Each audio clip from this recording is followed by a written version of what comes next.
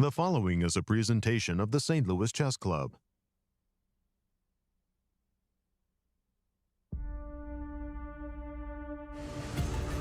Titans are trading blows at the Super Rapid Blitz Croatia in Zagreb. Reigning world champ Gukesh Dommaraju rebounded nicely from a round 4 loss to veteran wildcard Bogdan-Daniel Deac, reeling off 2 wins to jump into a 4-way tie for second. Firouzja is still out front. How many more points can he add to his already impressive rapid result?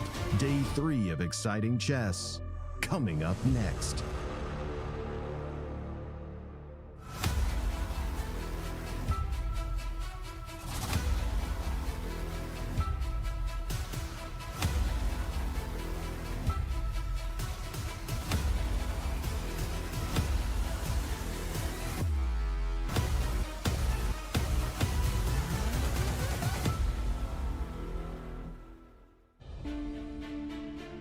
Hello, chess fans, and welcome to Day 3 of the Super Rapid Blitz here in Zagreb, Croatia. Well, all of the country is mourning the loss of their national team in the World Cup to Portugal and superstar Cristiano Ronaldo.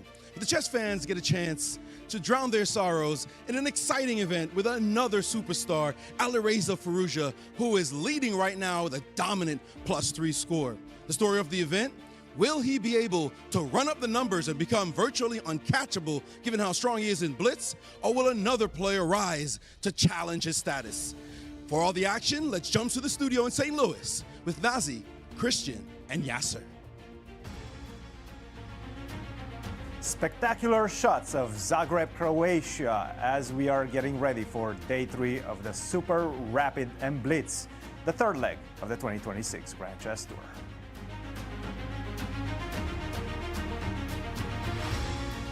Welcome back, chess fans, to our studio here in St. Louis as we are getting ready for the final day of Rapid Chess. Alongside my co-commentators, Nazi Paikidze and Yasser Seirawan, we will be providing all the action for the next few hours. Stay tuned.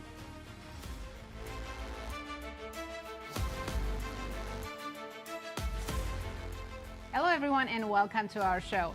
I'm your host, Nazi Paikidze, and it's my great pleasure to be here with Yasser Seirawan. Nazi, great pleasure to be with you. Croatia was robbed. I completely agree. That's my opinion. I'm sticking to it. Hello, everyone, and welcome to the Grand Chess Tour, not the World Cup. But my goodness, what an incredible 2 rounds of rapid chess we've been experiencing. Very, very combative play as all the players are playing for victory. What will today bring? Well, we're about to find out. But first, the standings. Let's have a look, Yasser. In the first 2 days of rapid chess, there has been one player who's dominated the field, and it's Alireza Firouzja. He has 10 points and has a 3-point lead over this chasing pack of players. 4 players share in second place. It's Vincent, Keymer, world champion Gukesh, MVL, and Bogdan-Daniel Deac. Good to see Gukesh in that mix as well. And tell us about the format for this Super Rapid Blitz. 10-player round-robin event. Time control. They've been playing 25 minutes with 10-second increment and getting 2 points for a win and 1 for a draw. Starting tomorrow, they'll play blitz. It will be 5+2 with only 1 point for a win. And our remaining schedule? As we've mentioned, today is the last day of rapid chess. Only 3 more games left. Starting tomorrow, a lot of blitz coming up. 9 games per day, total of 18. And if we don't have a clear winner, exciting playoffs. Absolutely. And Cristian, the tournament so far has been the story of our tournament leader. It's the story of one man and one man only. Right. He got there with a little bit of luck, but you need that type of luck in order to win this type of tournaments. And of course, I'm talking about Alireza Firouzja, who has been absolutely dominant so far. Let's take a look at the standings to understand the extent of his dominance after a day 2. Take a look at that. 3 points lead. Such an incredible line score for Alireza. And you see right there, he hasn't had such a great Grand Chess Tour up to this point, but right now, he's proving himself to be one of the best. Vincent, Keymer, and Gukesh closely following behind. And take a look at his line score. He started off blazing hot with 2 victories in the first 2 rounds, slowed down with a professional draw, as we like to call it, against MVL, And after that, with the black pieces, he was just incredible in day 2. In round 4, he won with black pieces, drew with the white pieces, and then just an incredible game with a bit of luck against Praggnanandhaa. He defended a very difficult position in that one. In the end, he was able to come out on top. Now, let's take a look at his run in the Grand Chess Tour from 2 years ago, because that's when he became the Grand Chess Tour champion for the second time. In Romania, he tied for second place. In Croatia, he tied for second place. But then he had an absolutely incredible run in St. Louis. It was the first time, I believe, he was visiting the United States. And he won tournament after tournament after tournament. Take a look at that. First place in the St. Louis Rapid and Blitz and first place at the Singfield Cup. Are we seeing Alireza from 2 years and 4 years ago when he became for the first time a Grand Chess Tour champion? Let's wait and see what he does in day 3. And for more of the action as well as the atmosphere in Zagreb, we will go to Anastasiya and Maurice. How is everybody feeling after last night's football match? Well, thanks, Cristian. They're definitely not feeling great. As you know, World Cup soccer is everything here, and their team did lose in what some may say is a bit of controversy, or maybe a lot of the people here will say. But in the meantime, we do have other big chess goings on, our event, and other happenings as well. Tell us a bit about what's going on, Anastasiya. Thank you, Maurice. Yes, we have so many side events alongside with the main tournament, and I'm really happy to see and visit all of them. In the morning, usually we have plenty of chess happening here. So today was the day of the start of the female tournament, which will last for 3 days. And as you can see, our top grandmasters also decided to visit the event and even make a ceremonial move on the first board to cheer up the ladies and show their respect and support them at the beginning of the tournament. We see Jorden van Foreest, who is not really doing great in the tournament, but still in a good mood, managed to come today. Same for Maxime Vachier-Lagrave and the local here, Ivan Saric, who also showed up a little bit later. I mean, the event gathered 24 female players, and they will continue fighting for 3 days for really nice cups and prizes. And it's really great that Croatian Chess Federation, together with Super Foundation, organized so many different activities. And tomorrow we'll have also the Rapid tournament and then the Blitz event for many players, not only from Croatia, but also from all around the world. I'm really happy to see all this activity happening here. It's great to be a chess fan in Croatia these days. Absolutely great to be a chess fan. And speaking about the chess, there is the reality that this day could be the end of the tournament for some, while the real start of a big run for others. Let's take a look at how Alireza Firouzja is doing at the top. And you see here that he and Vincent actually are in an incredible situation, as Vincent Keymer has played only one GCT event, and he won that event, got 13 points. Alireza trying to get to 13 points to lift his standing quite a bit. And if we take a look at the current GCT standings, you'll see why this is so crucial. Look at Fabi with 2 events, 20 points. Wesley with 2 events, 15.5. Vincent with only 1 event and 13. He does well here. He could leapfrog everybody, even with a second place, 10 points. He'll be great. Alireza Firouzja at 7 with 13 would be at 20. But the rest of the crowd, take a look at the other chasers. Vachier Lagrave has already played 2 events, only 10.5 points. Even worse, MVL with 7. He could literally be gone from any chance at the finals, which would be strange for him, having gone 6 years in a row in the top 3. And Jorden, Anish, and Pragg with only 4 points, they better start picking up some wins in this event, or it will just be a formality going to St. Louis. They will have no chance, unless, of course, they win both events. Good luck with that. We will see whether or not they're able to pull that off and get themselves rolling once again. And we'll continue here to tell you all about the atmosphere in Croatia. But for now, back to you in the studio. Thank you, Anastasiya, and thank you, Maurice. Indeed. Pairings. Let's see what we have for the last day of the Rapid Chess. This is round 7? Yes. All right, let's see who the leader is playing. Well, we have exciting matches for sure. Nodirbek Abdusattorov against world champ Gukesh. Big game. 2 very aggressive players facing each other. Then we have Anish Giri against Vincent Keymer. Alireza Firouzja, the tournament leader, is playing Jorden van Foreest, who's having a really tough tournament. Do that. Bogdan is facing MVL. and Ivan Saric against Praggnanandhaa. Let's jump to the opening moves as the players are going to get ready for this round 7. I believe she's Anastasiya Natishin, who is a 16-year-old women's European champion. She won it this year. Wow, congratulations. 2 Ukrainians won the European Championships. An Wow. 18-year-old international master and the 16-year-old that just won the European Women's Championship. 16 years young, how sweet. And tell us about the prize money that these players are fighting for. Nazi? Absolutely. Real quick, before we dive into the games, total prize fund is $200,000. As you can see, just huge prize for everybody, and they're also fighting for those Grand Chess-Tour points. Great. Well, let's go to the games. Yesterday, we'll start with the tournament leader, Firouzja, who is facing Jorden today. And again, Jorden just having a really, really horrendous first 2 Hasn't won days. one game yet. And he has had the positions, he's just not taking advantage of the opportunities when they come up. King's Indian defense. I must admit that this is a rare bird at the highest levels, but I always loved it. Yeah, I think it's just an exciting Always opening. exciting to watch, and it's not that rare anymore, especially in Rapid and Blitz. We see these players use it as a weapon when they want to win.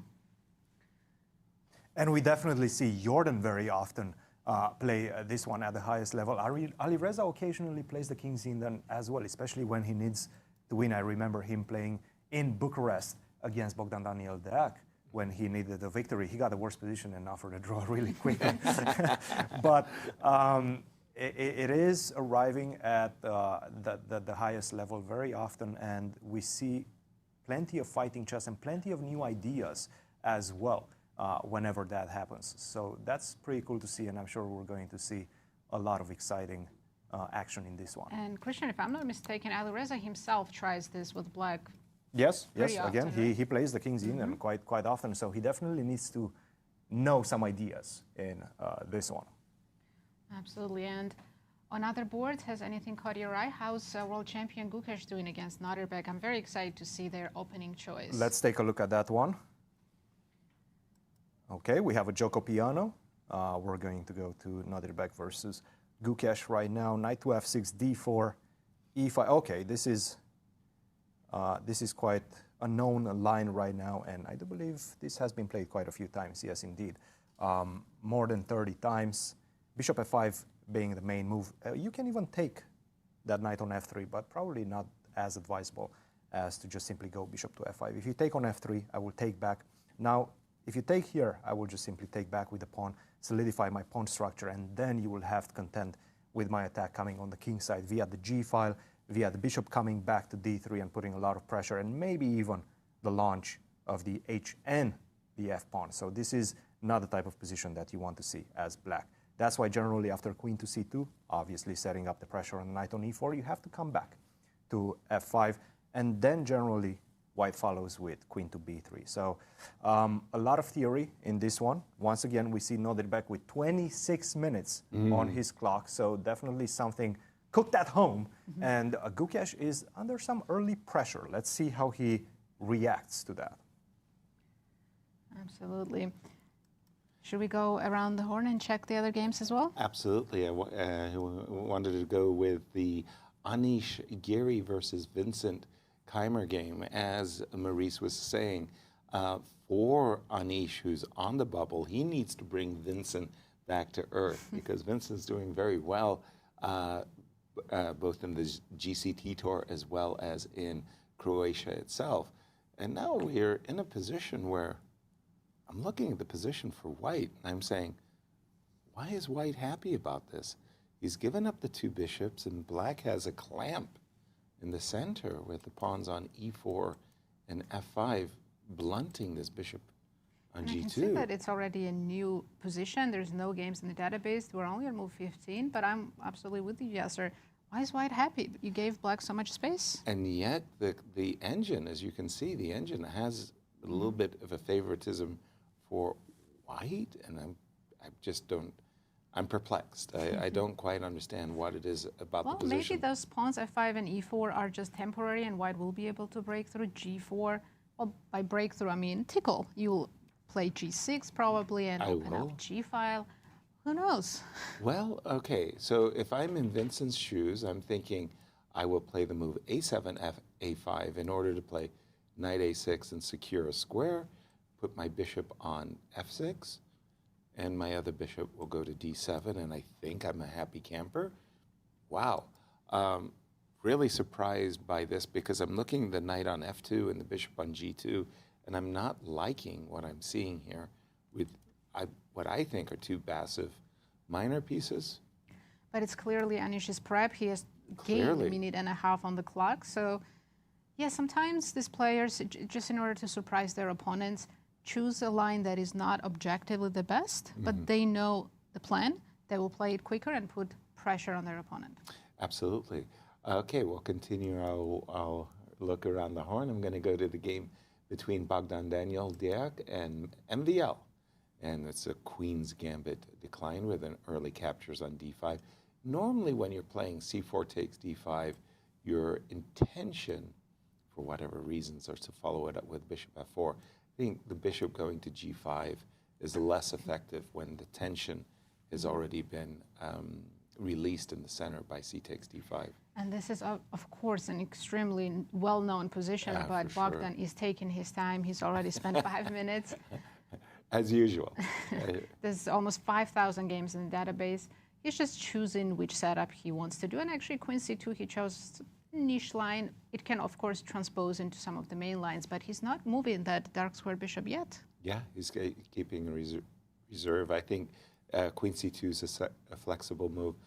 Usually C7, C6 is included, unless you're one of those players who like to play C7, C5. But C7, C6 is considered the main line, I would say, and then again, just waiting to decide. And this is a crucial matchup for the standings. Both of these players currently tied for the second place. Absolutely. And finally, we're going to go to the game of Ivan Saric, who, like Jorden, is having a bad event. But look at this mess on the board. Whoa. What am I seeing? Where did this come from? Okay, Caro, C3, bishop f5. Didn't know you could Queen create D3. such chaotic position out of Caro-Kann. I know, it's supposed to be a solid defense. Queen d7. Okay, I'm already thrown off by this move, knight h4. Where does this come from? It's like the idea from the Slav opening, right? When you play knight h4, but in Caro-Kann, I have never seen it. Exactly. Bishop e6, okay, from Black's point of view, he just wants to preserve his bishop, and he considers the knight on h4 misplaced. Bishop d3, f6. Whoa, f4. Yeah, this is a very rare position. There's still 2 or 3 games after f4, but I believe they were all online games. And here we go, g5. And if you don't play en passant, you're going to play knight f3. And then you're kind of giving... Play knight f3. Because grabbing the pawn... I want to give up h-file and get checkmated. Exactly. Grabbing the pawn is... I would consider it only because I tend to be ridiculous about such things. But how... It seems way too risky, right? Oops, excuse me. That's supposed to play bishop takes g6. Yeah, Black's just going to play this slow like e6, bishop d6, and then have rooks on g-file, h-file, and White's counterattack does not exist. For a single pawn. I mean, I would not... Yeah. So, of course, Ivan avoided this and went knight f3. Okay. Definitely smelled the rat in this one. He understood that if he takes that pawn, he's probably going to get in trouble, which is quite strange to see, right? You're a pawn up, you have the 2 bishops, and then you're getting mated on that side. It's such a strange situation, but indeed the right decision to go back with the knight on f3. If you take that pawn, it's just really bad from an objective point of view. Not only that, but Pragg certainly knew exactly how to continue and finish the attack. Quick question. After knight to h6... Just defend, queen c2. Queen Get the queen c2. back, defend. Makes sense. And plan on b4, a4, a5, and... At a certain moment, I'm going to have to play e6. I'm not going to be able to win the pawn on f5. G5 is somewhat a concession, right? I mean, why not play g6, I'm thinking. Right. Instead of g5. But then again, you're realizing that you don't really want to take on f5. You want your opponent to take on capture g6, on g6, right? Yeah. Because want to free up the pawn on e7. That is kind of the key. Whenever you play e6, you want to keep the position and the structure compact. You don't want white to be able to take back on e6. All right, I'm going to go to the game of Ivan Alireza. probably had a rough night watching that game last night. Yeah, Heartbroken, it might have been late in the morning that that game got finished. I'm jumping to the game of Alireza and Jorden van Foreest, a very well-known King's Indian with the early trade of queens, which personally I always find a little disappointing when that happens. Hold on, but they did it in a very different way. At all, no. No, this isn't I'm always impressed by the range of ideas that Jorden is bringing to the table, especially in the opening phase, and the courage to actually play them. Yeah. Knight fd7, usually you go knight bd7, or you go e5 first. By the way, let's remind everybody, he did play this position, well, not this position, but this opening against Vincent Keymer. And I believe it was the second or third round of the event. He lost that one, but he's been playing the King's Indian in this event, so definitely this did not come as a surprise for Alireza. By the way, rook d7, that looks very, very awkward to my eyes. I guess after castles, I'm threatening to play knight e7 check. Just to go probably and that's a knight nice c6. little trick. For example, if you go c6, yeah, let's show That's a blunder. Yes, Because knight e7 check, and after rook takes e7, rook to d8 check, bishop Does it f8. make a difference if you go bishop h6 or bishop? Oh, you're not doing either. You're just taking the bishop. And you're in a terrible pin on a8 with bishop h6 in hand, right? So in this position, I'm assuming black actually has to play. Maybe knight c6? That stops knight e7, and but I'm hoping. Knight a6, I can go knight e7 again, right? Knight e7, king f8. And you have to go king f8 and give up the two knight bishops. takes c8. That looks good for white. Might not be the end of the world, though. But sorry, I heard like knight c6. more because I'm hoping to get my knight to d4. So something like this, maybe bishop c4. Yeah, bishop what am I doing e5? with the bishop on c8? Not 100% sure. It's strange to see that the rook on d7 feels a little bit awkward. Can I don't know, can I go after the other square? Absolutely, you can, and I don't think I can stop you from playing knight f6. Right. I guess black is just okay with that trade and will cement the knight on d4. Cement the bishop on f6. But yeah, bishop on f6 is scary, putting pressure on the e5 pawn as well. Right. Some challenges here for Jorden. Again, a huge game going on between Nodirbek and Gukesh. And let's jump to that one as we're seeing.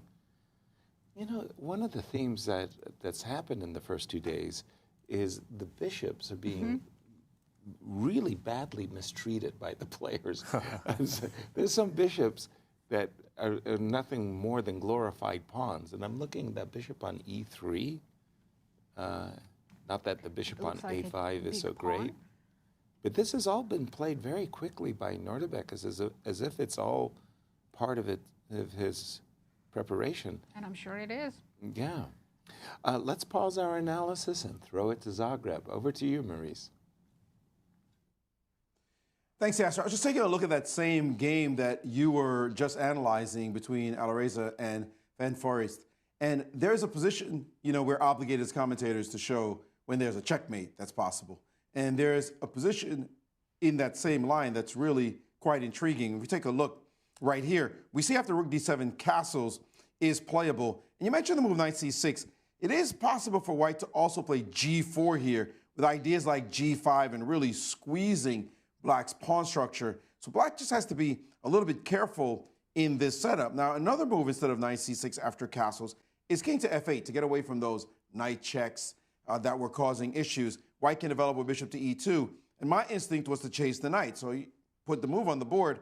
So I played the move c6. Let me get this knight out of here. What do you have as white? Well, the engine punished me immediately with the move knight to c7. No longer had knight e7, but knight to c7 with a rook trapped in the corner. Now you have to take this piece, allow this check, and it won't be a doubling of the rooks that's the problem. It's this move, rook to g8, and all of a sudden this bishop is just trapped. And you say, well, how is it trapped? Well, it can go, of course, to this square that allows bishop to c5 with check. The main question then is, what about this one? Well, this is the mate that I mentioned after king up, and pure punishment right away in under 20 moves. Be a nasty miniature. So definitely some problems for Jorden to solve here. And boy, if Alireza wins this game quickly, he could just put a headlock on the entire tournament, running away, just running up the score. We'll see how he manages in this game. Back to you in the studio. Thank you, Maurice. That was a beautiful beautiful one. Yeah. I Wasn't enjoyed that good? 97. Yeah, very, very much. And the whole bishop g4. Alireza has a 3-point lead. How did he get there? A 3-point lead? Well, he was the recipient of a great gift yesterday in his game with Prague. Let's have a look at the video. Time pressure created a tense battle of blunders between Prague and Firouzja, ultimately ending in a win for Alireza.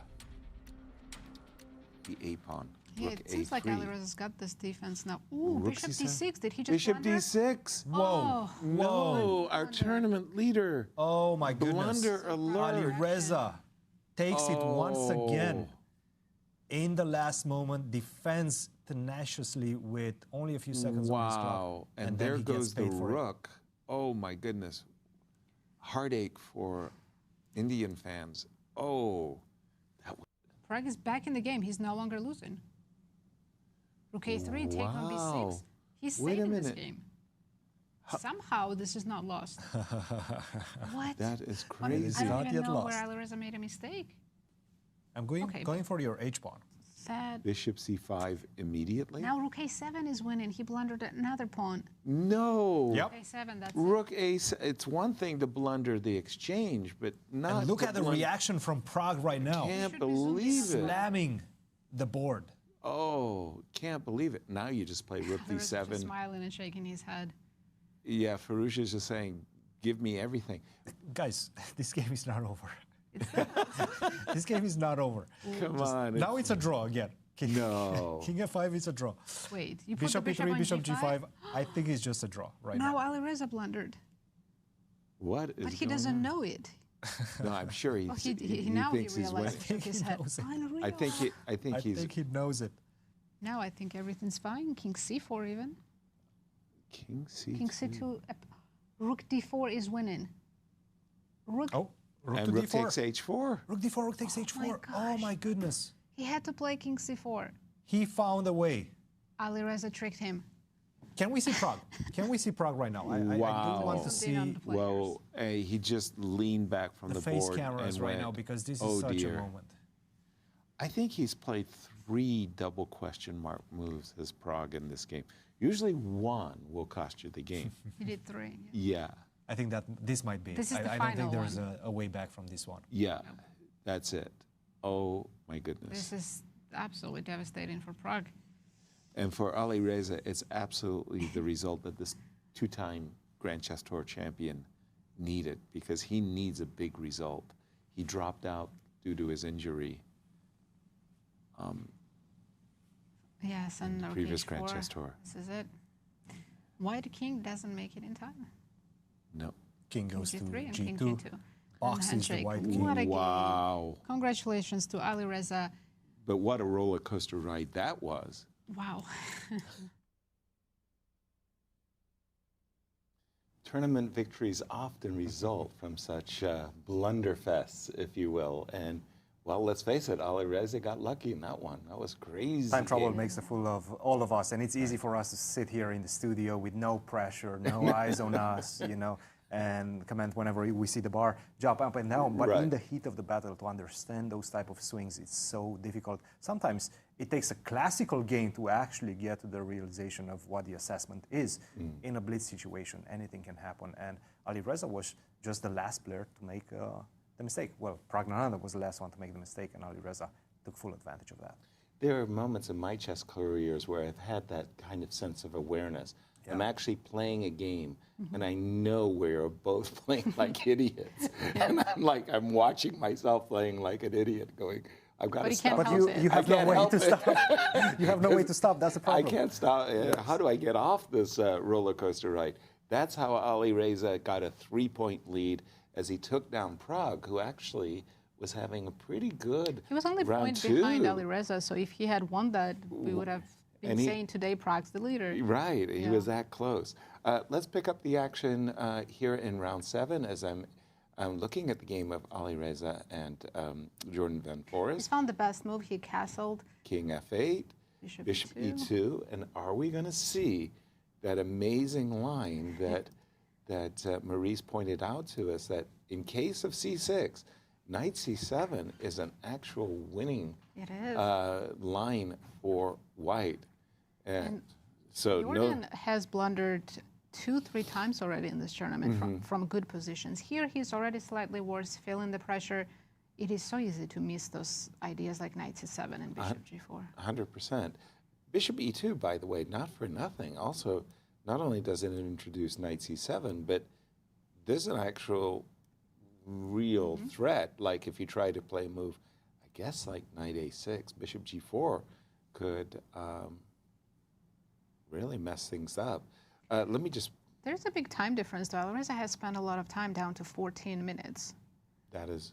And let's not forget that the first 10, 12 moves was automatic. So in just the last couple of moves, he has spent all of it. Really slowed down a great deal in this one. I'm looking at Knight A6, and I'm just asking a question. After Bishop G4, where does the rook go? Maybe nowhere. Can I play F5? Ooh, F5, and Can I take back? Because he can't take with the bishop. There's rook D5. Right? Thanks for clarifying that. I wanted to take with the bishop, obviously, when I play Bishop G4. Okay.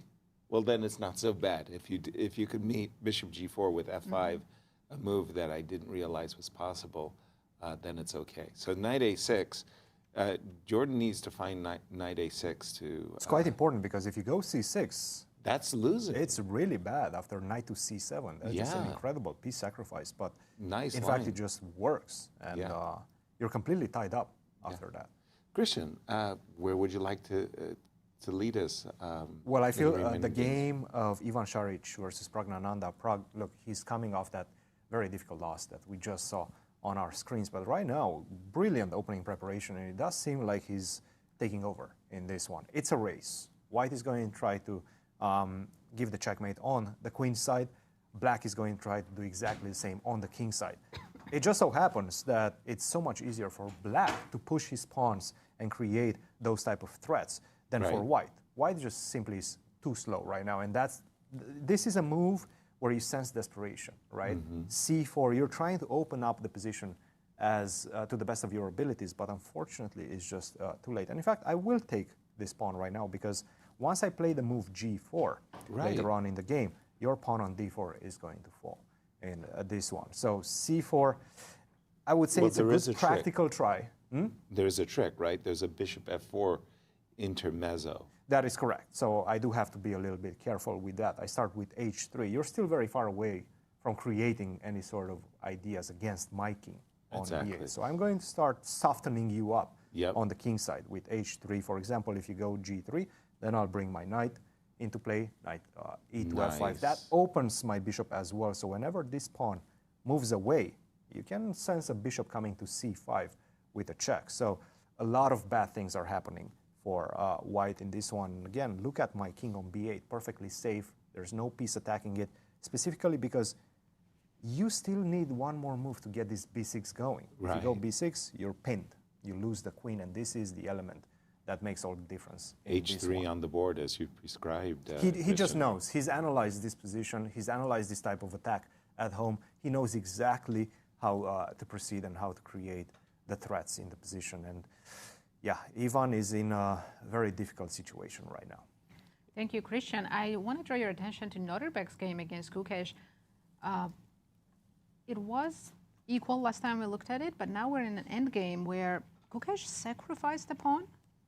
Maybe believing he can hold it, but is it that simple? When we left it, we left it after Bishop A5, C5, King F1. I told you Nodirbek likes his king on F1. Nice take. Wow. You know, isn't this helpful for White? And look at the next move as well, c5, and giving white that passer on c5. Well, what a relief that was for white, because the queen trade means that the king on f1 is now perfectly safe, and as you say, I'm a pawn up. And suddenly Gukesh is fighting very, well, the very thing hard is, you're for not equality. a pawn up, right? I will take on h2. Okay. That establishes the Well, material balance. The problem rook is that that g4, c pawn rook is so c4. powerful. I Who will had- go rook g4, rook c4, exactly as you're prescribing, Yasser. Yeah. And c6, that's going to open up my bishop on e3 to attack the pawn on a7. At some point, you will lose that weakness as well.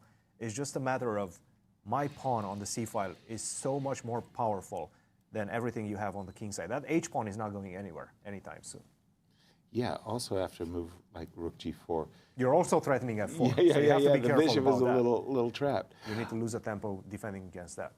Nazi, we've reached that stage of our show where we like to say statistically who's going to win the tournament, and I'm going to go with Alireza on this one. The Captain Obvious here. Yeah, that's a very bold pick. Thank you. Let's have a look. Pre-tournament favorite was Nodirbek, Abdusattorov, and two Frenchmen, MVL and Firouzja, in second and third, while all the other players had less than 6% chances to win. We don't agree with this. Not at all. Keymer at 1.9%. I was hard to furious. accept. Yes. Of course, after the first day, Firouzja was the leader, so he became favorite, 42.5%. MVL still in second with 31%, and Nodirbek dropped down to third. And again, poor Vincent's not getting any love. He's getting better now. After 2 days, Firouzja, of course, has most of the pie, over 60%. MVL in second was almost 15%, and Nodirbek at 8%, and everyone else again below 5%. Wow. Well, 60%. That says a lot right there. It's all in his hands, absolutely. Exactly. Let's jump to Anish, Giri, and Vincent Keymer's game. I see a very closed position. Not a single pawn has been traded. And more or less, they've got a type of a middle game that I had expected would result when we saw the game, the position with the knight on f2 and the bishop on g2. I thought that the king side would be closed, but for me, I really much prefer black's position. That bishop on g7 is not only a good guard of the king side, the king is perfectly safe, but it's also, you know, on an ambush, it is a closed position, don't get me wrong. I mean, Anish is not in any danger of losing the game in the next 10 moves or so. It's just that, isn't he the one fighting for equality? The knight on h3, what's that doing? Well, because everything is so close on the king side, does it not benefit Anish that he has space advantage on the queen side? The center, a little bit? Yeah, in some ways that is true. But let's just be the most direct. I took your knight, you took. I put my knight on c5 like a positional Thor.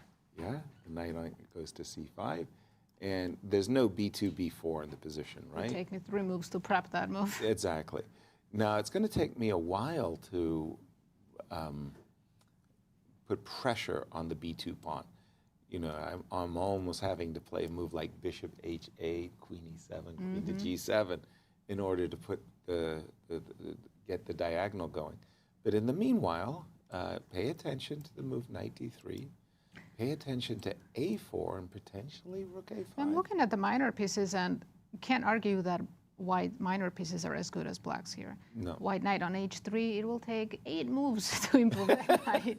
You'll go knight f2, queen d2, rook to d1, knight to d1, knight to c3. Knight e2, knight d4, oh my gosh. It's going to that's take too forever. long. Yeah, so, but I would be, for the moment, I can always make that exchange. I can always make that trade, pardon me. Bishop takes b5. But with 16 pawns on the board, draw chances are heavier. Let's jump to Zagreb and Maurice. Over to you, Maurice. Thanks, Yaz. Just a point I wanted to make about a matchup between Gukesh and Nodirbek. In this position we have here, it's a poor choice for Gukesh to have captured on d4. The reality is that this pawn on c3 is a weakness in the position. it's possible to just play c4 and let someone have to defend that pawn, and then black could just work the game around this pawn center that white has, a move like queen e6, double rooks on the f-file. The game goes on. He did make this mistake of trying to sacrifice in this position with c5, and as we know, this position has led to really disastrous state of affairs for him as he stands here. He's played the move rook to f7, and we see the c pawn now just galloping down the board. That's a pawn he's going to have to worry about forever. He just sacrificed this pawn on c5 to give his opponent this pawn. No way this is going to be any good. But the intrigue I'm trying to actually explore is there is a matchup that's coming later this year that we actually saw earlier in Poland when Gukesh played Sindarov. They're going to be playing a world championship match, and it'll be India versus Uzbekistan.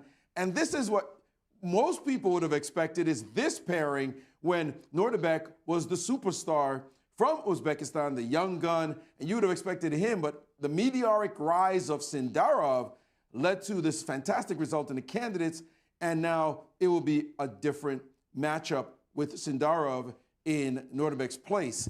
But you got to imagine that somewhere in the world, wherever he is, Sindarov is keeping a close eye on this game and saying, okay, let's see what happens here. And if Nodirbek takes down Gukesh, they're thinking, all right, well, this is a good sign, I think, as far as they're concerned, a little bit of bragging rights early on, as Gukesh will be challenged for sure to try to defend his title later this year. Guys? Yeah, absolutely. The World Championship match at the end of the year, all eyes will definitely be glued to that one. And everything that the world champion does draws scrutiny. I'm looking at the game of Alireza and Jorden van Foreest. It's one of those very typical middle game, end game, and the fight for those crucial squares in the center, specifically the d4, d6 squares, is what we have. Yeah, it seems like Jorden handled the position quite well. He did, because there were some challenges there. There were some pitfalls that he could have easily lost a miniature as right now, he could slow down Alireza if he keeps the position equal as it is right now. Definitely not the result Alireza wants in this game. No. And other players are looking for a chance to get closer to Alireza. Still, no one can catch him. So from the Jorden point of view, he still has some issues that he would like to resolve. Maybe rook takes d1, bishop e6 is one way, to try to maneuver this knight to d4. Actually, in King's Indians, if you can get your knight to d4 with a nice bishop on g7, oftentimes black is simply better by achieving that. If we go back just a move or two, I was a little bit expecting a piece sacrifice. I was expecting Alireza to capture on a6, and then when you capture, take back with the pawn. With the pawn, and at the cost of a piece, I have two connected passed pawns in the middle of the board fighting against a bishop, but this would have been great pawns. Really impressive. The bishop on c8 is really not that good. No, this is definitely a very interesting sacrifice, and I'm sure he considered it.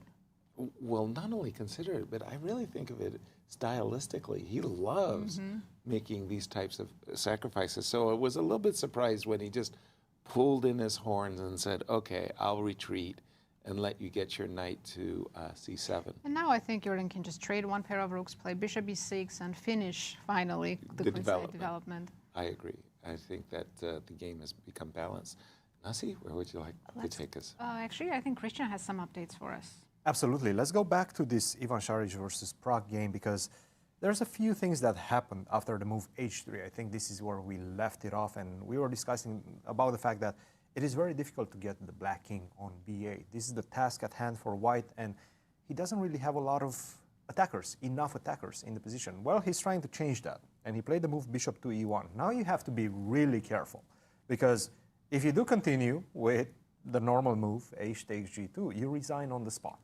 because I'll give you a check on g3. I finally got my attacker in the game. Now the king has to go to a8, and then after knight to b6, that's a picturesque checkmate on the board. If you go to c8, I can do exactly the same thing. Knight to b6, sacrifice the knight, and then bring the queen on the 8th rank and deliver the checkmate. So this check on g3, I mean, look, at least for half a move, Ivan is hoping that maybe I can get that bishop on g3. Of course, he was denied that affair with the move knight to f5. Perhaps knight hf5 would have been a little bit better, just to keep this knight on e7 for the d5 square. Could he have been afraid of g4? Was he afraid of g4? He did not have to be afraid of g4, because after g4, now I take on c4 first. I have this intermezzo move. I take on c4, and then you take back. I can go to e3. I can even take your pawn on d4. Both of those are giving me a winning position. Okay. So he decided to go knight ef5. Not a bad move by any stretch of the imagination. He still has a tremendous advantage. And in fact, after knight ef5, Ivan is spending a lot of time because he's struggling to find the path forward. How do you get to that king? Where's the next idea in the position? And it does seem like knight to a5 is the best move in the position. With that being said, it's such a difficult move to make, right? Because you're allowing this bishop to come in the center on d5. It looks like finally everything is playing to my strengths as black. I can also just take on d4. That's the easy way out. So now bishop g3 isn't scary? It's not. With the knight on a5, it doesn't seem to be as scary. For example, bishop to g3, I go king to a8. And how do you continue? Because right now I do have a threat to maybe exchange the queens at the right moment with the queen coming to d4. Also, I've been mentioning this. Once I get rid of the pawn on d4, this bishop comes to life on f8. I will bring it to c5. And in fact, that's going to help my attack as well. So you have to be very careful. And it doesn't seem like you have a way out of this conundrum as white. Yeah, it shows on the clock time as well. Ivan's down to 6.5 minutes. He's struggling. He's struggling right now to find the path forward. I don't think there is a path forward. And the main issue right now is that Pragg loves this type of crazy positions. He lives for this type of crazy positions, and I don't think Ivan is going to be able to get away with any positive result out of this one. I think of the situation as actually being very desperate. It's for completely desperate. Ivan Saric. So at this moment, I'm kind of thinking, don't I just kind of throw the kitchen sink at black, play a move like bishop f2, hoping for d5 and bishop takes a7? Certainly a good move. Certainly a good move, yes. And if you play, for argument's sake... Let's say I take on c4. Yeah, I was hoping you'd take on g2. I can take on g2. And I was going to try to go rook sacrificing here. e1, e6, or? You want to go d5? I wanted to go d5. That's probably a good way to try to get something in this Well, position. I mean, I'm just saying, from my perspective, I'm feeling desperate as white. Yeah. I mean, Might take my rook. So I take on f1. Let's continue with that. I would recapture with the bishop.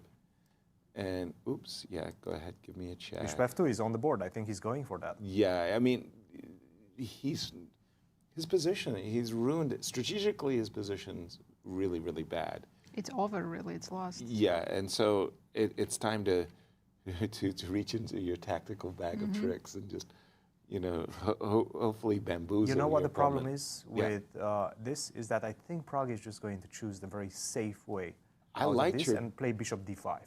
Not even. I liked your bishop takes c4 as well. By the way, I think he's going to go bishop d5. That kills every counterplay that you have in the position.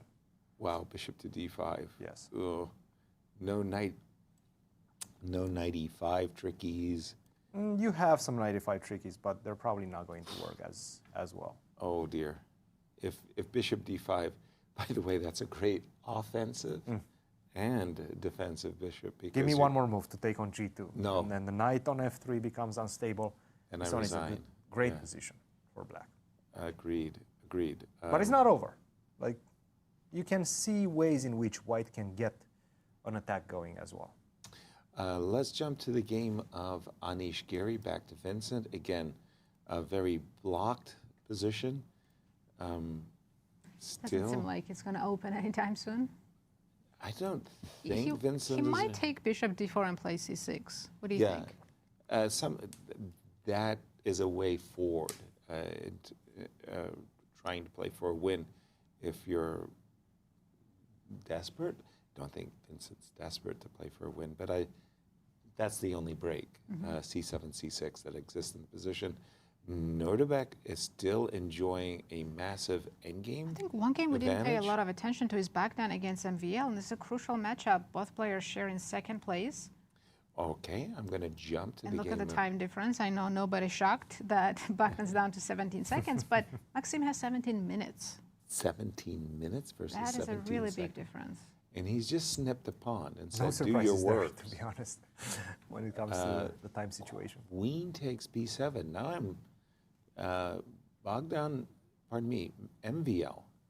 MVL needs to prove rook b8. Rook b8. What if I just go for the pawn? What do you mean? Queen to f5. Queen f5 check. Yes, pick Going that for pawn on the f3. f3 one. King h1. Pardon me, king h1, king a1, and queen takes f3. He's going He's for done it. He's Yes. done it. Restoring the material balance. I am taking a lot of your pawns on the king side. That is- f3, f2 is falling, and if f2 falls, e3 and h4 are already falling also. So you might be Isn't losing it? all of your pawns on that E4. side. By the way, e4. The best move. The best move, and probably course. the only one to stay in the game. Daniel making the best moves when he's down to That's 10 what he seconds. does. Typical. It's so annoying when you're playing an opponent who's in time trouble who keeps playing the best moves. And you're Frustrating, saying, really. you know, like, hey, you're supposed to be blundering at these moments. It's Take the it. worst, right? It is. It's terrible. E takes d5, and right now there's a pin. The pawn is not going to d6 immediately, but if you do take on f2, there's counterplay. Maybe you there. can go knight e4 right now. Knight e4. That's nice. That's He's going nice. for it, yes. Because now if you take on e4, then you just lose on the spot after That's queen a takes check. e4. That's a check, and you're going to get And you checkmated on the back rank. And you still can't play d6 because there's a queen hanging on the diagonal. King left. a1, Daniel again found the best move. and got up from the Got up. Okay, well, having said A, should I say B and go knight takes c3? B takes c3, I'm assuming. maybe rook d8. We want to, let's try, but you okay giving up the two rooks? Queen c8. Let's take a look. Rook takes. And my king is quite open, so I don't think black should be in trouble. But maybe there's no winning chances. I mean, I should probably be dead. If white had a pawn on b2, this would be game over. Right. I mean, this is no, this is not a winning attempt by MVL. No, knight e4, king e1, knight takes c3 is not, well, knight takes c3 is okay, but maybe I should Maybe rook not. d8, just slow down the pawn and try to win it on the next move. King 8. King h7, so Also I can play interesting. rook takes c3 next. You can't play d6. Not yet, yeah. I don't think queen b1 is a good check. Queen b1. Queen d3, maybe. You know, that's exactly it. That is crazy. That actually Guys, works. guys. Yes, please. Big change in the game between Nodirbek and Gukesh. Just when Nodirbek was creating the final ideas in the position to get the full point, he blundered. Oh, no. He played c7. He thought he's going to win a piece after bishop takes c7. Let's keep going. Rook to c5, and now he thought that's going to be a pin that his opponent is not going to be able to get out of. But he forgot about rook b8. Rook f8, you mean? After rook to c8, check, Yeah. you're not winning the piece because I have rook to f8. Exactly. You just simply Oops. forgot about that. So now Gukesh is up a pawn? Oh, my gosh. No, he's not going to be up a pawn for a very long time. After rook to b5, you're going to lose the a pawn, but it's just going to be an equal position. Yeah, but he just gave away his pride and joy. Completely. The yes. pass c pawn. Oh. So throwing away a winning advantage. Ooh, that hurts. What he had to do, if we go back a few moves perhaps, once he played the rook to b4 or rook to f6, he needs to realize his mistake and just go back to c4, rook to c4. That actually defends the pawn on c6, because if you take it now after rook to d8, you indeed lose the bishop on f8. There's no more rook to f8 to cover that. So rook to c4 defends the pawn on c6, and in fact defends the pride and joy, as we were discussing. Yeah. And this is going to give white an advantage, a decisive advantage, in fact. So huge miss by Nodirbek, and I'm sure he's realizing that. He's quite upset. Well, that's a cold shower. When he played the move c7, it's 100% he thought, and now I win. Expecting a resignation, most likely. And when he saw rook d8, he went, oh dear, how have I? Yeah, and maybe you can he see rushed as well. You can see the frustration on he his has over face. 10 minutes. He could have definitely taken a bit more time, maybe even 5 extra seconds. He would have noticed that it's not winning. Exactly. What, I mean, you just feel so angry with yourself. What is this move, bishop f4? Okay. It's a great move. Okay. Why is our engine lying to us? I that, saw it just went. Trying to Probably find where the stopped on blunder was. e5 for a second and Right. registered that move as the move that was happened. what had happened. But Okay. no, So I bishop was to like, f4. where is the blunder? Yeah, no, good move. Bishop f4, good move. And Now it's most likely going to be a draw. but Gukesh is out of the danger. Well, that Gukesh he is was on in. the strong side, in fact, of that draw, because you have to be a bit careful to make that draw with But white. let's go back to Zagreb and check in with Maurice. Yes, well, I have my eyes trained on this game between Pragg and Ivan Saric, the pride of Croatia. And Ivan has a great backstory. He's been the #1 player in Croatia for quite some time. Brkic was the other grandmaster that he was chasing. They were both youth players. 2 years ahead was Brkic, ahead of him. And his dad taught him chess at the age of 4. And at some point, he decided to take it seriously in his teenage years and just started surging, becoming a grandmaster, and has been able to make a living from chess. He said that his parents wanted him to go to school, but he won a tournament that gave him 15 grand, which is about a year's salary here in Croatia. His parents were like, okay, that's okay. You can play chess. And so he has made it his full career. He said he's trying to avoid becoming a coach, even though he's a little bit older now.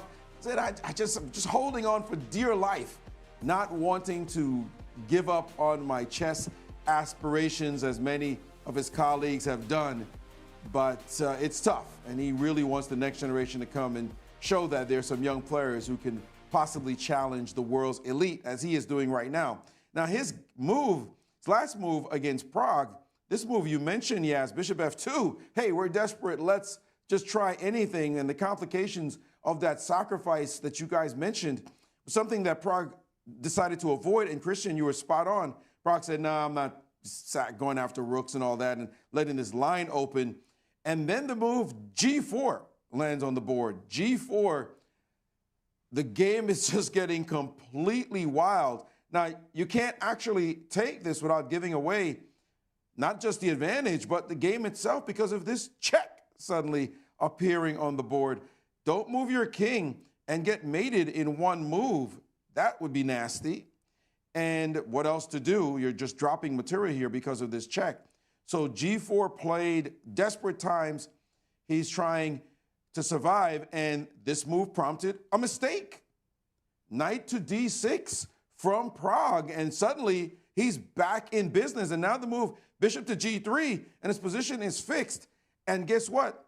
Pragg continued to error in this crazy position with knight takes on g4, and he has to find the move, and he did find the move. Knight back to d2, and suddenly all of white's pieces, the problems have been fixed, and it is white who is winning in just a couple of moves. That bishop f2, g4, amazing. And again, Croatia might have done poorly yesterday in the World Cup, but somehow he's found the energy to give his fans something to cheer for. He's got Pragg on the back foot, right here, right now. Guys? Thank you, Maurice. Wow. What a back and forth in that game. So many Turnaround. mistakes, and now Ivan looking good. But MVL. another game that's going on close to an end already. MVL close to winning.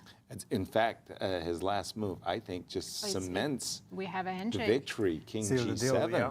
Yep. That's the real H3, deal. H2, and you're not going to be able to stop It's that. over. What a crucial victory that was for MVL. Again, black as aces. highlighted by Maurice at the start of the show, MVL's on a bubble. He needs a huge result here in order to make it to the finals. Daniel only lost to the Frenchman. He only lost to Alireza and MVL. But twice with white, too. Yes. It seems like it's a battle of the Frenchmen for those final 4 spots of the finals, right? Right. It's MVL, it's Alireza who have done very poorly up to this point in the Grand Chess Tour, and they really need a big result. So the race is on between these 2 French people. Right. Just going to another crucial game between Vincent and Anish Giri. It's a bit of a mess going on here, but I'm surprised that Vincent somehow got his knight to D3, and that's that exchange sack that Anish just did. Rook takes D3. It's precipitated an exchange sacrifice. I think it was required. I didn't like the move B2, B3. I don't like Black's rook on C5. It's It should not. be on E8, you know? As an old chess coach of mine said, it's not purdy. It's not purdy. Not very Yeah, I would pretty. go back, rook A5, and head back to the 8th rank. Right, exactly. But again, somehow Anish has managed to get that knight, which was on H3, all the way to a very good square D4. And for an exchange sacrifice, it's not bad. No, I don't think Anish is risking much. If anything, he's the one putting pressure on Vincent, even with material down. Yeah, for example, if I had white and I was thinking in terms of king F2, bishop G2, and maybe on a good day E4, I might start to get a little bit ambitious. My king would be safe, I think, on G3. And time, They're 4 minutes close. to 5. And Vincent looked a little bit nervous for good reason. Well, after king F2, like you say, I'd probably go back with the rook to A5. And then after bishop G2, I kind of feel like, what am I supposed to do as black? Black has to defend. That's it. And after white opens things up with E4, then you have to probably find the only moves to keep position, not, I wouldn't call it equal, but close to equality. Yeah. Guys, I feel we're having a masterpiece happening in this Saric versus Praggnanandhaa. Let's go. Let's I do go feel there. we have to stay with that one, just because it's such an unusual position. And I guarantee you, the bar is going to swing quite a few times from now until the end of this game. It's such a crazy position with so little time on the clock. Okay, so...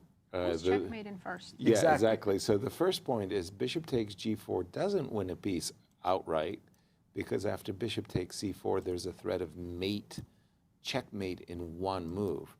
So you can't just recapture on C4. So the move queen. It's interesting. I'm D7. seeing the Valbar saying white is completely winning, but queen G2 is coming. How are we? Well, I seeing hope this? not.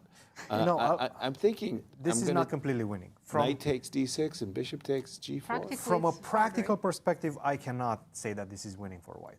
Just for the simple fact that, look at this line. It's a Maybe we mess. can show on my board. Knight takes D6. Yep. Bishop takes D6. Yep. This is the only way to get the advantage. Bishop takes D6, you exchange everything on D6. And then you have to find this sneaky queen to A3 move. Okay, not bad, but that's a tempo. By the Double way, attack, if you right? take that knight on G4, you can resign after bishop to B3. Ivan has made I don't a different think- move, bishop G4. I think Bishop Ivan, G4 is over for... Oh, For bishop G4, bishop takes C4. Now he's in big trouble, yes. And Pragg played it instantly.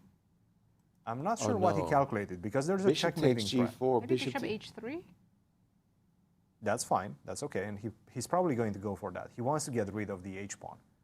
No, after but that was a bishop terrible takes- trade. Yeah. After bishop takes H3... By the and way, that's- this game ended in a draw, Alireza and Van Foreest, so Alireza remains in the lead.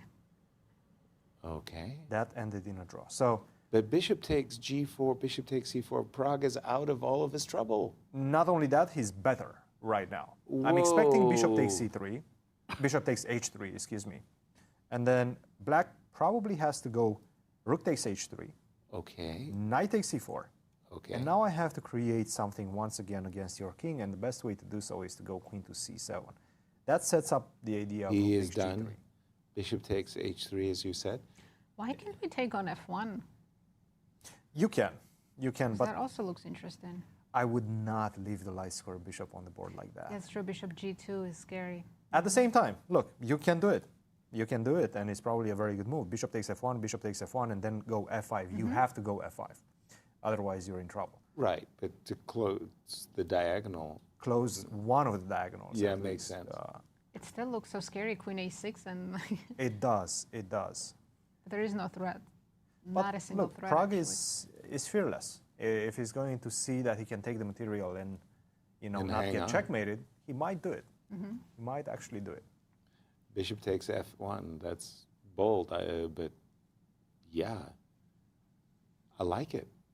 And I Cristian would take on called it. h3 and say, okay, let's exchange the light square bishop because I really don't like that bishop coming on g2 for white. But again, bishop takes f1 followed by f5 immediately.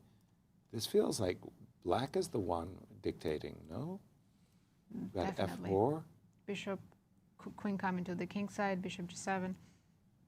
Ideas, but and the fact that Pragg is taking time and he hasn't immediately taken on h3 Indicates he's considering bishop f1. Most sure. likely will go for it. And I think Ivan Saric is thinking about it too. Wait a minute. Bishop f1, f5. Am I okay? But a big missed opportunity there with that move. It was so Bishop hard to takes find that g4. queen a3 move.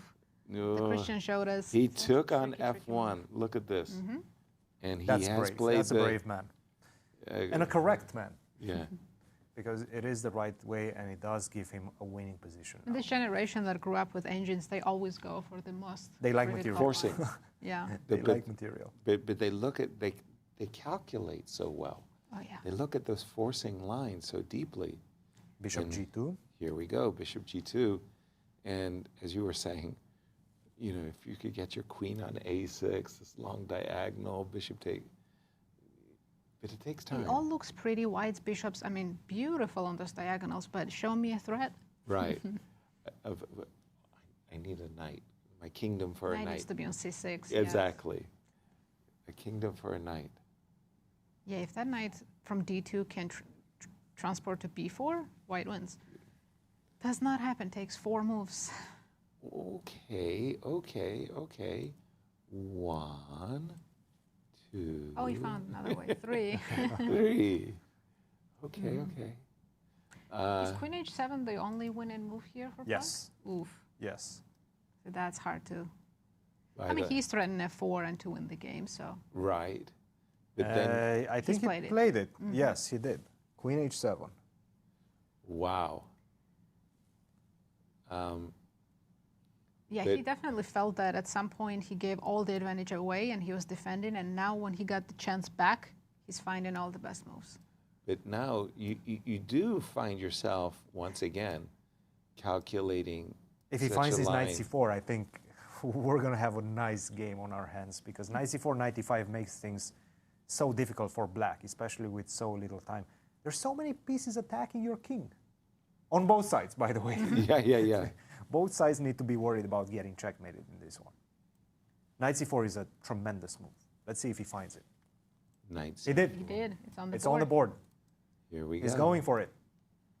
And only So winning you've move for got- black is f4. You have to Well, and sometimes close the bishop. the only winning moves are Easier to find. Yeah, Yeah. in You this play it and you case, pray.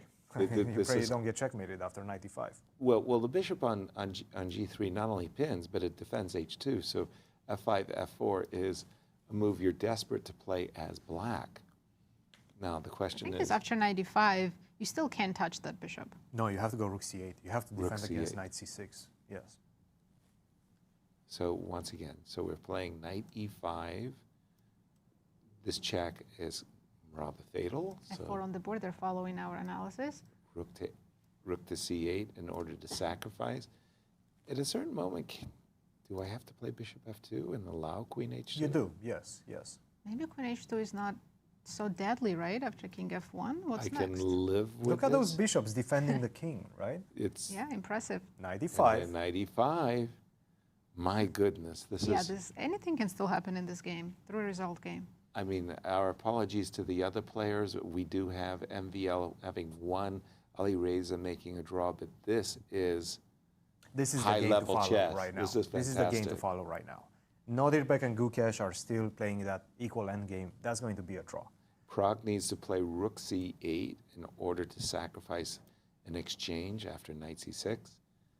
And Rook he's c8 done played. it with 40 seconds on his clock. Another draw between Anish, Giri, and Vincent. They're discussing the game now, but looks like It was a well-played a game. well-played game. No mistakes. Yeah. Okay, Back back to to this the action. 33 exciting seconds game. to 40 seconds for. I feel Hold this on. is a big moment right now. Because if you take on h2, things are becoming much more difficult than they How need do to you be. stop yourself from taking on h2? Exactly. Exactly. 29 It seems seconds. g4 is the best move in this position. G5, G4. to sacrifice that pawn and potentially You wanna play attract the F3? knight to a worse square for the moment. And you want to play f3 and completely open up the Yes, king, right? I yes. think that's the idea. He played something Whoa! very assertive. 94, apparently a blunder. Christian, help us out. Why is this a 94, blunder? bishop takes e4. Instantly Queen takes e4, losing. knight d7. Knight D7. No, No! he missed it. Wrong move order. No, right move order, he had knight D7 check. Now he's just lost after Now it's queen lost. takes h2, king to f1, knight to d2, and next move I will pick up the bishop on g2. So bishop takes E4, queen takes E4, knight D7 was winning Because on king for b7, there's queen a6 check. Ivan Saric. Instead, he played knight C6, allowing, And queen h2 is on the board now. wow, what a, well, we expected in time Hot trouble. potato, right? 11 seconds. Back and forth. And now, Now 5 seconds for Prague to find another the win. check or F3, very strong. f3 is in also order to very play good, knight yes. D2 check. With c7 check.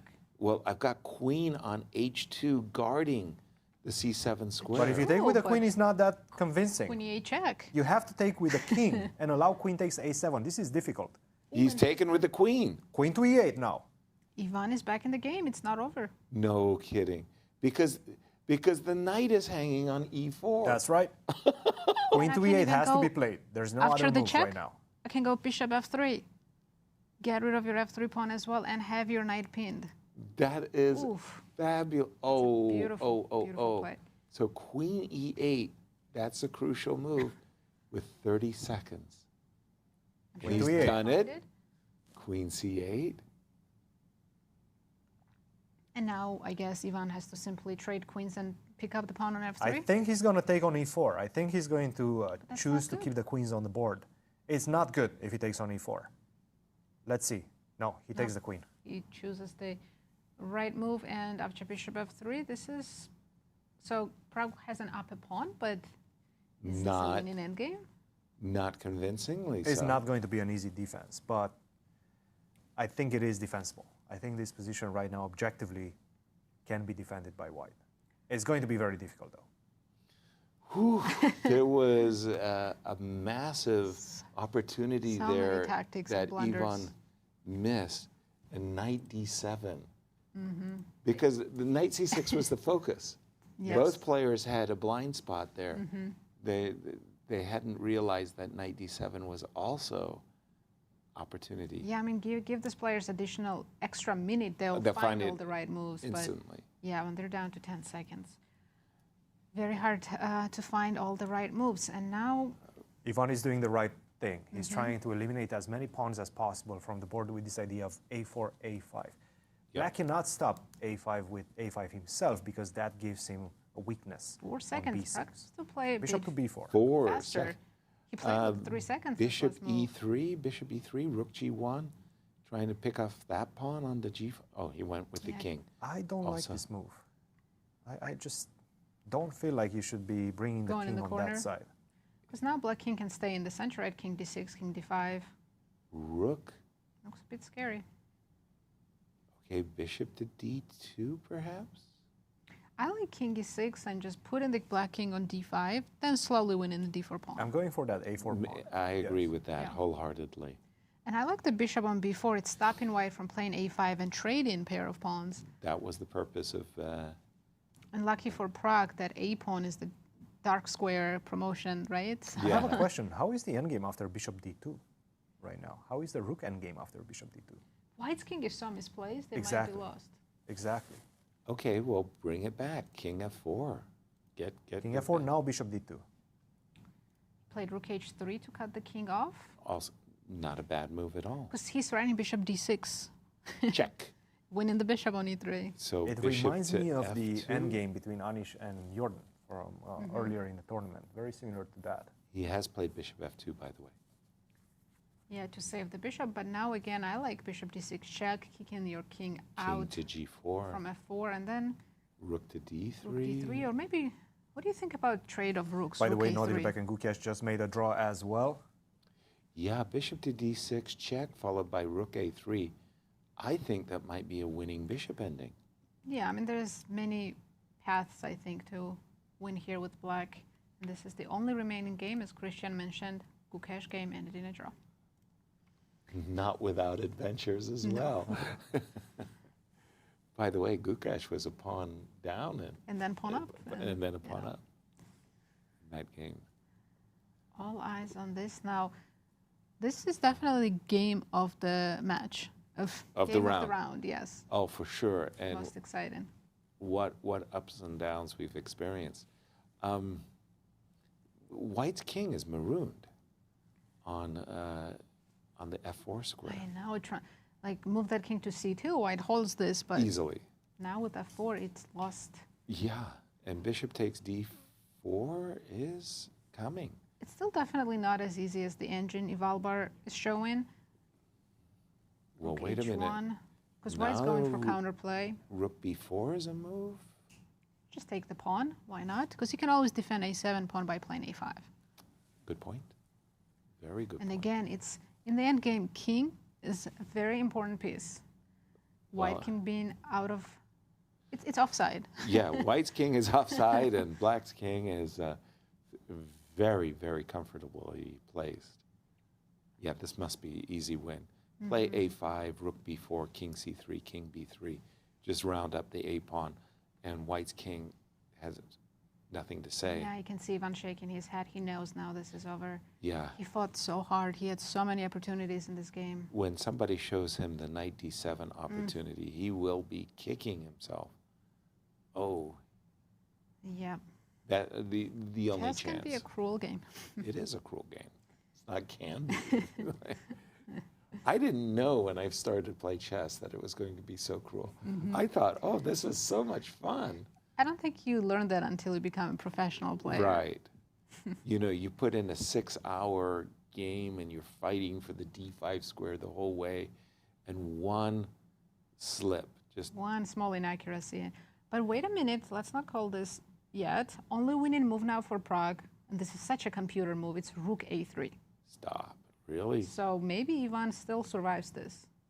Apparently, oh, he found found it. it. Wow. All That's right, Prague. It's all about Remarkable. keeping the Class. b pawn rather than the marginal Yes. a pawn. That's right. The That's b the pawn whole is far idea more of this dangerous. position. You need to force white take on b6 so that you have the b pawn, or take on a7, and then you can take with the rook on a5 and still have the b pawn. Right. Oh, this is just pure masterclass by Prague. Rook a3. That's a very, very star move, I must say. Don't tell me that king b4, king b5 aren't winning. King I b4 think every must move be is the- winning. Thank here. God. I think d3 is I winning mean, here. your rook a3 was already, you gave me an alert. But king b4 looks the most sensible. Yes, it does, and he's done it. Both players down to 13 seconds. Rook takes a5 is an automatic. Of course, that's why we played rook a3. Absolutely. And now push the b pawn. b5. The king finally can return to civilization. King e3, King king e3, now rook a2. I don't think you even have to cut the king off anymore. Yeah, This is just because the winning. king is You so build much. what is it called? Build the bridge? Yeah, you're so far Yeah. ahead now that the Yeah. black king is, I mean. It's the one tempo, right? If white couldn't go king c1, king b1, draw. Right. Yeah. And you don't have the long side to give the checks, unfortunately. Seen up position. And with this win, Prague will be jumping up the standings. And it goes to show that game we highlighted at the video replay there between Alireza and Prague. That's 2 points. That was a 4-point swing that was happening in that game. What has he just done? Was played. I'm playing rook c5, rook c4, king b2 in an instant. It feels like Prague was rewarded after losing that game yesterday against Alireza from a better position to this one. Given some of the luck back to Prague, right? Well, that was a little bit of a surprise. Why didn't he play rook c5, rook c4? That is so easy. Then you Very can play king b2. right? Yeah. This is also winning. Just go king a2, b3, and then get the rook out to h1. Well, wait a minute. King a2, king c2. I'm not, or maybe king c2, b3. Yeah. Yeah. Okay. That's another way of doing it. Anytime you can get the pawn on b3 and the king on b2, that's easy. That is for sure. Prague knows it. Ivan does too. Ivan's just trying to figure out a way of making it tricky. Absolutely, yeah. Rook end games are so tricky. We haven't had a game that reached 100 moves. We were missing our century. Yeah, so far. In snooker, you score a century, the crowd cheers. We haven't had any queen end games, that's why. Oh, thank goodness. I mean, as far as the Grand Chess Tour and queen endings are concerned, I'm petitioning for no more queen endings. Make it illegal. Yeah, that's it. Sorry, in the contract. And we're going to see the final touches here. King b2. King b2. Rook Just h2 get the rook and- out too. Rook g1 is fine. Sure. But G1, maybe it's just even that I rook know. c1. I just know that when I got my king on b2, I can't blunder away the win. I've got it. I've got it secured. But Prague yes, has gained rook a lot of g1 time on the clock as well. rook g1 is Yeah, this is, nice. you know, Prague is my pick, so of course I'm happy he's winning, but look at Ivan. you It's so got sad to see. Skin in this game. I do, a little bit. Okay. Such a hard-fought game, and to It lose has like been. this. And Think Ivan we're going to also see the has resignation soon. no wins, right? He made 2 draws so far in the event. But this was he had a winning opportunity here in this one. More than once as well. But he had to find such precise moves. Well, also credit to him because Prague had built up a winning position, and Ivan found some really tricky tactics. Yeah, he created that chaos on the board. Exactly. Now we're going to see. The building of the bridge, rook to d4, with the idea of playing king to c2 and king to b. Don't you start with rook d5, and then when you bring the king out, then you go rook d4? I don't That's know. how I was taught. Yeah. Okay. He's played rook a1 with the idea of playing Oh, his that's- king to That's Simpler. an a2. easy way as well. And there's a Yes. handshake. Wow, what a fight. And Wow. comes out victorious in this game. And that You was know, our I was final holding game. my breath to the end there. Congratulations to Prague. That was a big We had victory. 2 decisive games and both black wins in this round. It was MPL Wow. and Prague. Blacks winning? I have to say, this was a heartbreak for Ivan Saric. He Yes. had such a great chance, and he knows it because he understood that his pieces finally were getting to the blacking. In fact, let me show you what happened in that one and where he missed his chance that we were talking about in the heat of the battle. And let me pull that game up really quickly. Take a look at this. Specifically, that knight to d7 opportunity. That was the key. That was the key right there. Wow. After knight to e4. And let's see, Prague played this move with 14 seconds on his clock. The thing about this position is that you have so many options for both sides, white and black. The best move would be to go g4 in this position. Knight to c4 seems to be a good move as well. Who plays knight c4 with 10 seconds on the clock? Nobody. Nobody plays the move knight to c4. So he chose knight to e4 to block the bishop on g2. But now after bishop takes e4, this would have been a golden opportunity, winning opportunity for white. If you take on e4, and I would expect this is what Prague was planning on doing, knight to d7, and now king to Surprise. b7 is met by queen to a6 first. If you go to a8, then first of all, I can just simply take on c8. I also have knight takes b6 check. But the big question is, what do you do after king to c7? Well, after this one, I'm going to take. You go up to d6, and now I just simply go knight to f6 back. The king is in real danger, and you no longer have, as black, an attack against my king on g1. And unfortunately, Ivan did not spot that. He played the move knight to c6, which just simply loses after the moves that we've seen in the game. So a big golden opportunity missed for Ivan. But Pragg got some luck back compared to yesterday when he lost that game against Alireza. Right. So they thank you for those analyses, Cristian. Justified. Let's look at the standings. Yeah, please do it. After 7 rounds of rapid chess, Alireza remains in first place with 11 points, but it's his countryman MVL chasing him 2 points behind. Then sharing third are 3 players, Vincent, Keymer, Praggnanandhaa, and Gukesh. Wow, still anything can happen. Over to you, Maurice. Well, pulses are racing here in Zagreb as well. That game was extraordinary. And you mentioned that he did have a chance, did Saric, to make a win even out of what was just a disgusting position. But another moment here we should point out is the moment he played this move, c7. What a great bluff move. And Pragg had to understand he played queen c7 in this position and gave his opponent a big chance to try to defend the position with queen e8. But what he should have done is the extraordinary king c7. Who plays king c7 in a rapid game? You allow a rook c1 check, for example. This rook was doing nothing. But after king d8, there's no move. There are no more checks. You're just winning. But the bigger issue and question he must have asked himself is, what about queen takes? Well, the king can take a walk. It turns out even different ways as you start to run out of checks. Queen b8, check is not a problem. He just moves out the way. You cannot trade queens because after rook takes, the threats to your position are just as strong. This bishop is hanging. Bishop takes just lands. Rook takes on f2. So it means that white has to hope for some kind of perpet, but the king just does a merry walk as you can play any move. Queen b7 check, for example, he just waltzes away and your position is completely busted. The computer is giving mate in several moves. But this one is totally busted. An incredible game, much excitement. Don't go away. We're going to jump to commercial. Be right back with more exciting games from Zagreb.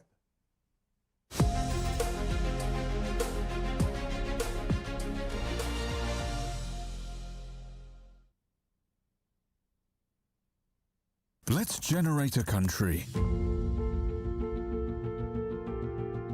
with more than 1,000 islands at the best locations to enjoy with all 5 senses. I want to feel real excitements and adventures. Make it authentic and rich in history.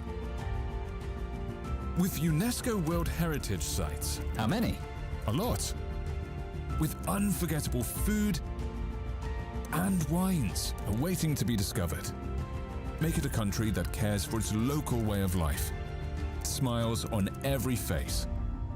And beauty at every place.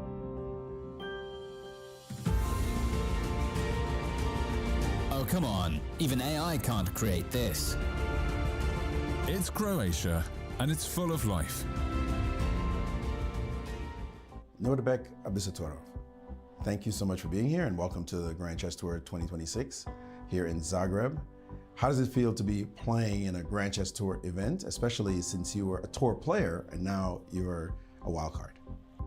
Yeah, I'm very happy to be back in Grand Chess Tour. Yeah, as you told, I'm not part of Grand Chess Tour this year, but I'm very happy to be part of this event, the Croatia Rapid Blitz, because I always enjoy playing Grand Chess Tour events. I've gained a lot of experience playing here. I know the players, people, organizers very well, and very friendly atmosphere, friendly people, and yeah, I'm glad I was getting a wild card for Rapid Blitz, and hopefully from next year, looking forward to be part of the Grand Chess Tour as a full tour player.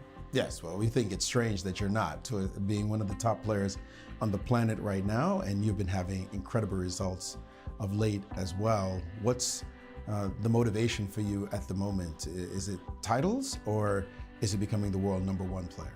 For this year, my biggest goal is obviously the Chess Olympiad. As you know, we hosted in our country, in Samarkand, later this year in September. So my biggest goal for this year is obviously the Olympiad. And from individual perspective, I want to improve my results, I want to improve my rating, and the Grand Chess Tour is a good field to do that. And I always enjoy playing Rapid and Blitz. And I recently played in Hong Kong in a Team Rapid and Blitz Championship. So I'm very well warmed up. And yeah, I feel like I'm ready to compete for the top spots, because I never won or even got into top 3 in the Grand Chess Tour so far. So yeah, this is motivation for this tournament. So I'm looking forward to being top 3 at least and improve my results. So you seem laser focused on this event, and I'm trying to get you off of this event and think about bigger titles, even the World Championship. We see that your countryman is going to be playing for the World Championship title as well. This must be bringing incredible excitement in Uzbekistan around chess. Yeah, of course. I mean, indeed, it's big honor for our country to have such a good player as Vachier. He has done a great job. He's a national hero in our country. So we have 2 big events coming up, the Olympiad and the World Championship match later this year. And if we, manage to pull it off all, like to win Olympiad and, the Vachier becomes a world champion, it's going to be, the chess year for Uzbekistan. So it'll be madness. Yeah, I mean, it's going to be like, unimaginable results. So it's a big motivation for our players now. We are very focused to perform well in an Olympiad. And Vachier is a very good friend of mine. I've mentioned it in different occasions. And as a friend, as a professional player, I'm going to be, helping him, and that's, it's great cooperation. Is it strange for you though, because you have been on the scene for some time? It's not that you're older or anything, but you have been on the scene. People have seen you rise. You've been as high as #4 in the world. Clearly, we know you're on a track to becoming potentially a world champion yourself, and then he just comes like a meteor out of nowhere and skyrockets. It must be somewhat unusual for you to have seen this happen so quickly, or is it not a surprise at all? Honestly, I was not surprised, because I knew how strong he was before, these results, and I think people underestimated him and his chess. So when he got the opportunity to show his real strengths in candidates or in Grand Chess Tour tournaments, he's doing very well. He's truly capable of performing very well, and he's extremely strong in all time formats. So I think the problem was, for him, he didn't get much opportunity before. So when he got this opportunity, he used it in the full potential and showed that if you give new players new opportunities, then we're gonna have very strong players. So I was not surprised by his results. I know him very well because we grown up together since our childhood. So I'm extremely happy for him. If he wins this cycle, this World Championship match against Gukesh, maybe in next cycle, if I qualify for the match, then we're gonna have 2 Uzbek players playing for World Championship title. That's the kind of ultimate goal for Uzbek chess, and that's what we are trying to achieve. Well, good luck in your quest and good luck in this event. Thank you very much. When you visit someone in Croatia, you'll always be welcomed with the warmest hospitality, because that's the kind of hosts we are. What's ours instantly becomes yours. And everything that makes life more beautiful, we love to share with you. The finest local food, our stories and traditions, our customs, and our homes. the hidden beauties of the country, known only to locals. Experiences, memories, and images. Sounds, colors, and flavors. An authentic, welcoming, and unique holiday experience in Croatia.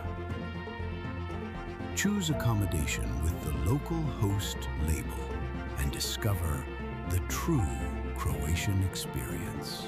Visit croatia.hr for even more unforgettable experiences.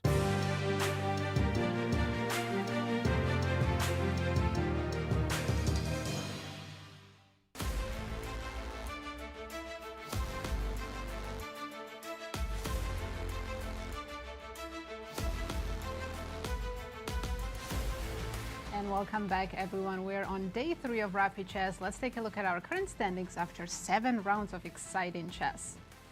We know who the leader is. It's still Alireza Firouzja. That was after 6. Yeah, things have changed a little bit. Not the leader, but the second and third place. Definitely things are now looking different. Right. So Alireza came in with a 3-point lead, but after the 7th round, it's down to a 2-point lead because Prague had won. Yeah, and it's his countryman MVL who is catching up with him, right? Exactly. Getting close. Tell us our pairings coming up for this, the 8th round. Okay, and then we will get you the current standings shortly. Coming up, this is the last round. We need the round 8 coming up, and it's going to be Nodirbek versus Alireza. I can't wait for this pairing that's coming up in this round 8. Here we go. Here we go. Current pairings. Praggnanandhaa is playing against Bogdan-Daniel Deac, big matchup. Who just lost, by the way, so. Jorden against Saric. MVL playing Anish, Giri, important game. Gukesh against Vincent, both at 8 points. And Nodirbek, Abdusattorov is playing the leader Alireza. That's the one I've got my eye on. And let's again look at the standings after 7 rounds to clarify what's going on. We have Alireza with 11 points, MVL with 9, and 3 players chasing them, Vincent, Pragg, and Gukesh with 8 points. This next 2 rounds can change everything up, and we still don't know who's going to be the winner of the Rapid section. I'm curious to know the record for the Rapid in all of our GST events. I think it was Vachier-Lagrave when he scored 14 points in Poland, but I might be mistaken. We can double Definitely, check that. It seems like if that's the case, then Alireza has a chance if he wins the final 2 to actually overtake and take the historical record. But let's see what happens in the next few rounds. Yes, and we also invite you to watch our post-game show highlights. Make sure to catch all the day's highlights in our Tales from the Board post-game show, available to watch on the St. Louis Chess Club YouTube channel. If you don't have the time to watch us live, definitely catch this show. Tales from the Board reminds me of an old TV show, Tales from the Crypt. It's like a horror movie. The Blunderfest that we saw yesterday, maybe there's some association. But just saying. Let's not go there. Just saying. You're telling people what to expect. Right? Yeah. Be careful. Children should enter with extreme discretion. Advice. What do we expect from the next round, guys? I'm telling you, this is a huge game between Nodirbek and Alireza. Nodirbek just blundered a huge pawn against Gukesh. He had won that game. He would come in to this game as if he's the tournament leader. And the thing about these players is that they have goldfish memory. Generally, they're able to go past that very quickly. Which is remarkable. That is a skill. You need that. It's a necessary skill. You need a goldfish memory to be able to go past this type of disappointments very quickly. Yeah. Especially in Rapid and Blitz when you don't have any time in between. My problem is I have an elephant-like memory. I'm at the board and I'm remembering 6 years ago. What happens exactly? I'm exactly no, it's the same. actually a complete misconception. Goldfish have fantastic memory. Do they? But everybody keeps saying I think it's bumblebees too have a chemical trail. But I got to tell you, no lead in these Grand Chess Tours, except for Fedoseev, is safe. Alireza, he's got a 2-point lead, but this is a very dangerous opponent he's playing in this round 8. But Alireza's been doing so well with the black pieces. I think most of his wins came with the black pieces, so yeah, absolutely critical matchup for the tournament. Yeah. Pragg has a great chance to score back-to-back victories in this one because he is playing Deac. Again, Deac is having a tremendous event so far, but he is giving chances. Yeah. Almost every single game he has been giving chances, especially on the clock. And then he starts playing extremely good moves. But we've seen what can happen in the last round against MVL. Sometimes it just doesn't work. Yeah. Pragg will definitely try to take advantage of that. And that game that Daniel just lost, that's got to sting. Losing with white, especially. Here we go. And handshakes, I still have Nodirbek and Alireza as our main game. You gotta follow the leader, of course, but so we're gonna. I don't see any moves. I think Nodirbek just arrived and played there we go. E2, E4. Oh, he was a late arrival. I had seen that Alireza was waiting for him at the board. By the way, no Sicilian for Alireza in this game. He played E5 and solid, it's a 2 maybe. knights. Knight G5. Okay. This Take is back the solid comment. Yeah. It's not going to be a quiet game. Actually, this is the old school. What line he's going to choose? Bishop D3 has become the go-to line in the modern era. Everybody in my era would play Bishop E2, and Bobby Fischer once played Steinitz's Knight H3. D3 just looks so ugly. And it is, and trust me, he's going to move it again. White goes through a lot of contortions for an extra pawn, is essentially what's happening. And the move H2, H4, it looks contrary, but the idea is that you don't want to see a queen ending up on H4. Like if I move back the knight too soon, and moves like F5 and queen H4 could be disturbing. So H4 is actually a pretty decent move. It is, and as you can see, there is 403 games in this current position, yes. But after queen c7 dropped to 57 games. A rare move, maybe a bit of a surprise for Nodirbek. Queen to c7. Do you think this is Alireza's preparation, or he just wanted to change things up and try something new? I think a lot of players play on their muscle. They prepare something for a particular opponent who shies away. But that's something that they prepare for, stays with them, and then they play it against somebody else. So I'm sure Alireza had prepared queen c7 for somebody else and not necessarily Nodirbek. But when he played knight g5, he goes, okay, I'm going to play for the queen sometimes c line. it takes 2 years to use your preparation, right? Sometimes even longer. But your point is well taken. Absolutely, those world championship matches, you're in training for three months, and you come up with ideas that you're using for the next 2 years. It's amazing. Used to be the case, but nowadays not as much anymore.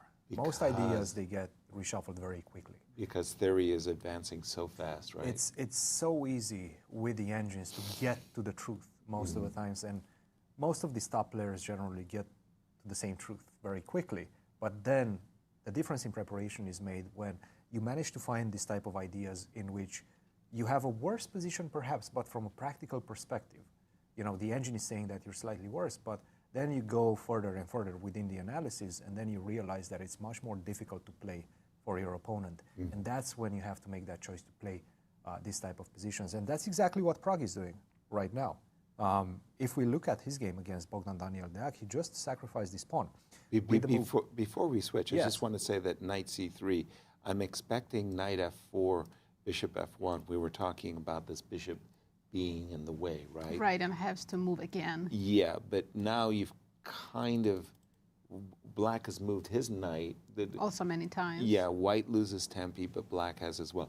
Sorry to interrupt you, Cristian. Go ahead. No, absolutely. Tell us maybe what we you can switch to that game of Pragg versus Let's Bogdan and check with my board right now, because after c4, we have bishop takes c4, we have queen to c2, we have queen takes d8 followed by bishop takes c4. But there's a novelty in the position, and that's what Pragg did. He played the move knight d to d2.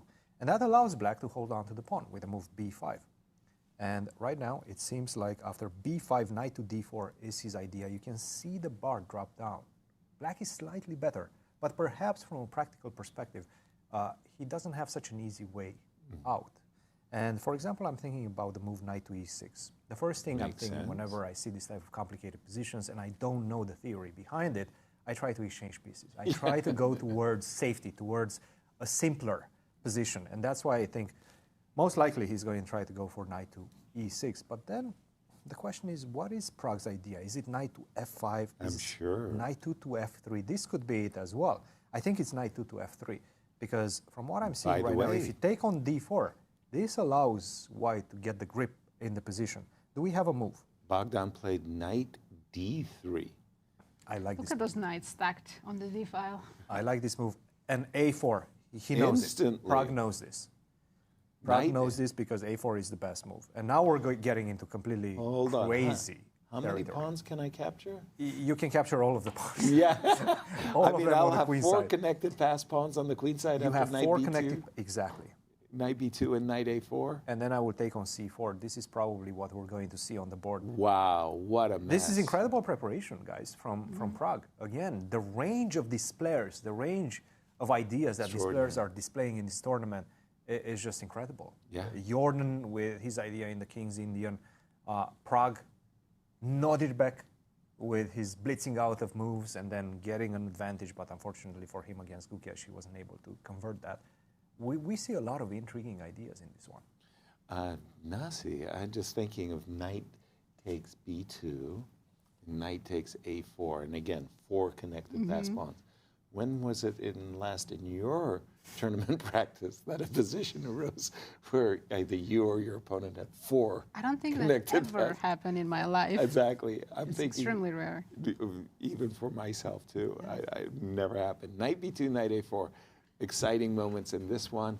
Where would you like to take us, Nazi? All right, let's go check some other games. Let's go with Maxime, who is in clear second right now. Exactly. He's facing Anish. Bad news, everybody. We're looking at bishops of opposite color, and there's just nothing in this position for MVL. Are we already calling this one? Oh yeah, this is for sure.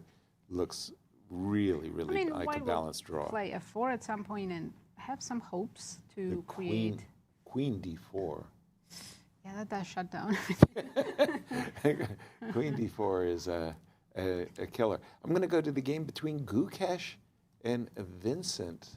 Keymer, let's see, this looks like one of those unusual Rui Lopez's where you go early knight a5. I think Bobby Fischer tried. No, it's check this move out. Knight g8. Okay, now imagine you're a great chess coach and you've been teaching your prodigies how to play chess, and they play knight g8, and you inform the parents. Your child's gifted. How do we explain this? I don't explain it. Knight g8. I checked the database. No one's played it before, but clearly Vincent knows it. It's not like he just came up with it at the board. It does almost feel like Give me 10 candidate moves. Knight g8 wouldn't be one of them. I'm with you. But it almost looks like a transposition to, whoa, d5. Okay, saying. But who are we to judge Vincent's move when he has already equalized this position? For sure. After I see the move d5 with two bishops, looks great. What's the problem? Wow. Queen b3. And by the way, Gukesh wasn't surprised by the knight g8 move. Look at his time, 24 minutes. Because I would have taken a long time to punish knight g8. and feel like you have to, exactly. too, right? I'm not letting my opponent get away with this. Modern chess, right? Weigh in on this one, Coach. Gukesh versus Vincent Keymer, knight g8. For sure, you don't train your players to play knight f6 to g8 early, right? You don't. But again, I've seen very weird type of situations nowadays. It's Again, a circus in the opening. You should be surprised by nothing in modern chess. Right. It's simple as that. Whatever the engine says usually is the right way, at least to try to figure things out. Right. Right. And you have to go deeper into the engine's analysis. This is exactly what modern players are doing nowadays. And we see that. I mean, we see that in their opening approach. We see that in the risk that they're taking. So this is the style of play that they do. Gets you the results that you want. If you don't mind, I'm going to go back to our tournament leader, Alireza and Nodirbek, because when we left it in a pretty prime position. And it was knight c3, queen c7, a little bit off the beaten track, h7, h6. The knight returned to f3. And now, just a second. Whoa, Bishop, f5. yeah, this is what I was saying. Bishop to d6 occurred back here. Bishop to d6, knight e4, f5. Don't you? Engine does not like this. It dropped Alireza's accuracy below 94%. But he played it confidently and leaned back. Like, I got this, yeah? Don't you feel like these two players are like maximalists? 100%. Like they're striving to always, to be the one in charge, gaining the initiative. F7, F5. What to do? It's a great way to play chess, and I think Magnus started that, and then all this new generation who grew up watching Magnus just follow in his path. Hey, that works pretty good. Now, in view of e4, e5, e4? Maybe move the bishop back to e2 or I don't know which one's better. Probably e2. Bishop back to e2. You have to be able to castle. You have to be able to hide your king as fast as possible. Look at White's pieces. Are we going back? I'm not happy to go to d4. How is this good for White?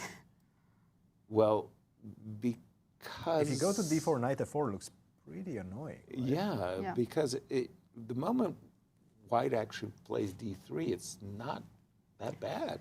Oh yeah, in like 3 moves, White will be winning maybe, but right now it just looks strange that our most developed piece is bishop on e2. Right?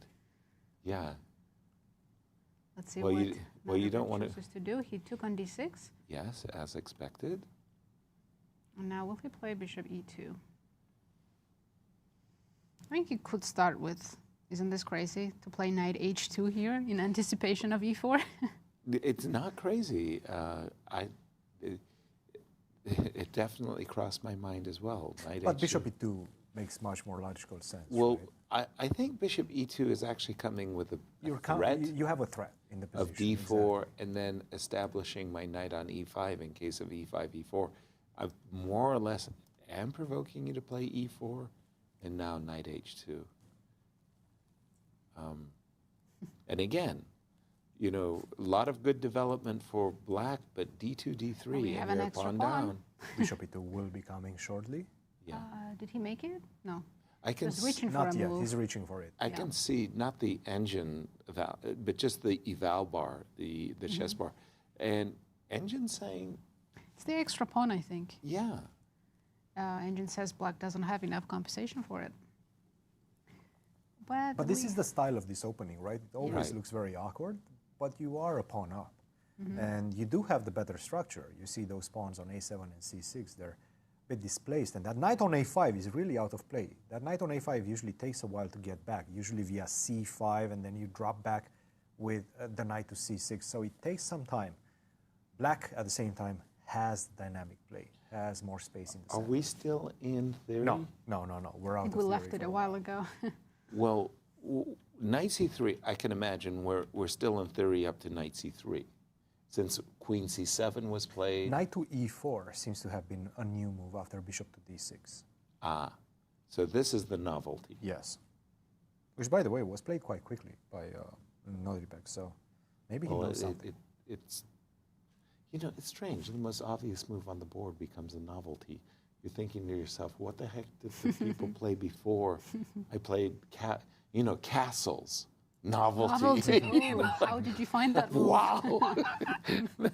Crazy. That's okay. the Sindarov against Nakamura, right? Yes, exactly. Castle. Yeah, castles. Which was a novelty, prompted Hikaru to spend an hour. Right, we're talking, of course, about the candidates in Cyprus. And that was a big turnaround game for the whole... That was a huge game. That was maybe arguably the most important game of the tournament. Exactly.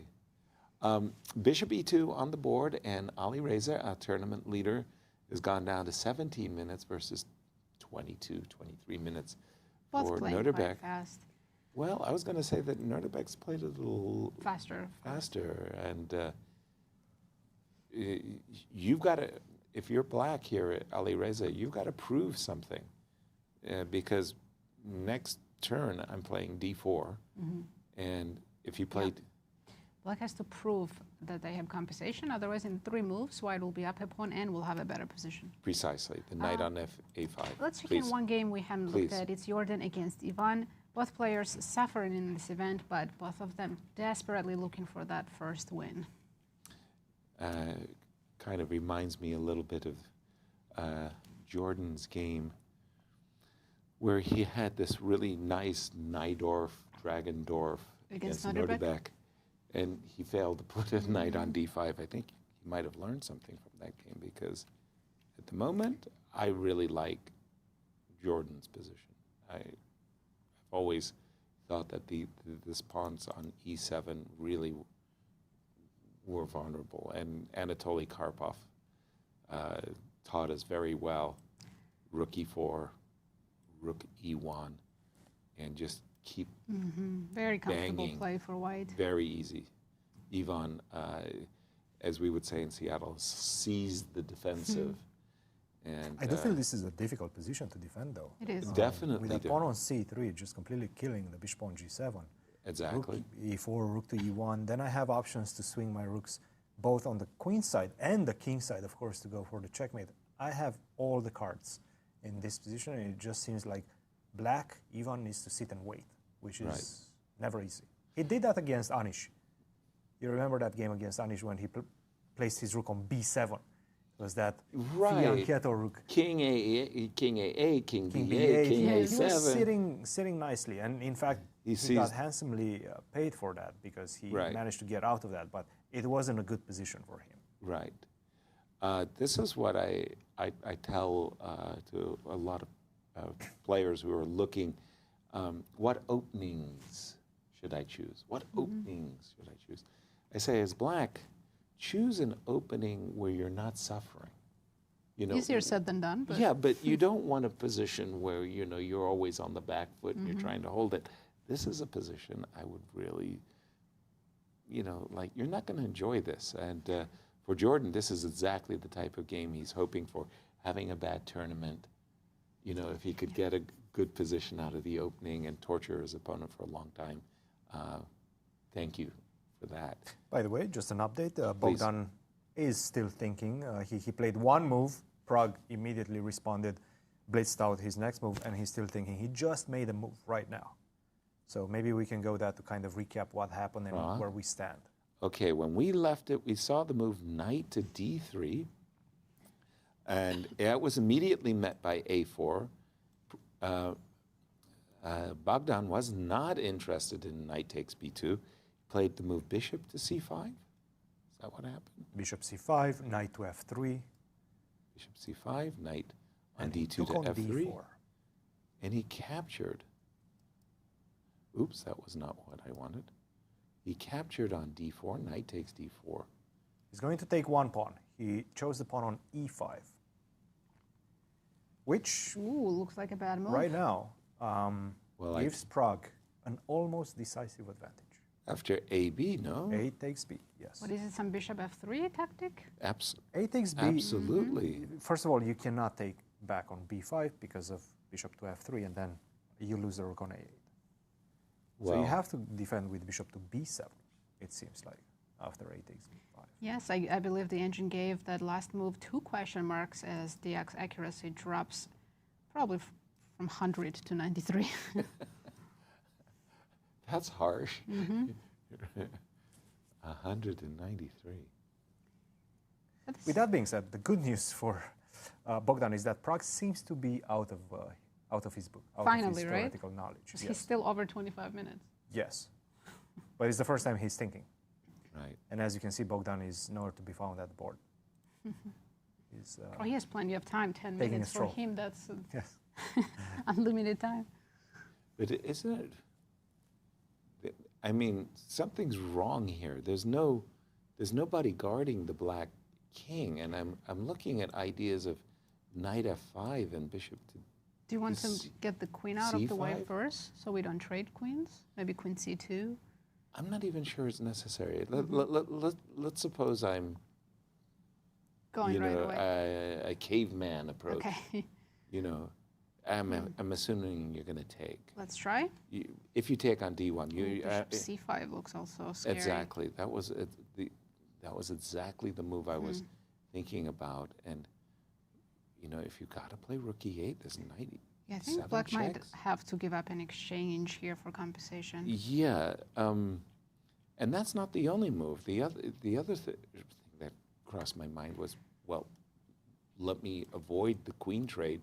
Let me play bishop f3 so that I can play knight f5 with my queen on f3 as well. I like Prag's position looking pretty good right now. We got to jump back to the tournament leader. Alireza might be in a bit of a trouble in his position. Okay, when we left it, we saw the move queen takes d6, and we said, okay, d4 is the threat. And he played c5 just to slow down the d-pawn, but it allows bishop b5 check.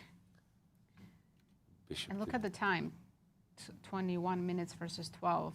That's a big sign. By the way, I'm getting a report that MVL and Anish may be making a draw. Yeah, as you called shortly. this 15 minutes ago. Oh yeah, I saw that gonna be a bishops of draw. opposite color position. I said, uh-oh. By the way, this is not worked out whatsoever for Alireza. He forgot about bishop b5 check. Surely. What he the was trying heck? to get that knight back into play, the knight on a5 with knight to c6. Does but he have to this is take just with the simply king? too He's slow. gonna have You to- have to take with the king, yeah. Oh, that's Ugh. not great. So bishop takes d7, king takes d7. The problem is that bishop on e2 was always a little bit, locked after you play the move d3, right? Now I got rid of that. I'm a pawn up, and I have more space to maneuver my pieces around. So I go d3. The king on d7 is obviously not going to be safe for a very long time. So Yeah. it's a great outcome for You know, we have Nodirbek. that expression, castling by hand.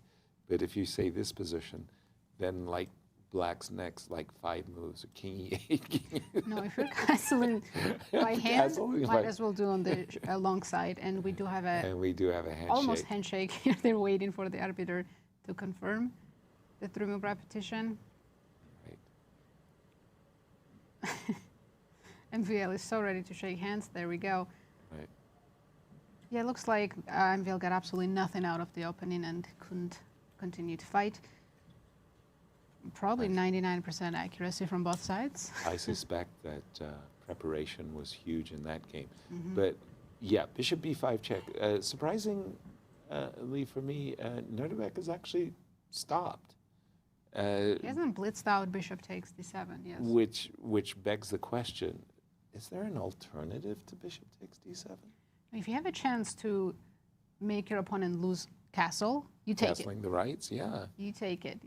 Right. I mean, I can't think. He's probably looking at what he's going to do right after, so he might blitz out 2 moves in a row. Right. Bishop takes d7, king takes d7, castles. Okay. I'm just going to take a quick stroll around the stage. I'm going to check in on Gukesh and Vincent for just a moment, because Vincent played, for those joining us late, a very unusual knight f6 to g8 in the opening, seemingly losing to tempi, but somehow he's come out of the opening just fine. Captures on e5. Yeah, I still think that Vincent has absolutely no issues in this position. Well, I do see. You're worried about the pawn. Thank you. I do see an issue. Let's try. So I will take with the pawn on e5.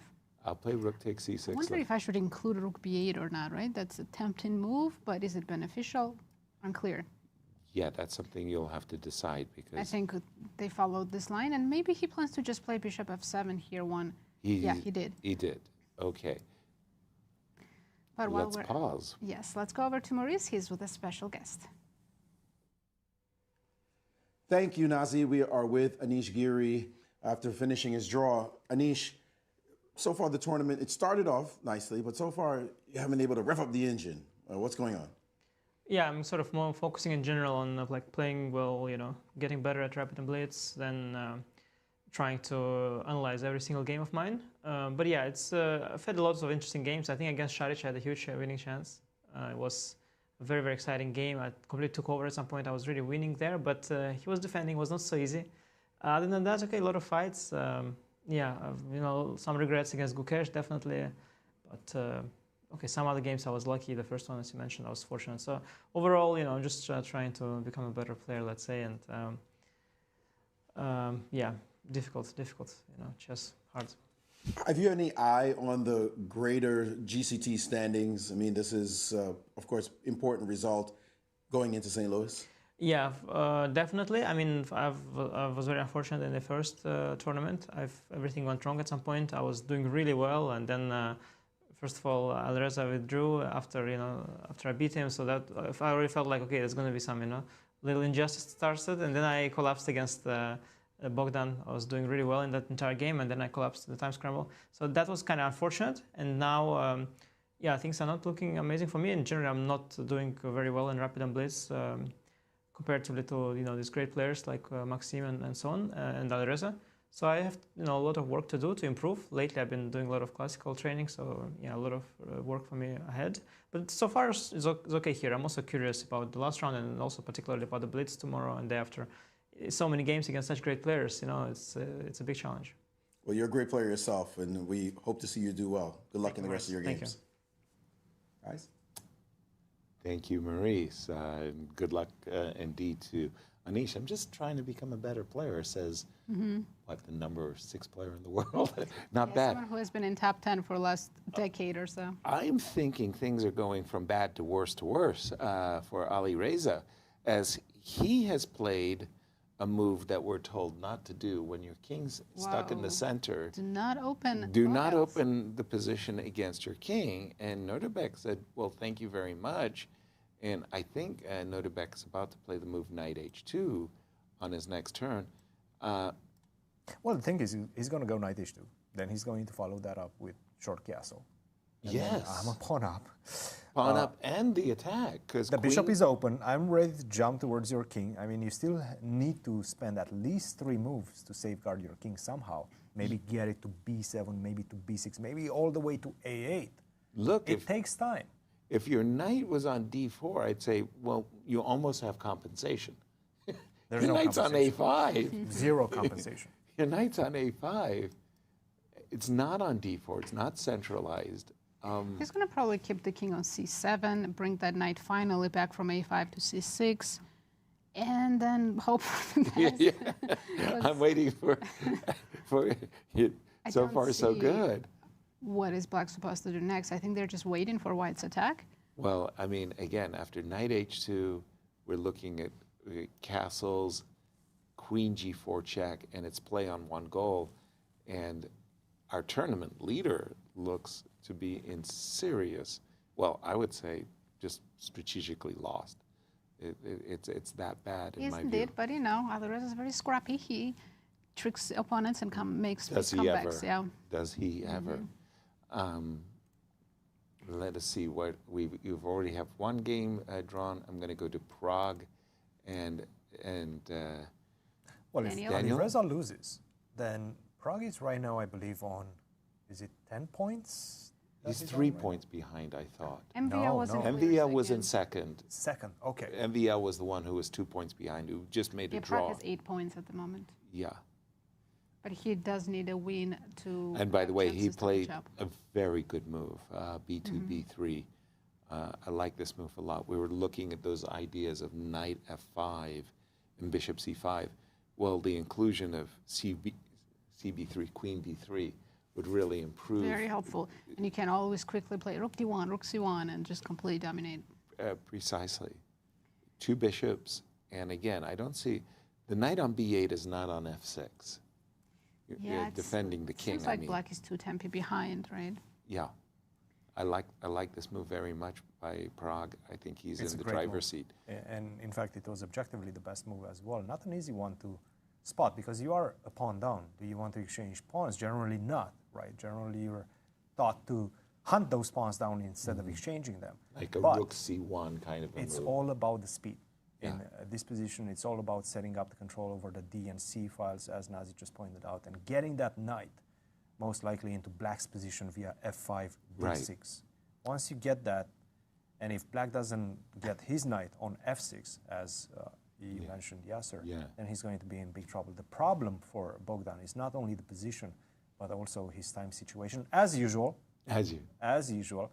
And specifically in this game, because it's such a complex situation, and any move could deepen your troubles in this position. Any bad move, any small inaccuracy will deepen your troubles.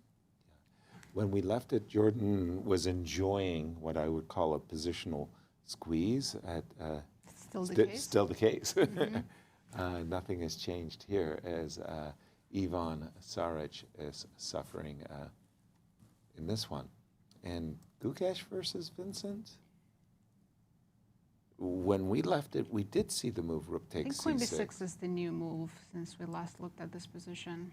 Yeah, here, it was strange. I was looking at rook takes g6 and knight takes e5, those types of ideas. I was also considering bishop b6 just to sidestep the impact of d5, d4, but queen b6 was the choice. Now the question is, he's already played.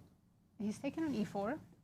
Before I could ask the question, he's asked and answered. Captures on e4. So there's a bishop. Has to take on d8 first. Yeah, you're not taking a bishop to d5. Bishop d5 is very unpleasant. Right. Maybe he needs to trade the queens and play knight g5. Okay. Just to avoid that bishop d5. I'm assuming black can still play it, but it won't be as unpleasant for white. You want to avoid knight takes e4, bishop to d5 for obvious reasons. So that was why you right now needs to understand that he needs to pull the brakes in the position, because those bishops are extremely powerful for black, especially the light square bishop. So this is the key, and I think this is why he played queen to b6. He's just trying to simplify the position.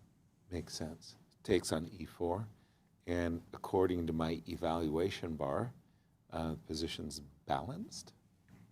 So where's the action? It's back to Nodirbek and Alireza. And not that much happened, at least. No moves. No moves. No moves. Why? He's still thinking about something. I don't know what he's thinking about. By Nodirbek the way, has played this really slowly. When like we're anxious to get the show on the road. What is he thinking about? Knight h2. Let's go. Knight h2 is castles. There a Queen different move g4 in the position? check. Maybe knight d2, knight g1. Is he considering knight g1? Is such a strange move. Finally, he played knight h2. So we're talking about Nodirbek's game just played against the move Alireza? Yeah. Knight h2 at last. He spent 8 minutes or something on that very obvious move to us. Very confused. By the way, if he had played knight g1, I'm calling for a protest strike. Vincent with knight g8. Knight g8 and knight g1. Yeah. These guys are playing alien chess. Well, while Alireza tries to find his next move, let's show our viewers past winners of this event. Croatia is always very exciting part of the Grand Chess Tour leg. We've had some real Donnybrooks over the years in this event. And a lot 2021 of times MVL, look at that. Winners. 2021 was MVL, then 23 Magnus. points.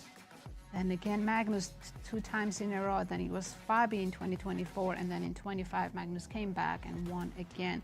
Well, yeah, look at the points. That 26 is impressive by Magnus. Look at Fabi's 27 out of 36. So 2023, 26 out of 36. Was that the 9-0? Which was the 9-0? Has to be. No, it was. No, because he played so badly in the rapid portion, remember? So that was last year, 2025. 2023 is when Magnus did 9-0. Are you sure? I think so. I'm not sure either. 9 in a row. 2023 because was 9. I I'm remember looking it at as that. it happens recently. I know. 26 points out of a potential 36. That is just absolutely huge. Well, the thing is, he started off pretty poorly That was in the rapid. And And everybody was Wei Yi. counting him out because Wei was running away with the event. precisely. I think he had something along the lines of 4 extra points. And he managed to score that 9. Now imagine you 9 were out of Wei 9. Yi, and you're playing in a tournament, and you're soaring above the cream of the cream, and there's Magnus, way behind you, and then the guy goes 9 out of 9, There's nothing There's to do. nothing you can do. and he nothing to pips do. you. He goes right by you at the end, Look, and you there's sit nothing there to and do. you'd You can already just focus on your own game. Well, if the guy dude, scores you 9 out had of made 9. your victory speech for the closing ceremony. You had a 4-point lead. Just amazing. Knight H2, are we seeing Alireza? We have more moves in the game. Alireza please. has played King C7 and Castle on the board. Now they're speeding up a little Knight bit. C6. Both players are waking up to the realization that the clock is a factor in chess. They remembered. They remembered. But yeah, this position just looks so great for white, and we're up a pawn. Right. Well, again, it seemed like he was a bit reluctant to place that knight on h2. Okay, perhaps for a good reason. Well, Now you can go rook to e1 and swing that knight via f1, perhaps to g3 to continue pressing that pawn on e4 in the center, but also secure the king. it's strange. I am so anxious to put the rook on d1. So I was thinking, bring the queen out, go queen to g4, so that you can go rook to d1. Let's see. What has he played? Did he play? He played c4. C4. Okay, that's Yes. that's a very forcing move. And by the way, queen to g4 and bishop f4 is definitely on White's agenda. By the way, I'm not a big fan of the move c4. You're not? No. First of all, I'm not sure I want to exchange the queens. It Oh, felt I like definitely the king on c7 was much weaker than the king on g1, so I want to take advantage of No, that. I don't want to exchange queens Well, maybe either. I he want to go wants queen trade g4. queens because he's up a pawn. No, but queen g4 threatens bishop f4. Yeah, I agree. I mean, like, hello. And I definitely But queen want to... g4, I go knight d3, and this was my second reason why I didn't Okay, like that's the move pawn c4. number 2. Because that pawn on c4 allows the knight to jump to d3. And you're going to go king b6? putting up I'm going to go G-file. rook e8 after queen takes c4. You're going to do what? You take on g7, not That's a on e4. check. Yes. And I king probably b6? will go king b6, maybe even knight to e7. Let's go knight e7. Knight to e7. Yes. Okay. Knight to e7. You're right. But I'm a pawn grubber, so I mean, I'm You're going greedy, to live yes, and sir. die by. Oh, he traded traded queens. queens? Well, in that case, I'm not a fan of c4 either. I mean, because I actually thought Black's king was vulnerable in the center, and why would I trade queens? Maybe he thinks he's winning a second pawn, bishop f4 check and rook e1. Okay. Because you don't have king c7, you can't Hold run on. to Did he safety. play bishop? No, he traded queens He first. traded queens first. Where yes. did the bishop? Okay, so I'll go king e6. King e6, Probably will rook focus e1. on king f5. Wow. You can just wander in the center with the king? Yes. I think he's going for that. I'm not sure he has any alternatives. Yeah, maybe the Nodirbek alternatives do underestimated look- that. Look bad. King e6 on the board. So after rook a to e1, let's check that line with king f5. I feel like if I just move the bishop and then give you g4 check, shouldn't I be winning? Of course. Bishop, where is a good square? c7? d6. Right?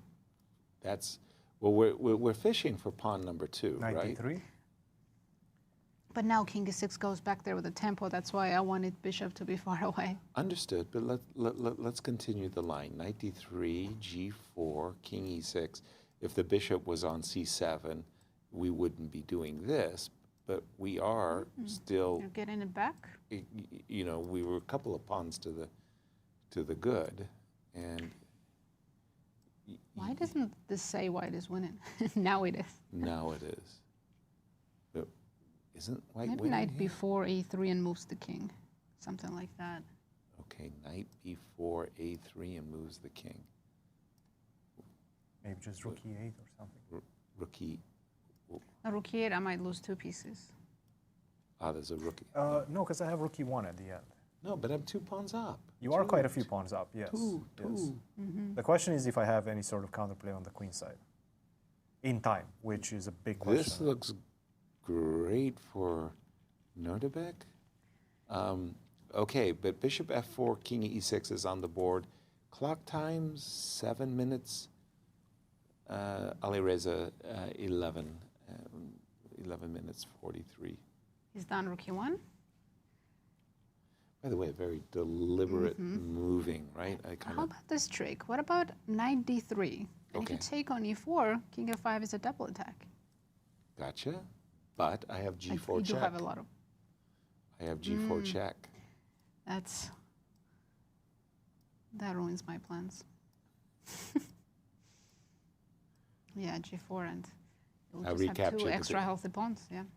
Recapture. Let's keep going at that point after f3. Otherwise, it chose immediately king f5, as we looked at before. King f5. We tried bishop d6, but I think we also tried, well, we didn't try, you prefer bishop c7. And maybe simple move like bishop d2 is the best. And even bishop to d2. I remember Victor Korchnoi, he had this way of saying, oh, so simple. Bishop to d2. By the way, Yasser, you haven't pointed out that a2 pawn is hanging. Can black just take that one? Yes, he can. But that was why I was more intrigued by bishop to d6, because we were looking at that very Cristian, if I can show a line really please. quick and explain why bishop to d2 I think is so strong. Please. And preferred by the engine. Take a look at this. After bishop to d2, let's say knight to d3, right? Yep. Now I go g4. You have to keep contact with the pawn on e4, right? Agreed. So you have to go king to e5. Now I'll give you another check on c3, and that's exactly why I like my bishop on d2. You block, and then I continue with f4 like this. Now if you take, I can go knight to f3. Nice. I've been Look waiting at all these for that spins. move. Yeah. Look at all these spins. It looks quite That's quite a beautiful. And if you go it's king to very d6, then I visual. just pick up the pawn on e4. By the way, bishop Maybe to I take d2. on d4 first, and then rook takes c4, and I'm up a lot of pawns. Yeah. In the position. Bishop bishop to d2 was played on the board, and perhaps this is what he was calculating for so long when he played that move, knight to h2 and c4. Perhaps he was already eyeing this variation.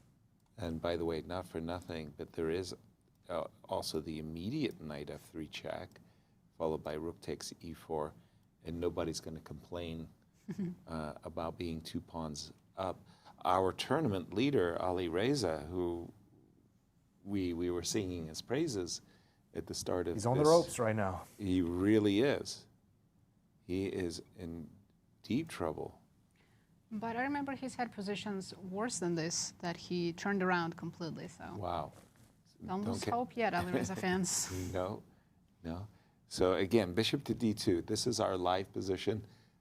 White clearly is just going after the e-pawn. He wants to play g4, rook takes e4, maybe even on a good day play f3 and go king hunting. Yeah, absolutely. The only thing is Nodirbek has taken a lot of time, so he might end up in time pressure in a very critical moment. And of course, Alireza will try to take advantage of that. By the way, not for nothing, but if I'm going to lose the e4 pawn, might as well take something for it, right? Knight takes a2, rook d8, and try to claim some kind of compensation. Let's play rook e8, the best move. Defending the pawn on e4 makes sense. I like f3 now. I do too. Very much. Let's just hunt the king that's in the center. That king's got to be vulnerable. You know, if our pawn were on h5 to prevent the king from coming to g6, f3 is almost looking at a checkmate. Yeah. Such a beautiful mate, actually. E takes, rook f3 mate. Mate. Yeah. Very unusual. And there we have it, f3 played by Nodirbek. Now he's just playing intuitively. Yeah. And by the way, these players, and we're about to find out who is the greatest blitz player. Blitz, they play intuitively. When they get into rapids, it's that mixture of classical and blitz, but rapid oftentimes devolves into blitz, and then the instinct. This is the feel of the pieces that takes over, and they play so well. Guys, I love F3. Should we move to Please. Bogdan's game, because he has 20 seconds left on his clock, and he needs to make a move. It's not easy. He's in a lost position already. Wow. And I don't think he's going to be able to survive for much longer. He's still up a pawn. Yes. Well, you got to cling to something.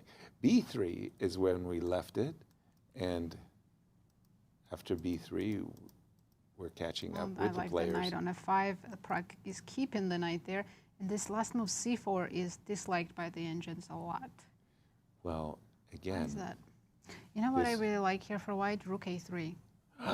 And then all these threats, bishop D4, rook G3, and just playing for the checkmate. I don't think F4 is an easy move to make, to be honest. Yeah, F4 seems unnecessary, It just but it seems is with weakening, Tempi. right? Yeah. It seems like you're allowing that bishop on B7 to have a life later on in the game.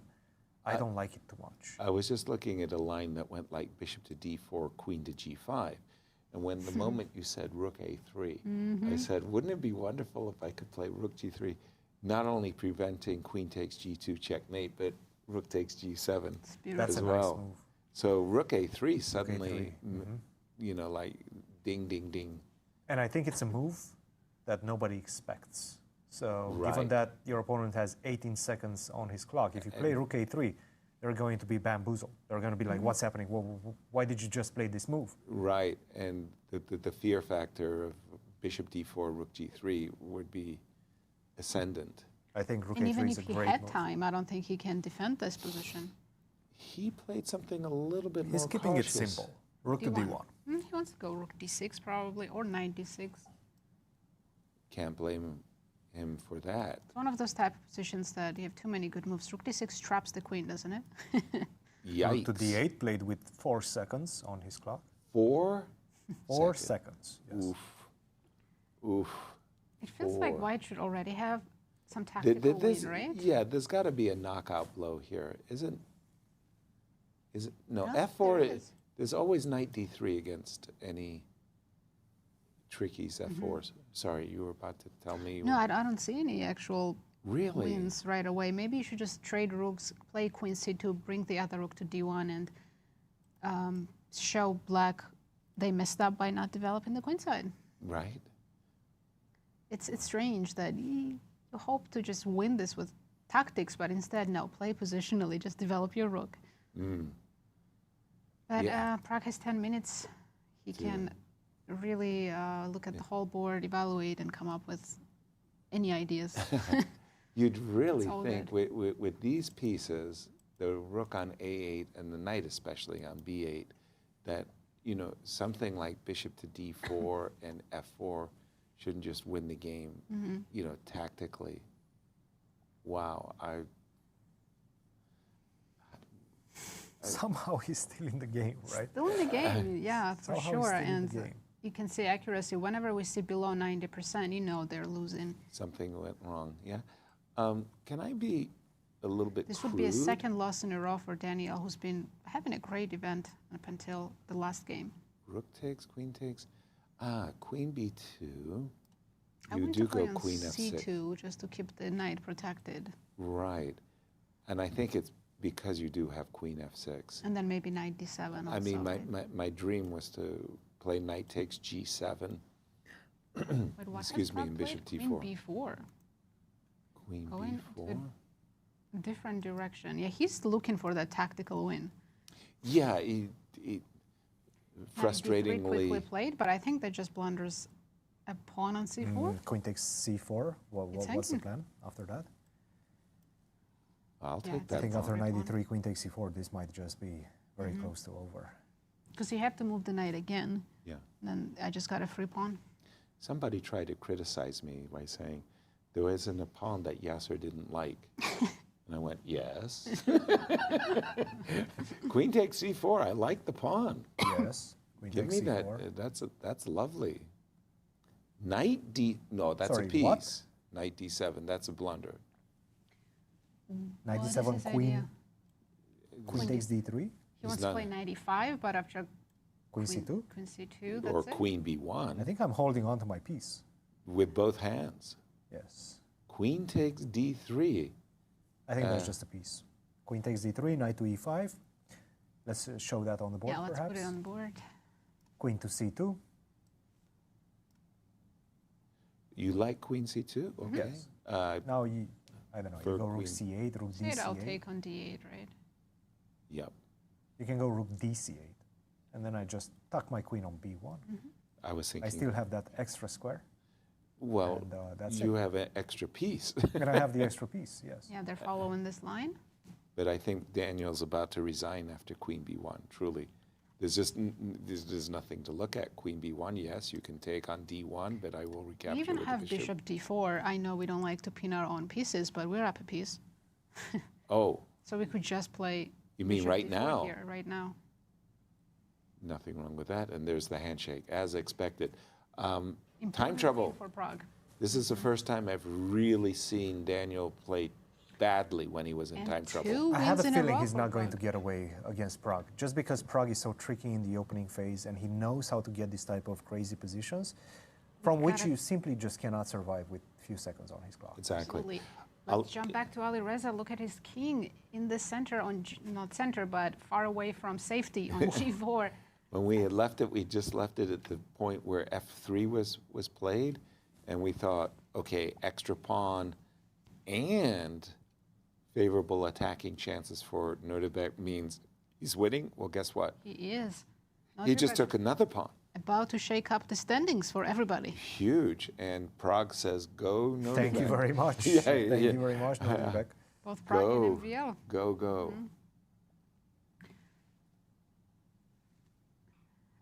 Let's take a look at Alireza's road so far, how he got here, how he's It's leading been this event and spectacularly dominating. good. Started with 2 wins in a row, then a draw, another win, draw, win, draw. 0 losses. This might be his first loss in the event. It looks like it. Luck has been on his side. He has survived some positions that he was supposed to lose. But here, it looks really bad. And Nodirbek, It's grim. unless he blunders, I think he's got this. Oh, for sure. I mean, you'd almost think that there's checkmating themes here. But this last move, bishop takes G7, has provided white with another tactic.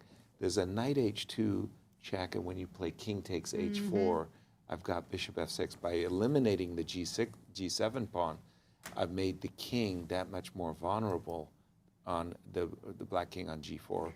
This looks like in soccer when goalkeeper comes into play. Yes. King on G4. Exactly. Exactly. That usually just happens when you really need a goal. Yeah. Exactly, when you're desperate. And there, by the way, king H5. king G4 to H5 is kind of an indication that, well, the goalie has gone too far. Maybe we can catch up with the moves, yes, sir. Oh, sorry, I'll put it on live.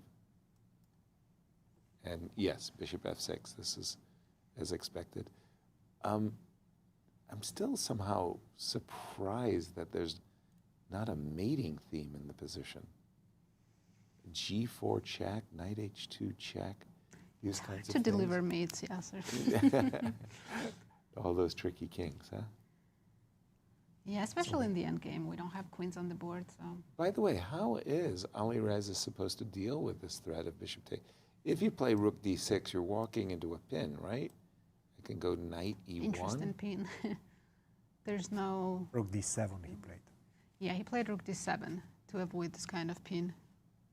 Rook, how does that avoid the pin? Well, I can go back 95 maybe. Ah, to protect the rook. But then sure. the position gets so simplified then. So still a few- rook to a few pawns up. d7 has been played. Yes. Okay. So again, after knight e1, you're saying you can go back with knight e5. I think I have to. But any To trades avoid- benefit Nodirbek, of course. 2 of extra course. healthy pawns. Yeah.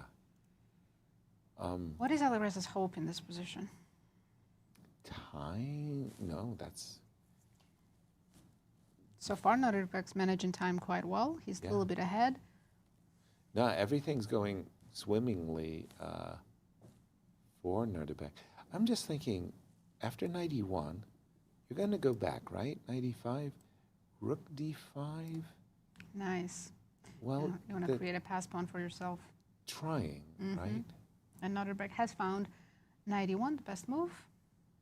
95 back. Let's see if he's going to play rook d5. Yasser, your move. Yeah. I like it very much. Yeah. You would just want to grab another pawn on c5. Well, you know, there's those pins, the king on h5. Look at that. He heard you. The passer, I get to go d6 and bishop e7 anchoring. By the way, there's a rook f5 check in the position. I love that move, rook d5. Yeah, it's really like it. It's star. It's simple but very powerful. Yeah. So let's say you take, right? You take on d5. Right. He's Pawn done it? takes. He takes d5 and knight d4, right?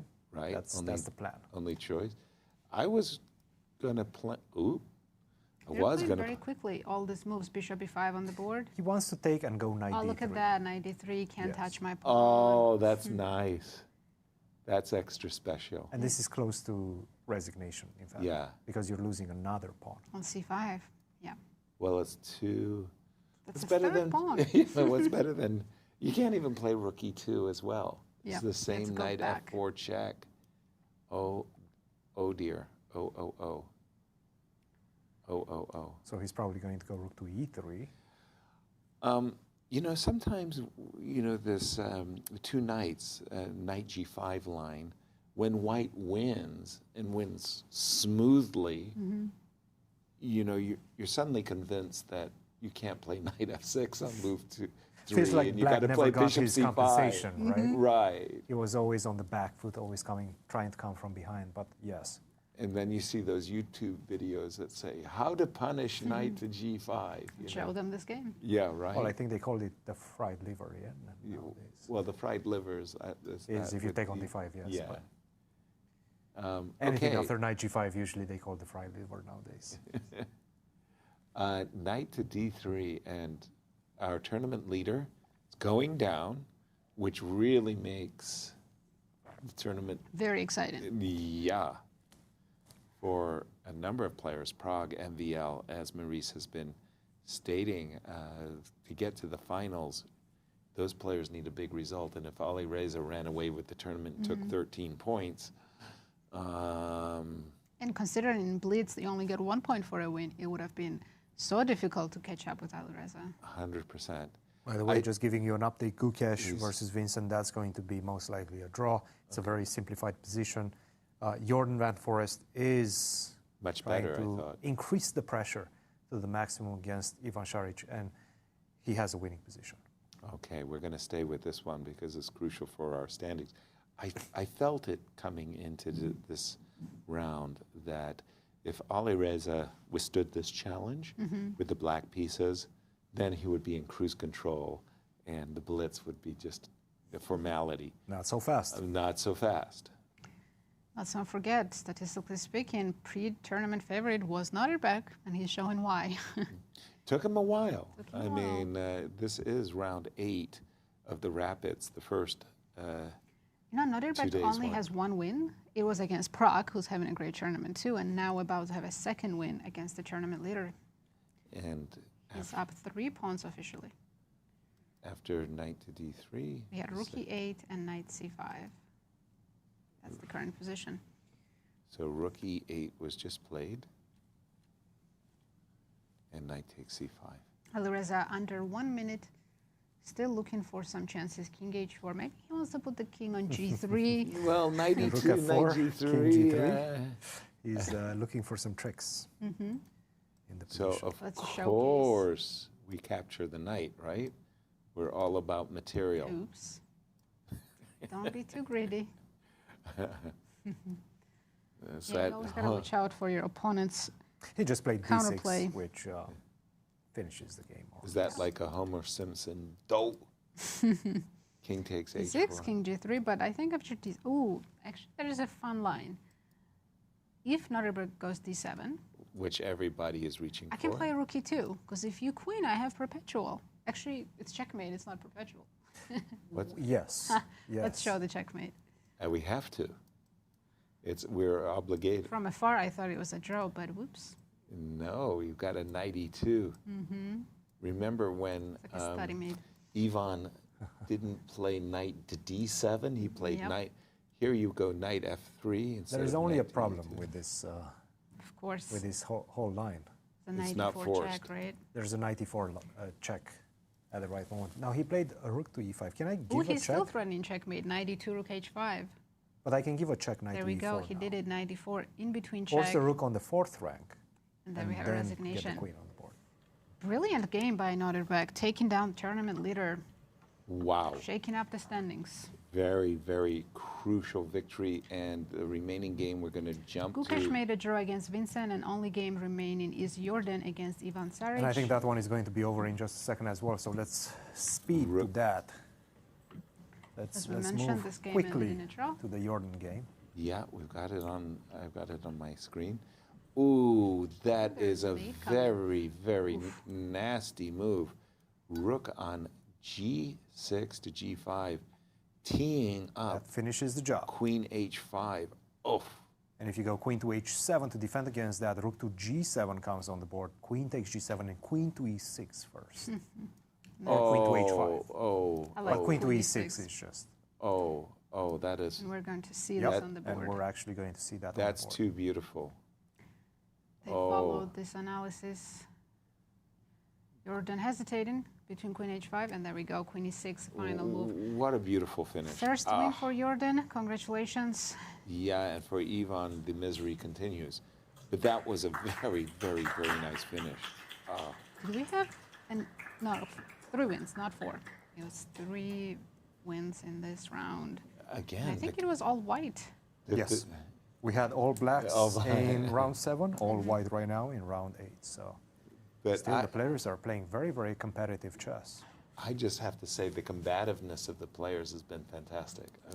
I'm just loving, like everybody's playing really, really hard for the wins. Absolutely, no one's playing for a draw, which we'll love to see. I know, this is great. And we do have updating standings after 8 rounds. Nobody believes you.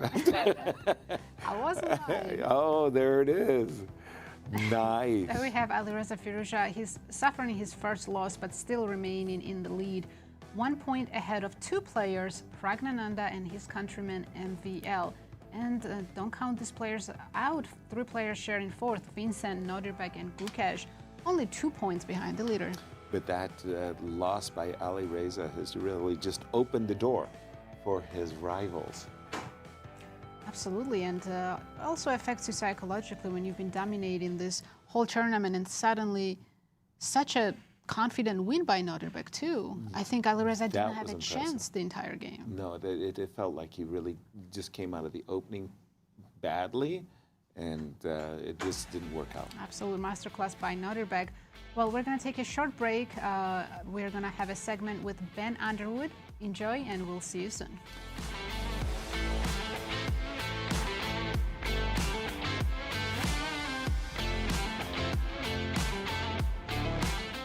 Let's generate a country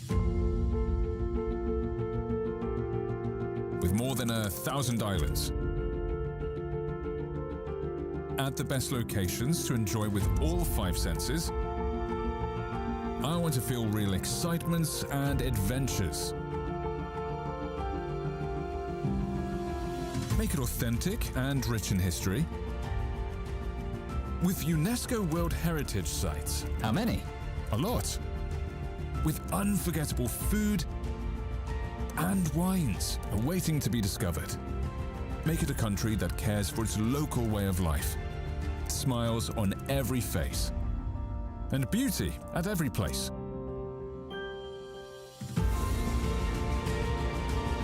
Oh, come on. Even AI can't create this. It's Croatia, and it's full of life.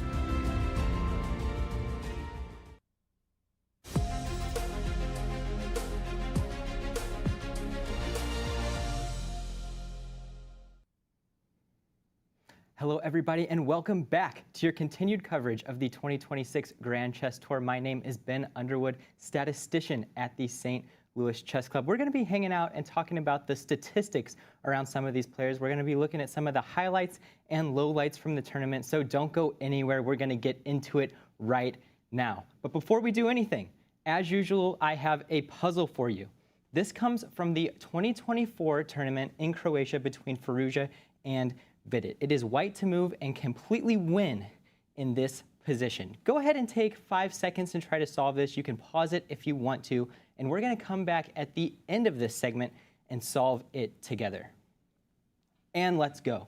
So here are some of the past winners in Croatia. In 2021, we had MVL score a 23 out of 36. Carlsen, 2022-2023, took those tournaments with an amazing performance in 2023 with 26 out of 36. But even those don't compare to one of the greatest Rapid and Blitz performances of all time, and that is Caruana in 2024 with a 27 out of 36 score. He got a 2,897 tournament performance rating in that one, only to be beaten by Carlsen again in 2025. However, this 2024 stands as one of the best of all time. So do any of these players have a chance of catching that?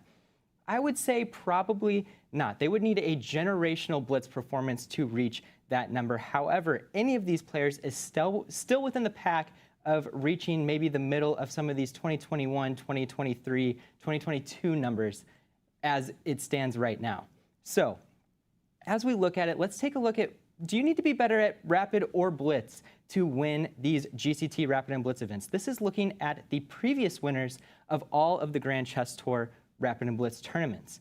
And this looks at if you were to separate those into a Rapid tournament and a Blitz tournament, what would it look like? So in 2016 to 2019, Rapid was dominant. These players were winning the Rapid portion almost every single time at an average placing of 1.25 in that section of the tournament. And they were able to lag a little bit behind in the Blitz at the 2.67. However, as you reach into 2021 and 2026, it has completely flipped. Now, there might be a little bit of outliers in that first one. MVL and So were able to win an entire Rapid and Blitz event while finishing 6th and 7th in the Blitz. However, that is not the case post-2020.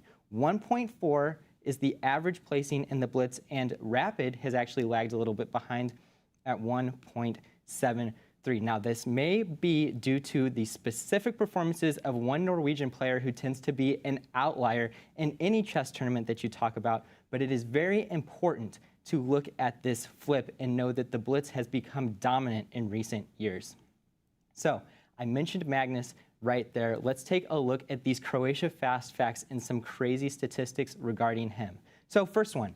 No player has ever won a GCT Rapid and Blitz event without earning a first place in either the Rapid or the Blitz portion. So this makes a little bit of sense, but you would be able to think that maybe a player could get second in the Rapid, second in the Blitz, and then come out on top at the end. Theoretically possible, it just hasn't happened yet. But here is the groundbreaking statistic. No player not named Magnus Carlsen has ever won a GCT Rapid and Blitz event while finishing below second in the Rapid. So if your name is not Magnus Carlsen, you need to finish first or second in the Rapid if you have a chance at winning the whole tournament. However, Magnus has done it 4 times. In 3 of his tournaments, he finished 3rd in the Rapid, and he even finished as low as 4th in one of those. He also owns 37% of all GCT Rapid and Blitz titles. He won 10 out of the 12 that he's participated in and is dominant. He's a wild card in a bunch of those, just a crazy statistic from him. So we talked about the importance of the Rapid. Let's take a look at the form that these players may be in as they continue the last round of Rapid after this break. This is their total over-the-board Rapid games since January 1st, 2025. Firouzja leads this category at 72 games, Giri at 70. In fact, a lot of these previous tour players are all over 50. This makes sense. They have to play a lot of Rapid and Blitz events. And the players that lag behind, Keymer, Saric, Deac, 24, 20, 18, I don't think that this has really affected their form. Of course, Saric struggling just a little bit in those first 2 days. However, his Blitz ELOs and Rapid ELOs are quite lagging behind the rest of the field anyway. So I wouldn't say that the total form based on how much you played is really a factor. But let's look at a great measure of accuracy, and that is the percent of best moves found in the middle game.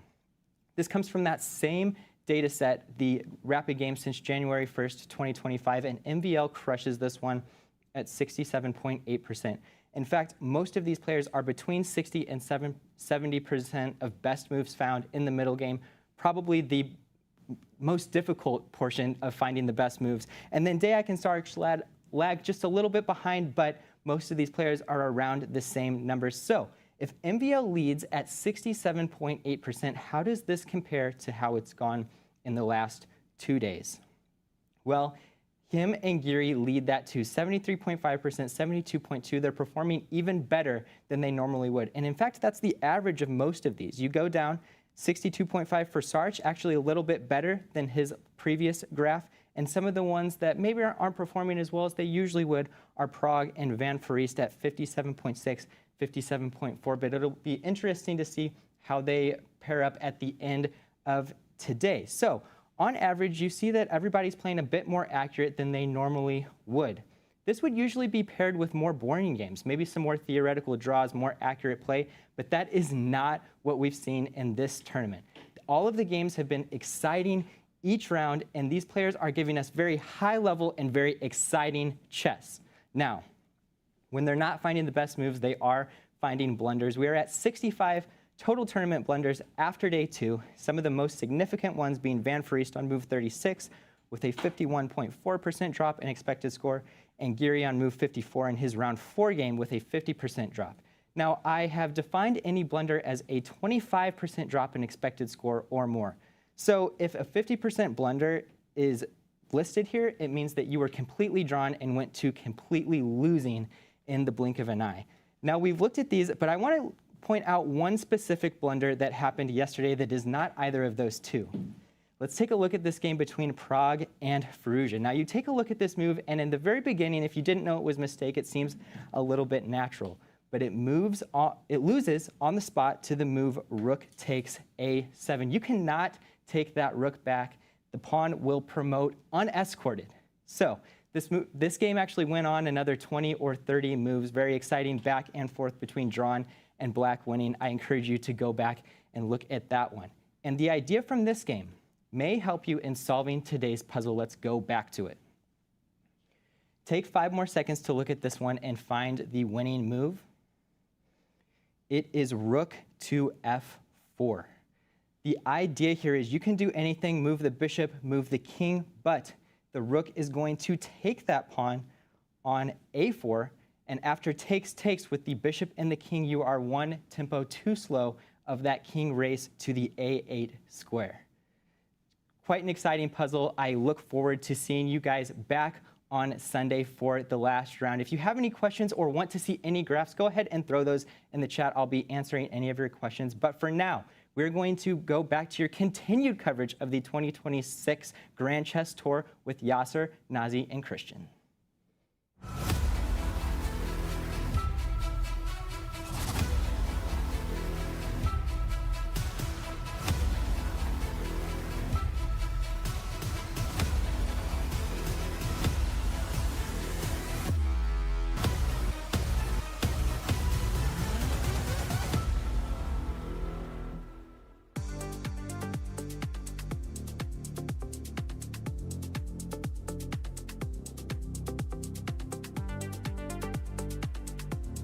And we're back. Thank you so much, Ben. Let's take a look one more time at the updated standings after 8 rounds of Rapid Chess. We had a big shake-up in the standings. Alireza lost his game. He still remains in the first, but look at that, now tied for second. It's Praggnanandhaa and MVL sharing 4th place. Nodirbek, Gukesh, and Vincent. Still, anybody can win this tournament. Yeah, they're really bunched because Alireza came into today's competition with a 3-point lead, and now it's narrowed to a 1. How about the pairings for round 9, the last rapid? It is last round of the day? Last round of the day as last well. Round of rapid. As the last of the rapids. For the last time, 2 points at stake. We have Vincent facing Jorden, then Vincent. Wait a minute. We've got Vincent facing the world here. Just a second. Is he giving a Simon? The key matchup is Alireza against Gukesh, and that is correct. Saric against Nodirbek also. Okay, and it is Vincent versus MVL. Board 2 is a big game. And Alireza versus Gukesh. We're going to fix the pairings. I believe it's Vincent playing MVL. And it's Deac facing Van Van Foreest. Foreest. And Giri playing Prague. And Giri Because we don't have Giri or We Prague. we got MVL twice in the Maybe we tournament. can. That was a test, guys, and unfortunately And we all failed. passed. No, we all passed. We all got we all got the wrong pairings. Oh, that was pretty grim. That was pretty grim. Come on, production, let's go. Can things change? Are we going to have a new leader going into the Blitz section? It's a possibility. Well, Firouzja, Gukesh, that is anything going to can be happen in that big game. But a lot of very, very big games for this, the ninth and final round of today's day 3 of Rapids, and tomorrow Giri we're going versus to go Prague. to the Blitz. That one is a big one as well. Sure, Prague with the we black just pieces saw. again. I'm so impressed with what Prague is bringing to the table in this one. Jorden Van Foreest as well, but Prague specifically has been dominating in the opening phase, as well as Nodirbek. Nodirbek hasn't scored that many points, but every single opening, it seems like he's the one dictating the pace, and he's the one putting pressure on their opponent's clock. Now that I think about it, he just beat Firouzja, but he Exactly. could have beaten Gukesh. He had the Exactly. pawn on c6, Yes. his pride and joy, Yes. which he just tossed. Oops. It was a blunder, yes. Yeah. Great position out of the opening, great Right. preparation, got the winning position, failed to convert. Goldfish memory, then went on to win against Alireza. Let's take a look at the score line of Alireza Firouzja. He had such a fantastic start to this event. 2 wins in a row, then 1 draw. Then win, draw, win. Draw, and oof, that 0 just messes up that perfect line score. Yeah. And I mean, he was really, really cruising until that 8th round game. And again, he came in with 3-point lead. He did, and let's go over to Maurice here, his thoughts. Thanks, Nazi. You know, I was looking at this score, and Alireza at 11 points and just lost the game. He might feel down, but he shouldn't feel so badly, because the reality is it's extremely difficult to get a super high score. The record for Rapid that I was able to research is Magnus Carlsen and Tata Steel back in 2019 getting 15 points out of 18. That's just an incredible score. He's the only one to ever do it. He never replicated it himself. I think the second best score was Fabi getting 14 points. I forget which event that was. Go take a look. But those are the top, the elite scores. No, I'm mistaken. It's Gukesh from last year. That's right. Gukesh last year in Croatia scored 7 points, 7 wins, 14 out of 18 before having a bad blitz portion and having Magnus rush past him. So those would be the truly elite scores. If Alireza wins now and gets 2 points, he'll be at 13. I mean, that's right there with the best scores in history. So he's still doing well. It may not feel that way because he just lost the game, but with the black pieces, he can bounce back right now and be again in the driver's seat for the rest of the tournament. And don't forget that he is a fantastic blitz player. I look at this list and I see only seriously Nodirbek and MVL. Those are the 2 players who are not so far away from him right now. But those are the 2 other players I would say are extraordinary blitz players. But Alireza is no slouch himself. He's incredible. So a good score right now, right the ship in the direction that he had been going, and he'll be right there with being one of the favorites once again to win it all. Guys, back to you. Thank you, Maurice. Yeah, sometimes you just got to be calm. Say, wait a minute. I mean, I've damaged my tournament result, but I haven't ruined it, and I'm in great shape. I mean, if you told him before the event you're going to have this many points after this many rounds, he'd be very happy to take it. Of course.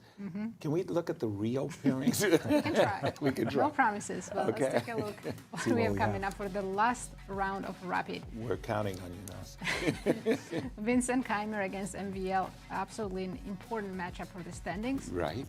Of course, the tournament leader Alireza Firouzja facing world champion Gukesh. Their games are always so exciting. True that. Then Ivan Saric playing Nodirbek, Abdusattorov, who just took down the leader.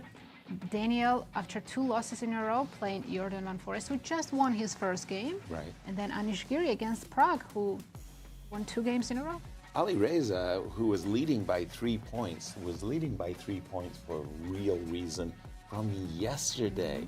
It was, dare I say it, a blunderfest between Prague and Alireza. And we have some video footage that we've previously played, but it was just such an amazing moment. And I'm remembering what I was thinking when I was watching this game. I couldn't believe it. Let's have a look at our video from yesterday. Time pressure created a tense battle of blunders between Pragg and Firouzja, ultimately ending in a win for Alireza. The A-pawn. Yeah, Rook it seems A3. like Alireza's got this defense now. Ooh, Rook bishop C7. d6. Did he just Bishop blunder? D6. Whoa. No, our tournament leader. Oh my goodness. Blunder alert. Alireza takes it once again. In the last moment, defends tenaciously with only a few seconds on his clock. Wow. And then there he gets goes the paid for it. rook. Oh my goodness. Heartache for Indian fans. Oh. Pragg is back in the game. He's no longer losing. Rook a3, take on Wow. b6. He's Wait a saving this minute. game. Somehow this is not lost. What? That is I crazy. don't not even yet know lost. where Alireza made a mistake. I'm going Okay, going for your H pawn. Sad. Bishop C5 immediately. Now Rook a7 is winning. He blundered another pawn. No. Yep. Rook a7, that's Rook Ace. It's one thing to blunder the exchange, but not. And look to at the blunder- reaction from Pragg right now. Can't believe it. Slamming the board. Oh, can't believe it. Now you just play Rook Alireza's just D7. smiling and shaking his head. Yeah, Firouzja's just saying, "Give me everything." Guys, this game is not over. This game is not over. Come on. Now it's a draw again. No. King F5 is a draw. Wait, you put Bishop the bishop E3, on Bishop G5? G5. I think it's just a draw right No, now. Alireza blundered. What is But he going doesn't on? know it. No, I'm sure Well, he now he thinks he's realized winning. it took his head. knows it. Unreal. I think he's he knows it. Now I think everything's fine. King c4 even. King C2. King c2. Rook d4 is winning. Rook. Oh, Rook And to Rook D4. takes H4. Rook D4, Rook takes H4. Oh my goodness. He had to play King c4. He found a way. Alireza tricked him. Can we see Pragg? Can we see Pragg right now? I do want to see Well, he just leaned back from the the face board cameras and right went, now because this "Oh is such dear." a moment. I think he's played 3 double question mark moves as Pragg in this game. Usually one will cost you the game. He did 3. Yeah, I think that this might be. This is the I don't think final there's one. a way back from this one. yeah, that's it. Oh my goodness. This is absolutely devastating for Pragg. And for Alireza, it's absolutely the result that this 2-time Grand Chess Tour champion needed, because he needs a big result. He dropped out due to his injury. Yes, and Rook Previous h4. Grand Chess Tour. This is it. White king doesn't make it in time. No. King goes to G3 and King G2. G2. Boxes the handshake. white What king. a game. Wow. Congratulations to Alireza. But what a roller coaster ride that was. Wow.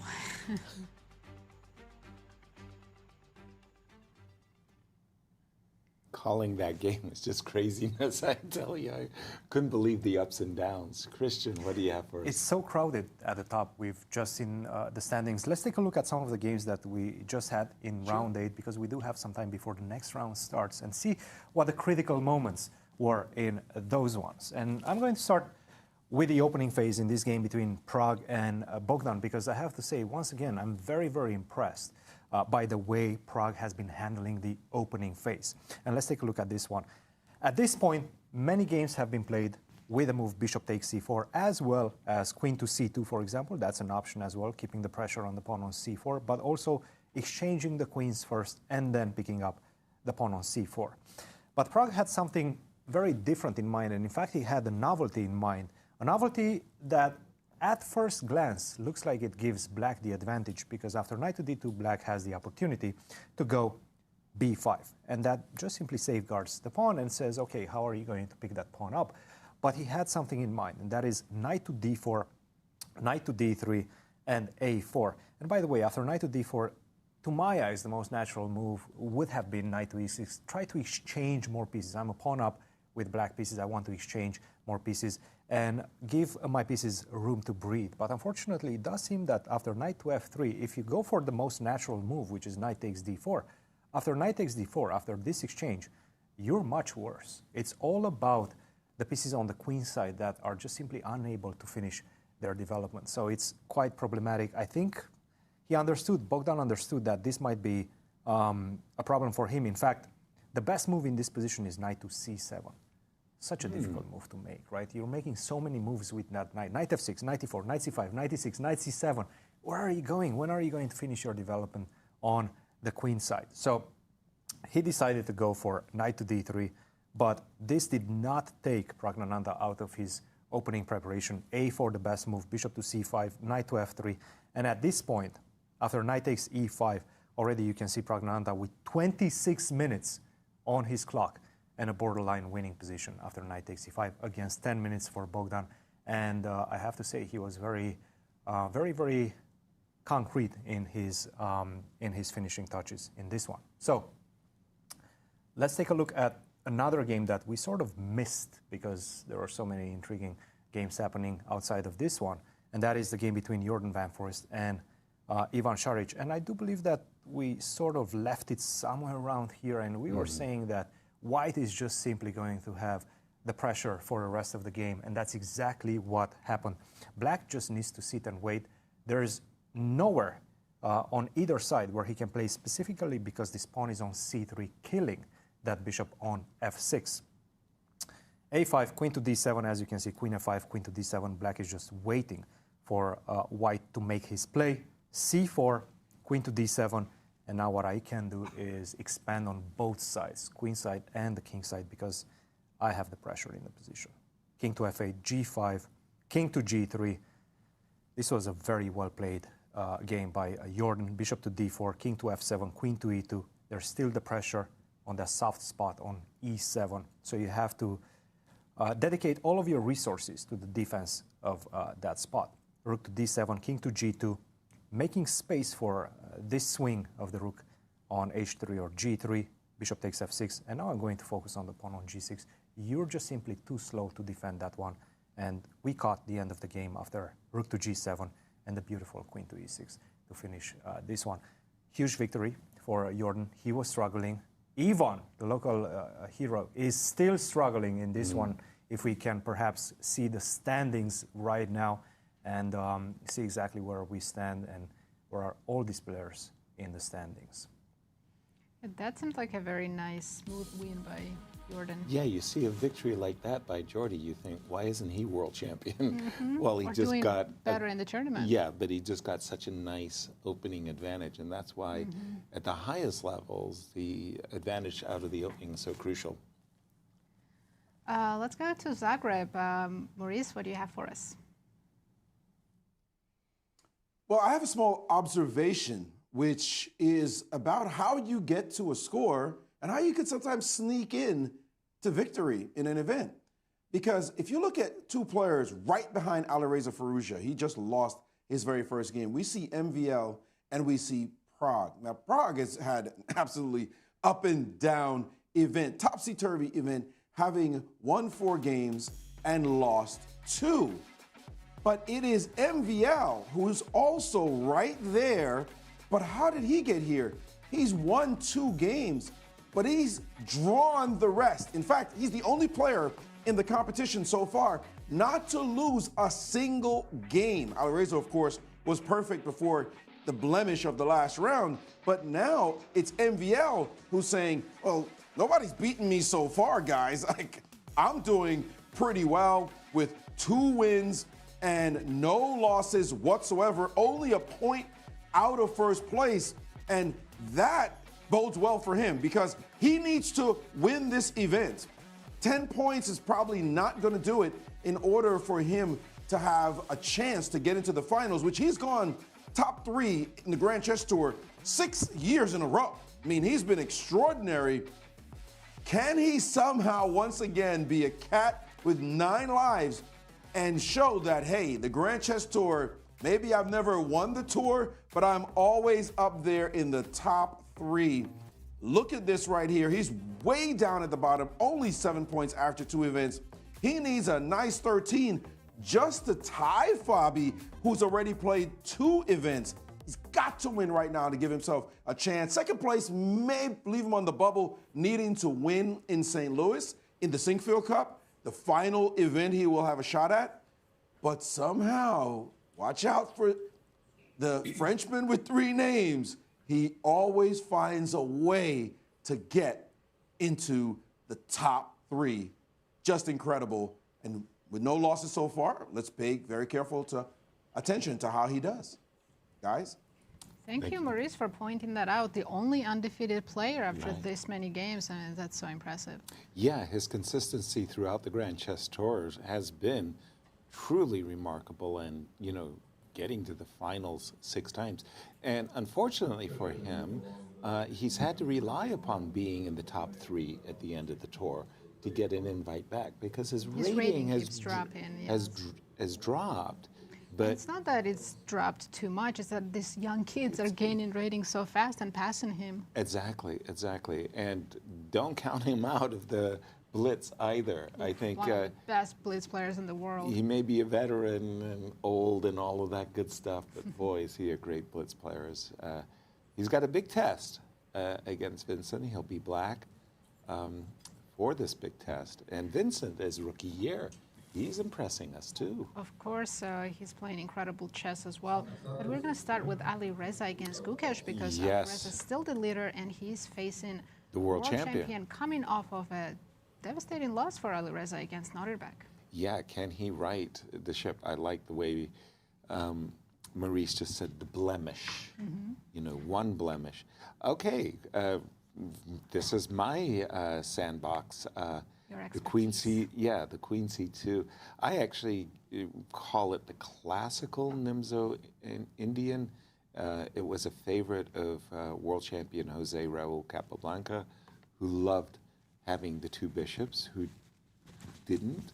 And this is the way I played it in the old days. C takes D5, and I was playing with bishop to G5. Knight E4 is a nice little trick there by Gukesh, not to allow the pin with the bishop going to G5. Knight E4, bishop F4. And again, if you just allow white to continue his development very nicely, E3, bishop D3, knight E2. Yes, I'm so surprised. This position looks extremely familiar, yet there's only 57 games in the database. Really? Is that all? Because I thought that everybody's played this. I feel like I've seen this hundreds of times. Wasn't it like an kind Ivan of move order might be different. Sokolov versus Levon Aronian I think game, Carlsen I remember? Kramnik game also, this position. Right. C5, knight C6. It seems to me like this, and there's G5 and tons of games, I thought. How many did you say? 50? There was only 50, now we're down to 38. Wow.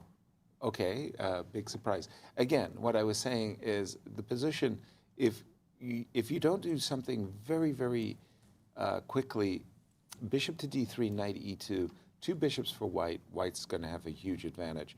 But there are lines with G5 and F5 and bishop Black can be quite aggressive in this line. Exactly. By the way, you're setting up for cheapos like knight takes D4 with a sudden discovered check.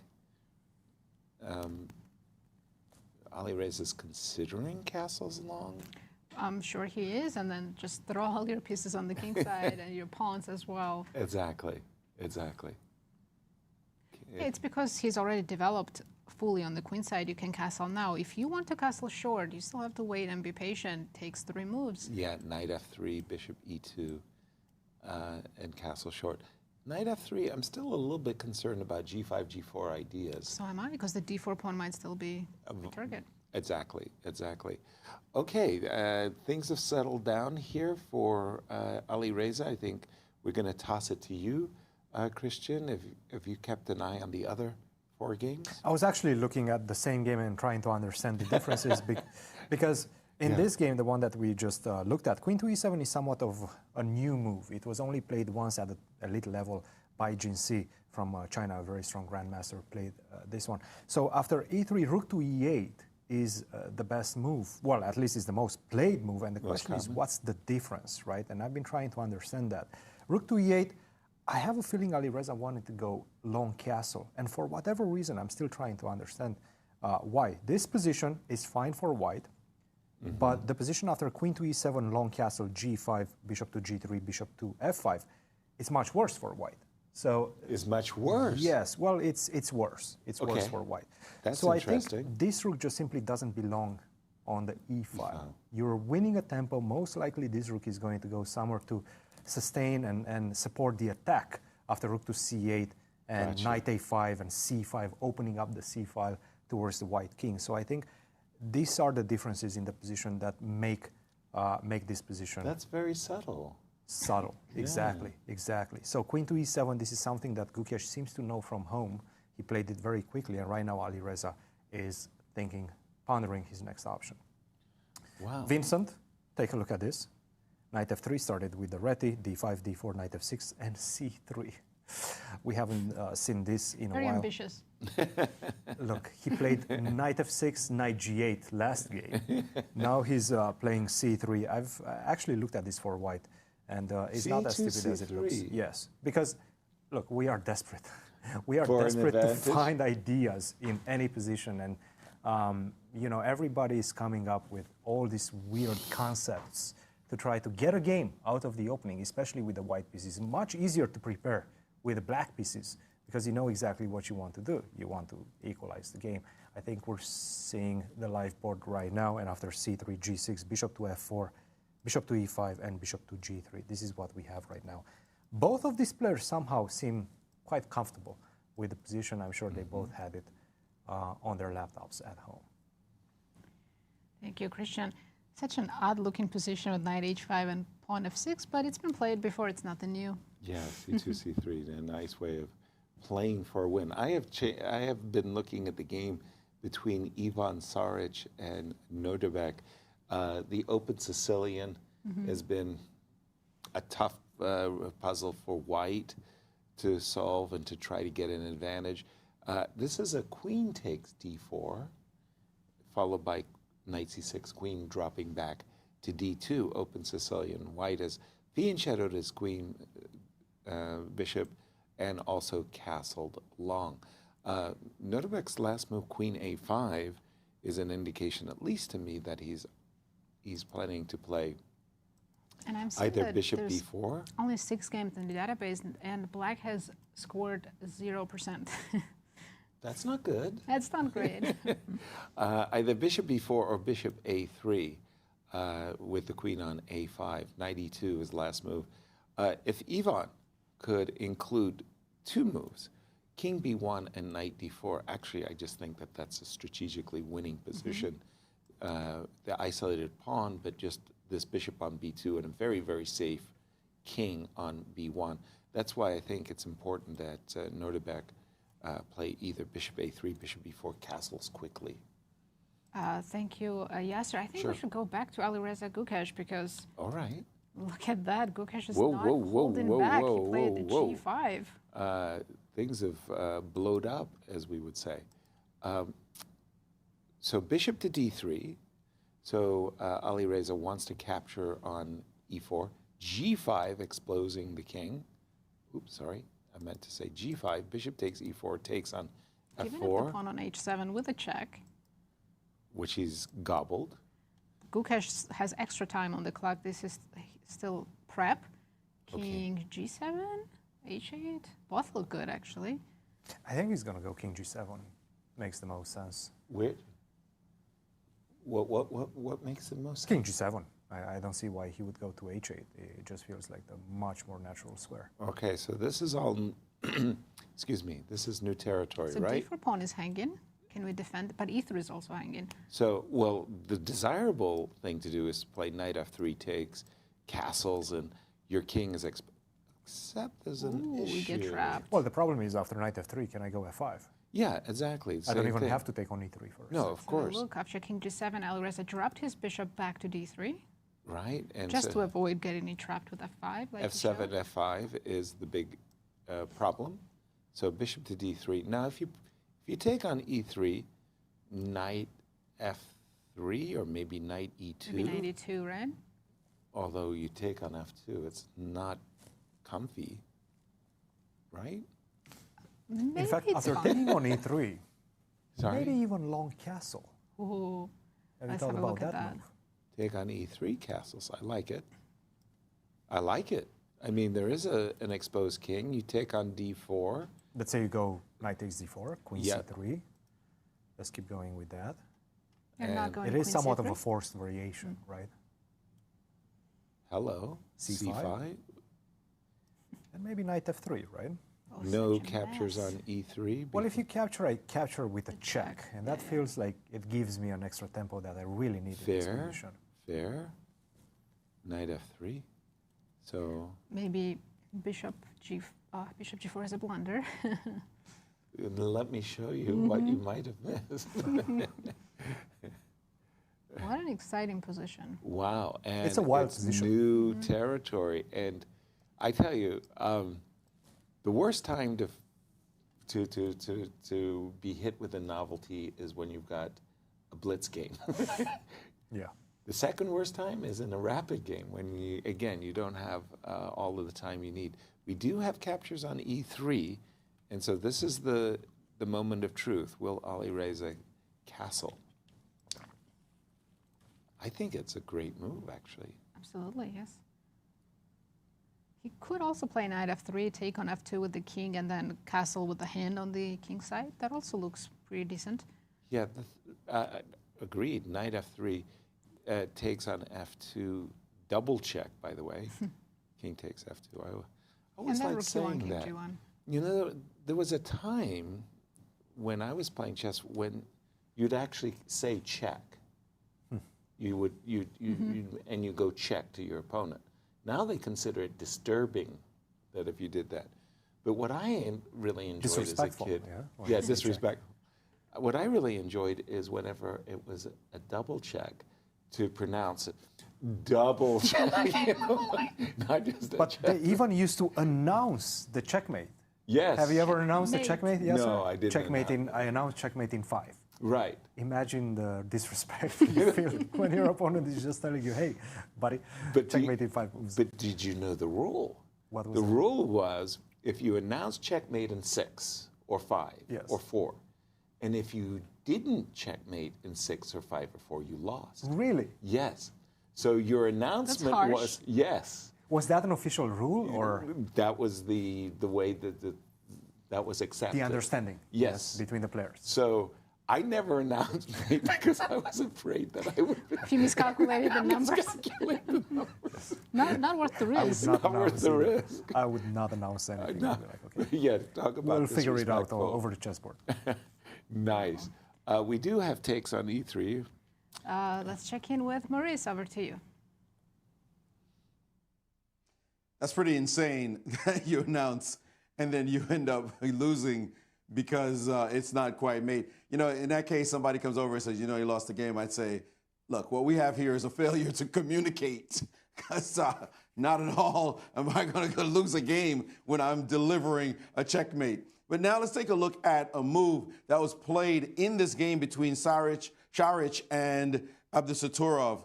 And this position, the engine was screaming about a move that needed to be played here for black. And it took him a while, did Nodirbek in this position. And finally he played it. He said, I'm going to castle queenside. Well, there's the only way he can castle at the moment.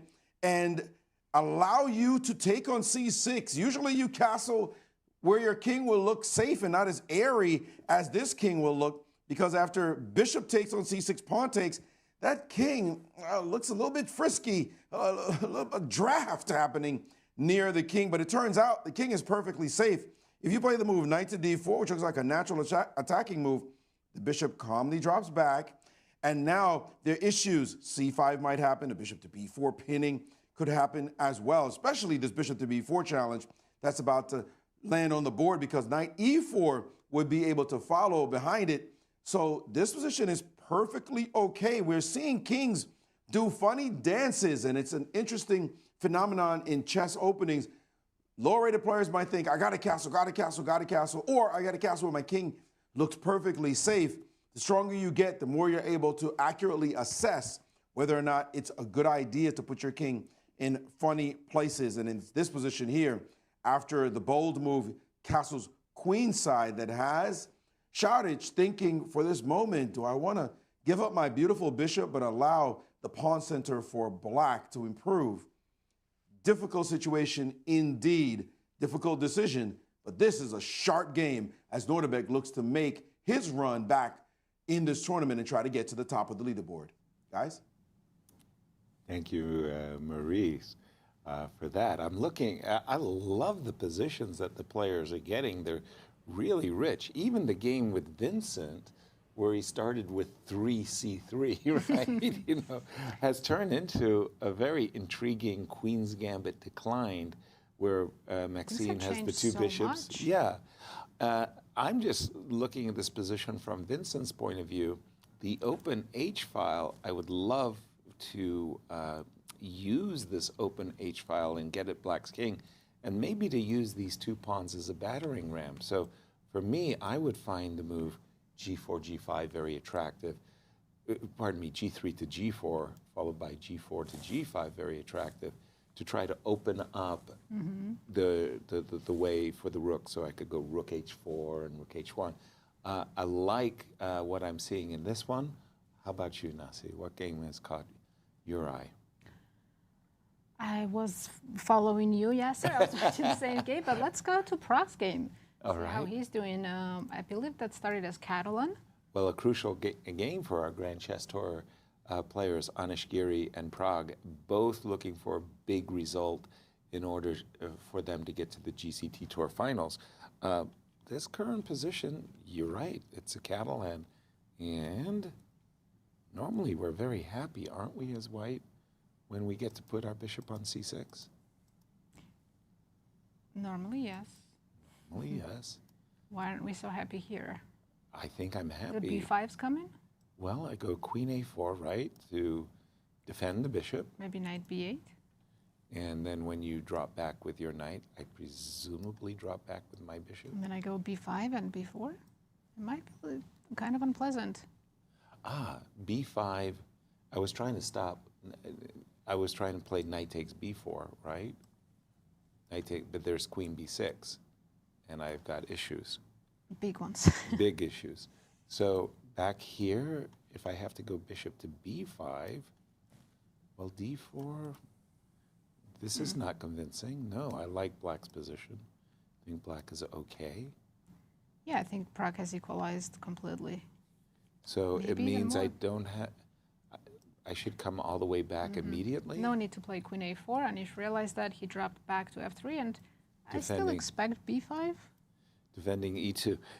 It's one of those funny things. You think e2 is nicely protected, but you always have to be cognizant of bishop takes e2 because of the It's pin. easy to miss that pawn, yes. b5, a3, yeah, now you gained a little space maybe for you. Yeah, maybe knight b6 And there's some discomfort, right? Yeah, because unless white gets e4 and d5, where is white's advantage? Let's go back for a moment. My queen. No, queen to d3, queen b6 is not what I want. It's an awkwardly placed queen on d3, right? For sure. Wait a minute, hold on. Help me out here, Nasi. What am I missing? Queen d3. B4 immediately. The B4 immediately. Sorry. Yeah, B4 immediately. That just ends the story. Yeah, but No, Pragg's I still like thinking. B5. Christian, over to you. And well, the thing this is, is all the the- games are so exciting. All the Yeah. games are so important for the standings because it's so crowded at the top. So I do want to check this one between Vincent and MVL. MVL is in second position, tied Along with with Pragg. Pragg.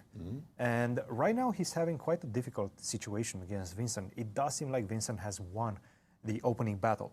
Let's take a look at this by one. the way, g4, g5 did come. Exactly, b6, g4. I was expecting either that or the second alternative in this position would have been to just play it slowly with king to b1 followed by bishop to d3 and a very standard plan of striking in the center with the move e4 at the right moment. That's one way of playing this one. But it does seem like what he wanted was much more aligned to what you guys were discussing as well, with g4, c6, and g5 softening up the king side. And of course, the square e5. Right now, after g5, most likely, I think he will play f5. I don't think you want to take on g5. Once you take on g5, knight takes g5, now you have a lot more worries to deal with. We have seen bishop a6. Bishop to a6 was played, yes. Let's see, bishop to a6, but wait a minute. What if I just simply take right now? Yeah. Bishop takes. And I continue with e4. That's the move I like for white. This seems to be decisive, in fact, for white. If you take on c4, then I can just simply entomb your bishop on g7 and then follow it up with knight to g5. That's a double attack.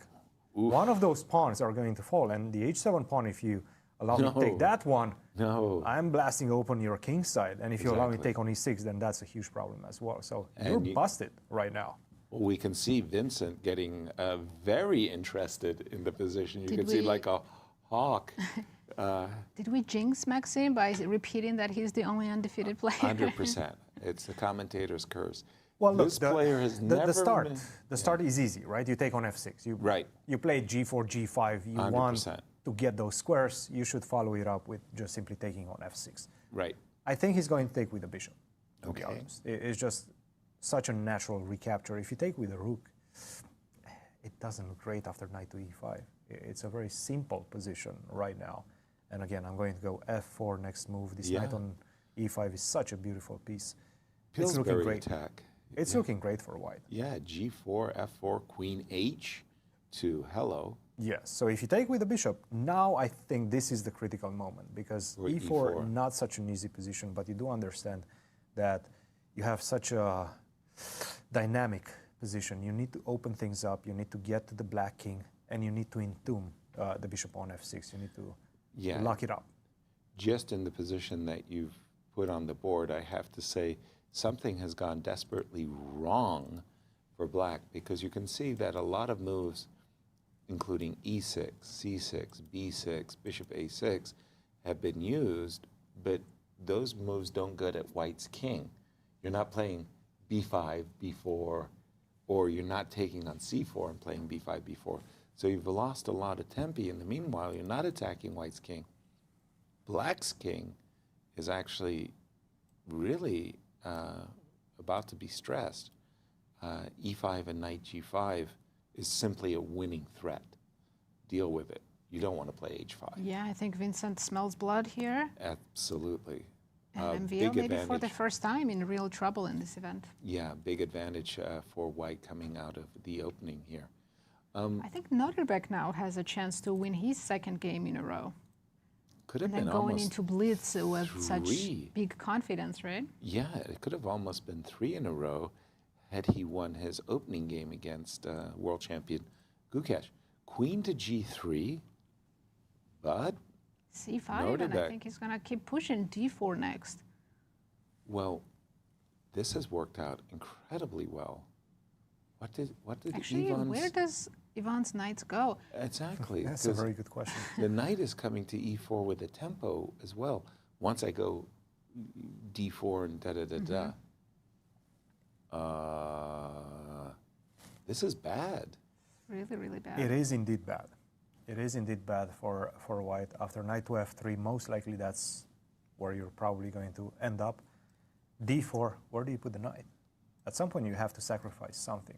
Yeah. And in fact, it seems like this is the moment to do it with the move knight to e5. You're looking at that f7 pawn. Obviously, I'm not going to take on c3, because after bishop takes c3, then next move I'm going to take on f7. And in fact, it is white who is pressing. But after knight to e5, I can just simply go bishop to d6. Oh.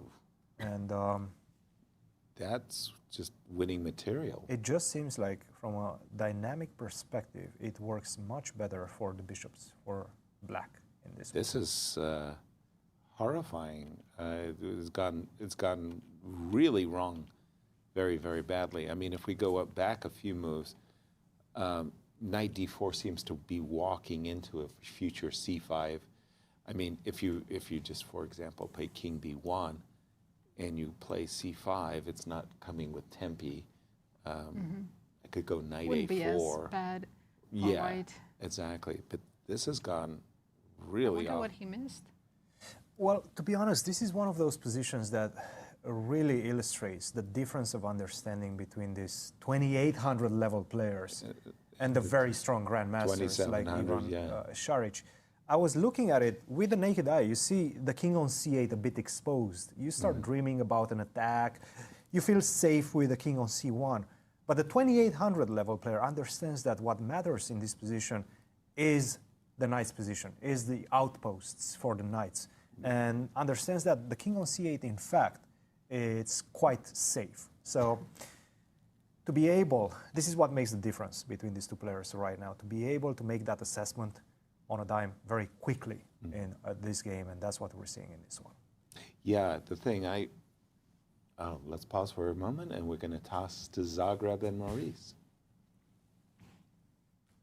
Thanks, Yas. I always think it's strange when I agree with Cristian. It's one of those days, you're like, is my idea actually right? But that's exactly what I was thinking. We're channeling each other there, Cristian, because that was a thought I had as well about this. When it looks so good optically, you first think, but it took the 2800 type level player like a Nodirbek were close enough to say, wait a second, this is actually going to be okay. And I remember Victor Korchnoi, who of course you knew very well, Yasser, talking about one of the strengths of a chess player is when he's able to recognize the exceptions to the rule and the speed at which he can recognize those exceptions. And this is one of those. Your king's not that good, but it doesn't matter because that center is so fantastic. Now I want to show you another position that has exactly the same point.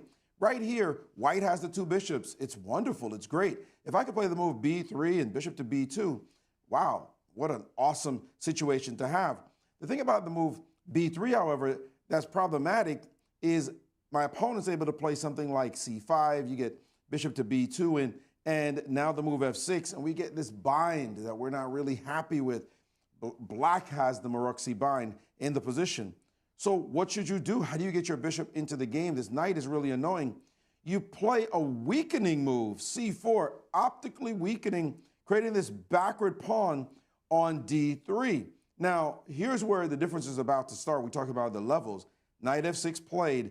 And now in this position, Deac actually said, well, I see a weakness. I'm going to solve my problem. I'm going to play the move d4. That's what a very good grandmaster would do. I'm not going to maintain my backward pawn. I'm going to resolve the issue.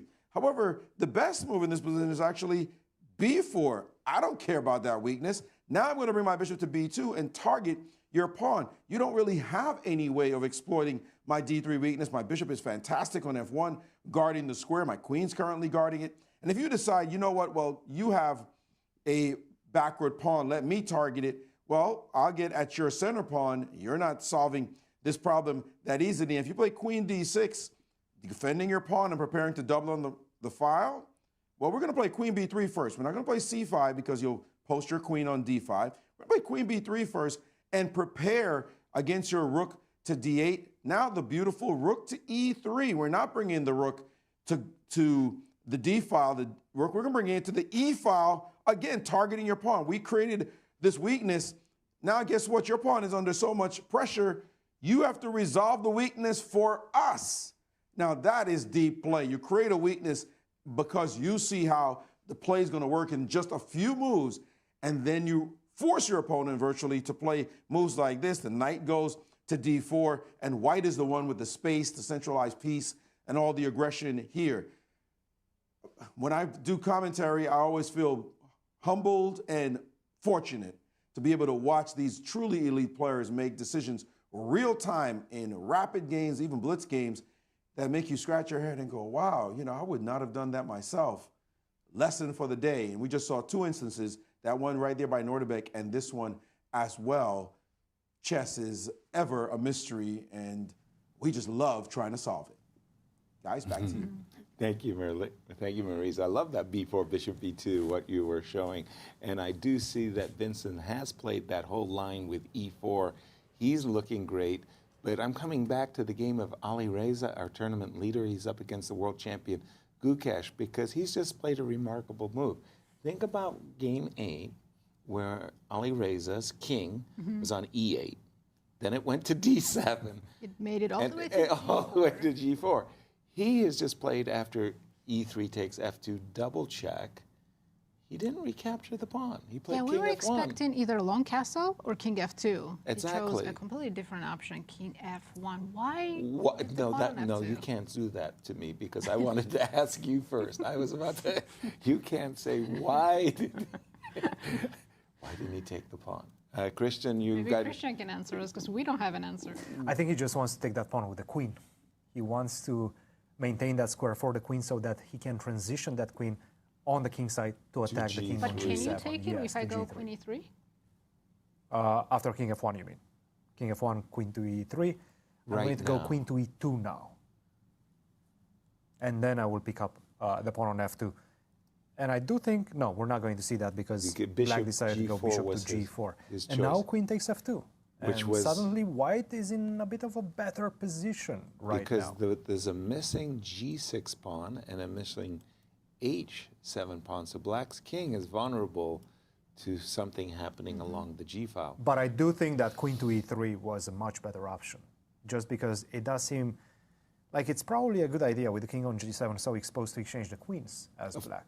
Why absolutely. not? Right? And in the endgame, you can in fact take advantage of the structural weakness of white, that pawn on d4, which might become an issue later on in the game. So definitely a missed opportunity for black, bishop to g4, queen to f2, and I do think that Alireza has the upper hand right now. Suddenly Specifically king because of the F1. practical situation of this game and that king on g7, which is tremendously weak right now. King F1 suddenly paid dividends. Dividends, yeah. This is yeah. why he played. Oh, now you know. Yes. now you know. But I always say, because trading queens is one of the most important decisions that you're going to have in a chess game. Right. Trading queens. When should I trade queens? And usually the answer is all about the vulnerability of the kings. When your opponent's king is vulnerable, don't trade queens. When your king is vulnerable, trade queens.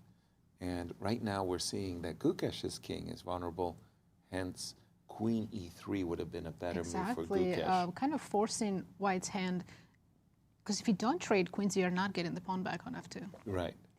But he has that opportunity, and now he has to worry about his open king on the g file. Precisely. I was thinking maybe bishop h5, bishop g6. Okay, that makes sense. To try to cover Asking him up, to right? take on g6, and then I'll have a little bit of a cover for my king. Exactly. Bishop h5. I don't see it. Can I try to exploit it? That is scary, knight coming to f5, but if I still go bishop g6. Right. I'm kind of... Also, I have queen f6 hopes. Yes, the desirable recapture with the queen. Exactly, that's what I wanted. Walks into queen f6. We do have a move. Gukesh has chosen rook g8.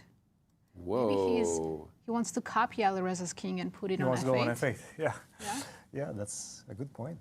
Chess coaches around the world are in absolute revulsion at the moment. I mean, how are they going to explain to their students this play of the world champions where you put your king on f1 and you... This one is easy to explain. The knight f6 to g8 from Vincent last time. That's a difficult one to explain. I think one thing I would say, you can make moves like that when you are 2700. Until then, don't make moves like that. Do not try this otherwise, yeah? From White's point of view, it's a bit of a tragedy that he can't get his bishop to b5 so he can put his knight on e5. How to exploit rook g8? I mean, I don't think there's a way actually to a good exploit move. it necessarily. I think we should just continue playing normal chess. Rook to e1. Yeah, rook e1, queen f6. And now maybe it's time to go for this knight to e5. It's so simple. It's not... I am having some difficulties defending that pawn on d4, right? Oops, So that was a queen trade, by the way. it does seem like I have to accept these trades in order not to lose that pawn on d4. I see. So you think that this ending is somewhat better for White? Slightly better. I don't think there's much, but there's some pressure. I have the e file, I have rook g5 potentially coming into the position, and I have the passed pawn, the h file, the h pawn. Feels minimal. minimal. Yes, for... but there's something. Okay, There's something I in the mean, position. I won't argue that White's not for choice. That seems pretty clear. All right. I think fair. Pragg, for the first time, has a good chance now in his game against Anish. And what a huge win that would be if he can pull it off. When we left it, we saw the position with the bishop on f3, and I wasn't sure that Anish wasn't still a little bit better, but it was that expansion on the queen side, b5, a3. I'm quickly just catching up with the players. Apologies. d5, okay. Maybe premature, because allowing black knight to go to c5. Yeah. But look at that. As soon as Pragg gets some initiative, oh, he's such a dynamic player. He's exploiting his chances, isn't he? b5, b4 is on his agenda. There's more moves. Rook c1 that Engine really disliked, and now after b4, Anish had to move the knight all the way back to b1. Yeesh. That can be good, right? No, the pawn on b3 is a monster. But now, how to follow up? Maybe rook f5? That's a good follow-up. I was wondering about knight e4, maybe trying. There is a siding. Look at that, Rook such f5. a beautiful move. He's in a mood right now. He spots every single tactic in the position, every single offensive idea. Well, Yeah, that loss against Alireza is fueling him now to keep winning every game. Seems like it, yes. Queen to e1, maybe rook f8. Angry. Double up. Pardon? Double up, rook f8. Rook f8. bf8. I hate to reach for the pawn, but ooh, that went too far. That was obviously intended to be f2, f3. But I'm definitely struggling here with white. What is my knight doing on b1? Passive pieces we have on first and second rank. Exactly. No, this is not. I mean, black also has weaknesses. Pawn on e6 is a weakness. Actually, that might be the only one. Let's go knight to a4, right? But even that is inaccessible for white, so. Maybe knight a4. Yeah. It looks dangerous. By the way, we have this position on the board, queen e1. Let me just refresh. There's no f3 yet. Yeah, that was the doubling of the rooks. So Pragg trying to pick up 2 points on his way to the blitz with the black pieces. I actually that Vincent maybe messed up and doesn't have a big advantage anymore. He did. Is that the case? He did mess up. Whoa, yes. whoa! What happened? When we left it, he had just quite played. badly, in fact, I would say. Okay, when we left it, he just played e4. Yeah, e4. So good for white. Well, hold on. So there's a king b1, e4, rook b8, and now b5. Okay. Engine screaming white's close to winning. Well, we were looking at e5 and knight g5 ideas, and we thought those were very good for white. And he had the opportunity to do so. Take on d5, and now just e5. He started with knight to g5. This was a golden opportunity. You want to put the knight on g5, you want to close up the bishop on g7, start with e5. The knight to g5 is going to be a double attack, and you have nothing else to worry in the position. He did not do it. b4 came, knight a4, takes. Now we're not hitting h7 anymore. No, now it's a completely different situation. Whoa.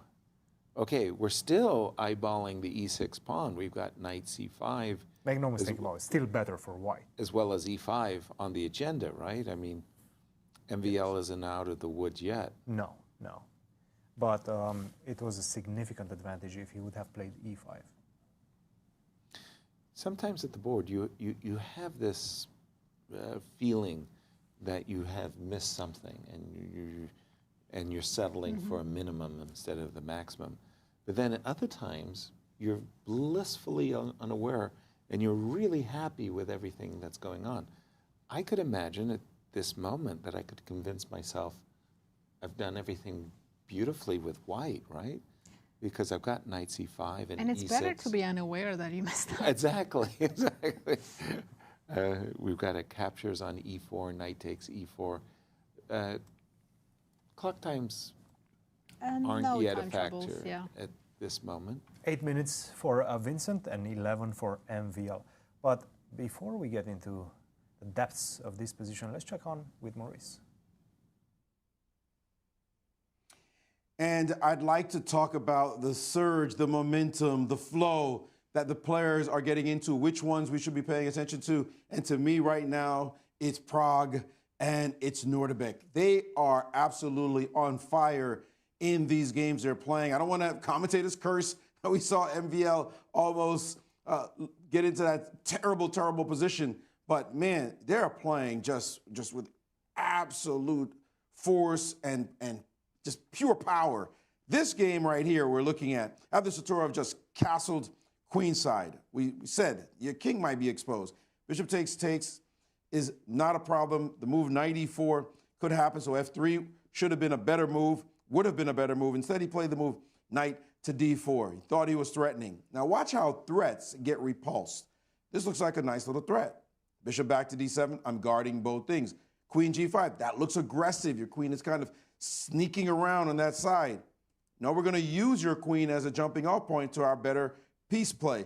The queen drops back, maybe somehow restricting this king on c8. No can do, we don't care. Move your knight backwards. I said move this time the other knight backwards, and now it's turning into a disaster because the pawn on a2 is hanging. Knight to e5, let me get some counterplay. You take my knight, I'm going to take back on c3, and now I'm hitting this pawn on f7. Yeah, every time you make an aggressive move, I will take advantage of it with bishop to d6 now, pinning the knight. You're thinking, like, how is it every move I make, black is finding a move? Well, let me bring my rook into the game, and now that your rook's trapped on d1, let me attack that piece as well. The knight is pinned. You cannot take on g4 because your queen will be hanging. So do something about this position. Don't play something like rook to d2 because obviously takes, and this rook, well, the pieces are forked. That's terrible. And rook to d3 is also bad because, again, we talked about aggressive moves, and every move you make, I'm taking advantage of them, now pinning the knight to the other rook. What to do here? He played the move knight to e4, hoping for some tactics, maybe get rid of that bishop on d6. He said, okay, I will take this, and then I'll take this one. And he's just taking everything. All the energy is dissipating from white's position. It looks like there's still some weakness with the black king, but this bishop, you're down a piece. And at the moment, your rook is hanging, by the way. So solve that problem. He took on f6, and now bishop takes c2. Just punishment on every single turn. And now what to do? If you take here, he's just going to take this piece, and after queen takes, he can calmly drop his queen back. And look at this. If you take on f7, we'll just hit you again. Every move you make, it's going to have a drawback. f2 is hanging. Your position is just completely falling apart. You're down material. Just incredible, forceful play. A second ago, black had just like had a problem and said, you know, let me castle queenside. And instead, white, thinking he had something, just ended up on the other side of a storm. And just incredible, impressive play by Nodirbek. We go back to the live position right here. I can't say enough about how his energy and forcefulness, he just beat Alireza. He is showing his class as a number 4 player on the planet.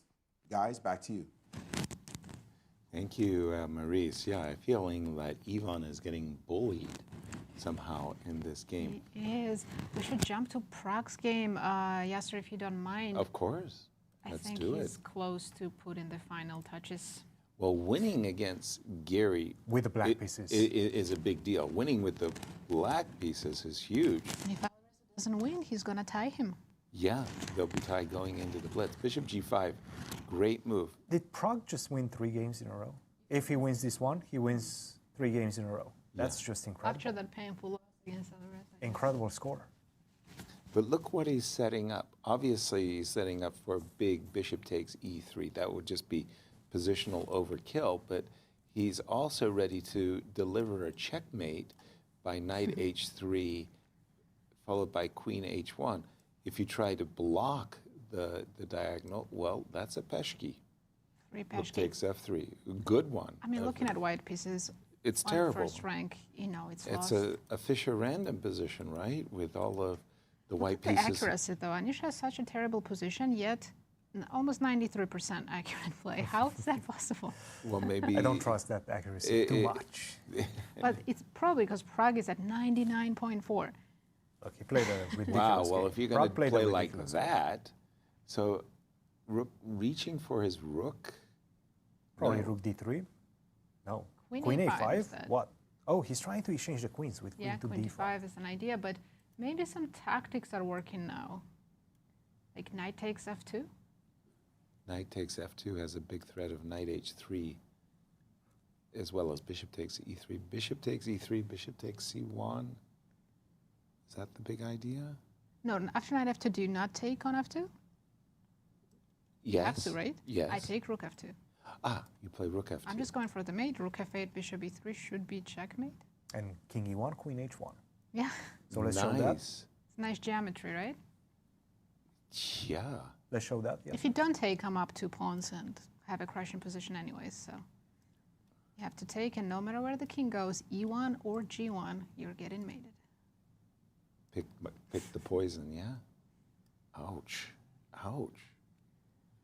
Man, Will that he is... find it? I mean, of course, it's not difficult to find. Well, knight f2 threatens knight h3, mate in 1. Queen d5, well, I'll trade queens and play bishop takes e3. So bishop takes f2, rook takes f2. No, yeah, if you don't want to get checkmated, you have to trade queens here with queen d5, but Right. you're going to a completely lost endgame. Exactly. The good news for Pragg right now is that he understands this is the critical moment. Yeah. Because queen a5, it just feels like a move in the wrong direction. It feels like you're leaving your king even more exposed. Right. And there needs to be a tactical shot. And that's why he's spending a little bit of time right now trying to understand where that tactical shot lies. And knight takes f2 must be one of his candidate moves. Absolutely. The way Anish is sitting, I think he saw already knight He f2. definitely saw Yeah. it. He's trying to cover his face right now. Yeah. Not show where his eyes are going, trying to calculate this knight takes f2 and find a defense which just simply does not exist. Yeah, it's hard to keep a poker face when you're when you know you're about to resign after knight f2. The guy who had an extraordinary poker face was Anatoly Karpov. He, you could be mating him in 3 moves, and he was just like a stone. And so many games I played against him, and I thought I have winning positions. I'd look up, and he just seemed so perfectly happy. Then you would start questioning yourself. Right? Yeah, like what does he understand that I don't? Knight f2. He's about to play. Winning move, and you can see he's zoned He's in. in it. Prague is feeling it. 3rd win in a row coming up. 6 points. He's like a hawk right now. He's looking at the square Right. f2. He's trying to get... There we There go. he goes. Yeah, Knight takes f2. Like a raptor. Yes. Munch. And again, knight h3 is a threat of mate in 1. And you saw Giri immediately pick up a piece. He understood that. He knows. Yeah. He knows, he's seen it. He understands that this is probably resignation time for him. Yeah. Yeah, and it's sad for Anish, as he said Grimace. in the interview. At some point, he was doing absolutely great, and then there was that one loss. Well, the thing that Changed happened, changed everything for him. it was like the Romania event. He had a victory over Alireza, and he was in Yes. good shape. He's cruising along, and then Alireza drops out of the tournament. His victory is nullified, No, and it he does wasn't. well because everybody else gets A point, free right, point, right. is what I mean to Yes. say. And then he suddenly doesn't do well in the rest of the tournament. Doesn't get a lot of Grand Chess Tour points. He did get the rating points for that. Yeah, victory, he got the so rating points. That's good Bishop news for takes him. f2. Your move rook takes f2 is tremendous. He already played it. Yeah, it's on the board. And threat of queen g2 checkmate is, you got to play queen d5. Yeah, but might as well resign, right? Exactly. It's so bad. Wow, Prague picking up 6 out of 6 points available today. Wow. Perfect score. Yeah. I don't think any player has done that any of the days. Yeah. Yeah. Alireza was close, but he still had 1 draw each day. Yeah. We're lauding three victories in a row, and how impressive that is. And it's unfathomable to realize that Bobby Fischer had 20 victories in a row, including today like that's 6-0, 6-0, unimaginable. Tigran Petrosian, just a whole series of victories. We And have there a we go. handshake. That's a handshake. Our congratulations to Prague, we're going to quickly jump to our tournament leader, Alireza versus Gukesh, because it seems to me that Gukesh has actually done very well and is holding a position comfortably. And Alireza will not, well, be winning. That's early. I feel we should shift our attention to Nodirbek's game, just because that one, this one seems he was bullying quite Ivan normal Saric. right now, quite balanced for the moment. The other one, Nodirbek's game, is wild as well. Well, we left it with Maurice, and the bishop was on c2. There was a black bishop on c2 the last time we've seen this game. Yes, king takes, rook d7. So an exchange more and the initiative for Nodirbek? If Alireza makes a draw, he's going to be caught up by Prague. Yes. Prague just officially tied him, yes. Rook takes f7, queen b5, rook takes f6. We've caught up to the players. Isn't it time to get out of the pin? King b8. Can we maybe... You're so uncomfortable with pins. I hate them. I hate them. I feel like I've been handcuffed. D3, okay. That's an interesting decision. I'm not sure I like it. Because once you play D3, that bishop... I hate it. ...has life. And you kind of cut off your own queen, right? From going to E2. E2 and escorting the pawn with D3 in that case. No, so maybe just king D1 now? He certainly sees something. King to D1, he wants to play D2, surely. What are we missing after D2?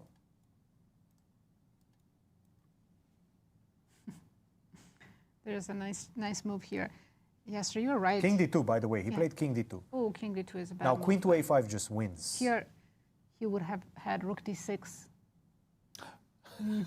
Because of the pin. Exactly. Rook to D6. That's, I mean, at first blush, you're blind to this move because you just think, you know, the rooks control the D6 square. Oh. Easy to but miss. King to Easy D2, that is immediately fatal, right? After Queen to A5, now it's more or less resignation time, yes. Oh. This has not been Ivan's If you go tournament. King to D1, then I can just simply take on A2. And in fact, you can give a check. You can take on C5, but then Rook to C7 seems to be You're threatening checkmates, take on C5 or Rook C6, King B8. Yes. Yeah, that's... Maybe Rook C6, King B7, so I don't allow you Bishop E5. Or even King B7. Ouch. And again, check. I'm just first to the buttons, you know, of the position right now. We're seeing a potential resignation in this one after Queen A5, check on the board. Yeah, Ivan has 4 minutes, but he can't get out of the situation. King D1 on the board. Now all he has to do is pick up that pawn on A2. It's not about the pawn, it's not about the material, it's the fact that you're invading White's position finally with that queen. Did he just say it's not about the pawn? It's always about the pawn, but let's go over to Maurice, who is with Prague. Well, for the first time in the competition, we can say we have a new leader, and it is Praggnanandhaa after an absolutely brilliant game against Anish. Prag, we saw you yesterday, last round. I mean, you had so many chances to draw, and then you made mistake after mistake. Many people might have thought, oh, this guy is devastated. How did you clear out the memories of that game and now come back and win 3 in a row? Yeah, no, it was a painful game. I was pushing throughout the game. At some point, I even got a chance for more. I maybe was winning, but I also had more time than him. Maybe like 2 minutes against 10 seconds or something. So it was disappointing. I felt that, you know, it was more like I had to lose that game because I made 3 blunders, which you don't. I mean, if you make 3 blunders in the whole tournament, then you're disappointed. But if I can make it in one game, then it means that I probably had to lose that game, good or bad. So I was in general happy with my play overall. I felt I was in control. So So I didn't think, it was anything to do with my play. So Today you come back and win 3 in a row, and especially this last one. If I played this game in Classical, I'd be thrilled. I'd been one of my best games. How did you feel as this game was progressing? Did you think that his opening was suspicious? You seem to play very forcefully right out of the gate, right at this position right here. yeah, to be honest, I think it all starts with the first game of the day usually, because if you start well, then you kind of in the momentum to play the next 2 games. It was a really shaky game for me against Saric, but I managed to get through. And then, yeah, this one I'm quite happy about the game. I think it was quite high quality, I think, for a rapid game especially. I don't think the opening I think is normal. Somewhere here it should be fine for white, but yeah, it kind of starts to go a little wrong. I was happy to, once I got this DEFE in the game, it felt like I'm just pushing through. Last point, this moment, of course, after you've gotten everything going, and then just right here, when you find the move, knight takes on f2. This must have felt really nice to be able to play, especially following it up with rook takes f2. Yeah, no, the thing is I did, like when I went e5, bishop g5, I thought I'm completely winning, and then I saw queen a5, I was like, oh no, I missed queen a5. And then it took me time to spot that I can just go direct knight f2 and rook f2. So, it should have come a bit quicker, but still I found it, so it's fine. A win is a win. Well, we'll let you get your rest and get ready for the Blitz. Congrats on your performance today. Thank you. Guys, back to you. Thank you, Maurice. And indeed, Pragg, congratulations. Another player about to win is Nodirbek against Ivan Saric, king a8, and Nodirbek's king is safe, and white's king is not. Completely exposed. Queen b1 check, and a mating pattern is coming up with queen b1 and queen c2. These guys, Pragg and Nodirbek, winning back-to-back. Alireza has real competition now. Yeah. He was enjoying that lead for most of this event, but not anymore. And Alireza was bullying his opponents, I want to say. And there we have it. Very nice win by Nodirbek. The disaster for Ivan Saric is continuing, but for Nodirbek, after day 1 where he didn't acquit himself, he's suddenly really back in the mix. Let's jump to Vincent and MVL's game. That game's been a roller coaster for sure. Well, another one of the players that could still potentially challenge Pragg and Alireza is MVL. Mm-hmm. We like Vincent's position, but no, I'm just saying that if MVL were to win, to turn it around, he could tie for first. That was what I meant to say. I think, I know actually that Vincent missed a win earlier with knight c7. He played queen f2. Down to 15 seconds now. Well, he's better, but it's not easy. The really nice position. I don't like his chances. The rook f8 was played by MVL rook d3, and now I think MVL can relax a little bit. He's no longer in big trouble. Rook to e3. The thing about MVL, he's so good whenever he has a time advantage because he plays fast, but he knows exactly when to stop and think. He's past the critical moments. He's very, very dangerous, and that's why you should never be in such dire situation on the clock against him. And speaking of, he knows what to do. He just played the best move, rook exactly. h5. Yes. Very quickly as well. Rook c1. 24 seconds right now. The worst is over, and maybe Vincent just blundered, but Maxime Knight to didn't notice e5 was a winning move. A winning move right now. Wow. Rook to f7 allows white to stay in the game. But he's in that defensive mode. Yes. He's been defending the whole game. Yes. So rook f7 looks like a good prophylaxis move. How do we handle rook c5? 6 seconds, 5. Vincent played queen d6. Knight to d6. By the way, rook c5. Queen I think to there's d6. a rook on h1. Queen to d6. He's trying to exchange the queens, and I understand his instinct. He's trying to simplify the position. He only has, he played this move with 3 seconds on his clock. I don't think Maxime can take it. We would lose the knight on c6, right? Yeah, there's a tempo against the rook on c7 as well. Only move, but a great move, is knight to d8 right now. Only move in the position, by the way. Kind of hard to play backward moves, right? Except when they're forced. When you have to, yeah. The knight is otherwise in purgatory there on a c6. I mean, I would look at knight e7. Yep, knight d8. Knight e7. Which he played. Oh, It knight looked- e7 he played. It looked more natural, but apparently it's not the best move, and now Vincent still has chances. Sorry, I'm just going to leave it on the live position here. Yeah, let's He just say took a with the live pawn, position right now. Queen takes b4, knight Maybe we can f5. zoom in on the players now. Watch in time trouble how Vincent handles this. Queen c5. Ooh. What was queen c5? He's Not a- trying to get rid of this queen. of f5. Understandably, in this situation. Not a fan, but okay. Knight to h4. Very good move by MVL. 18 seconds.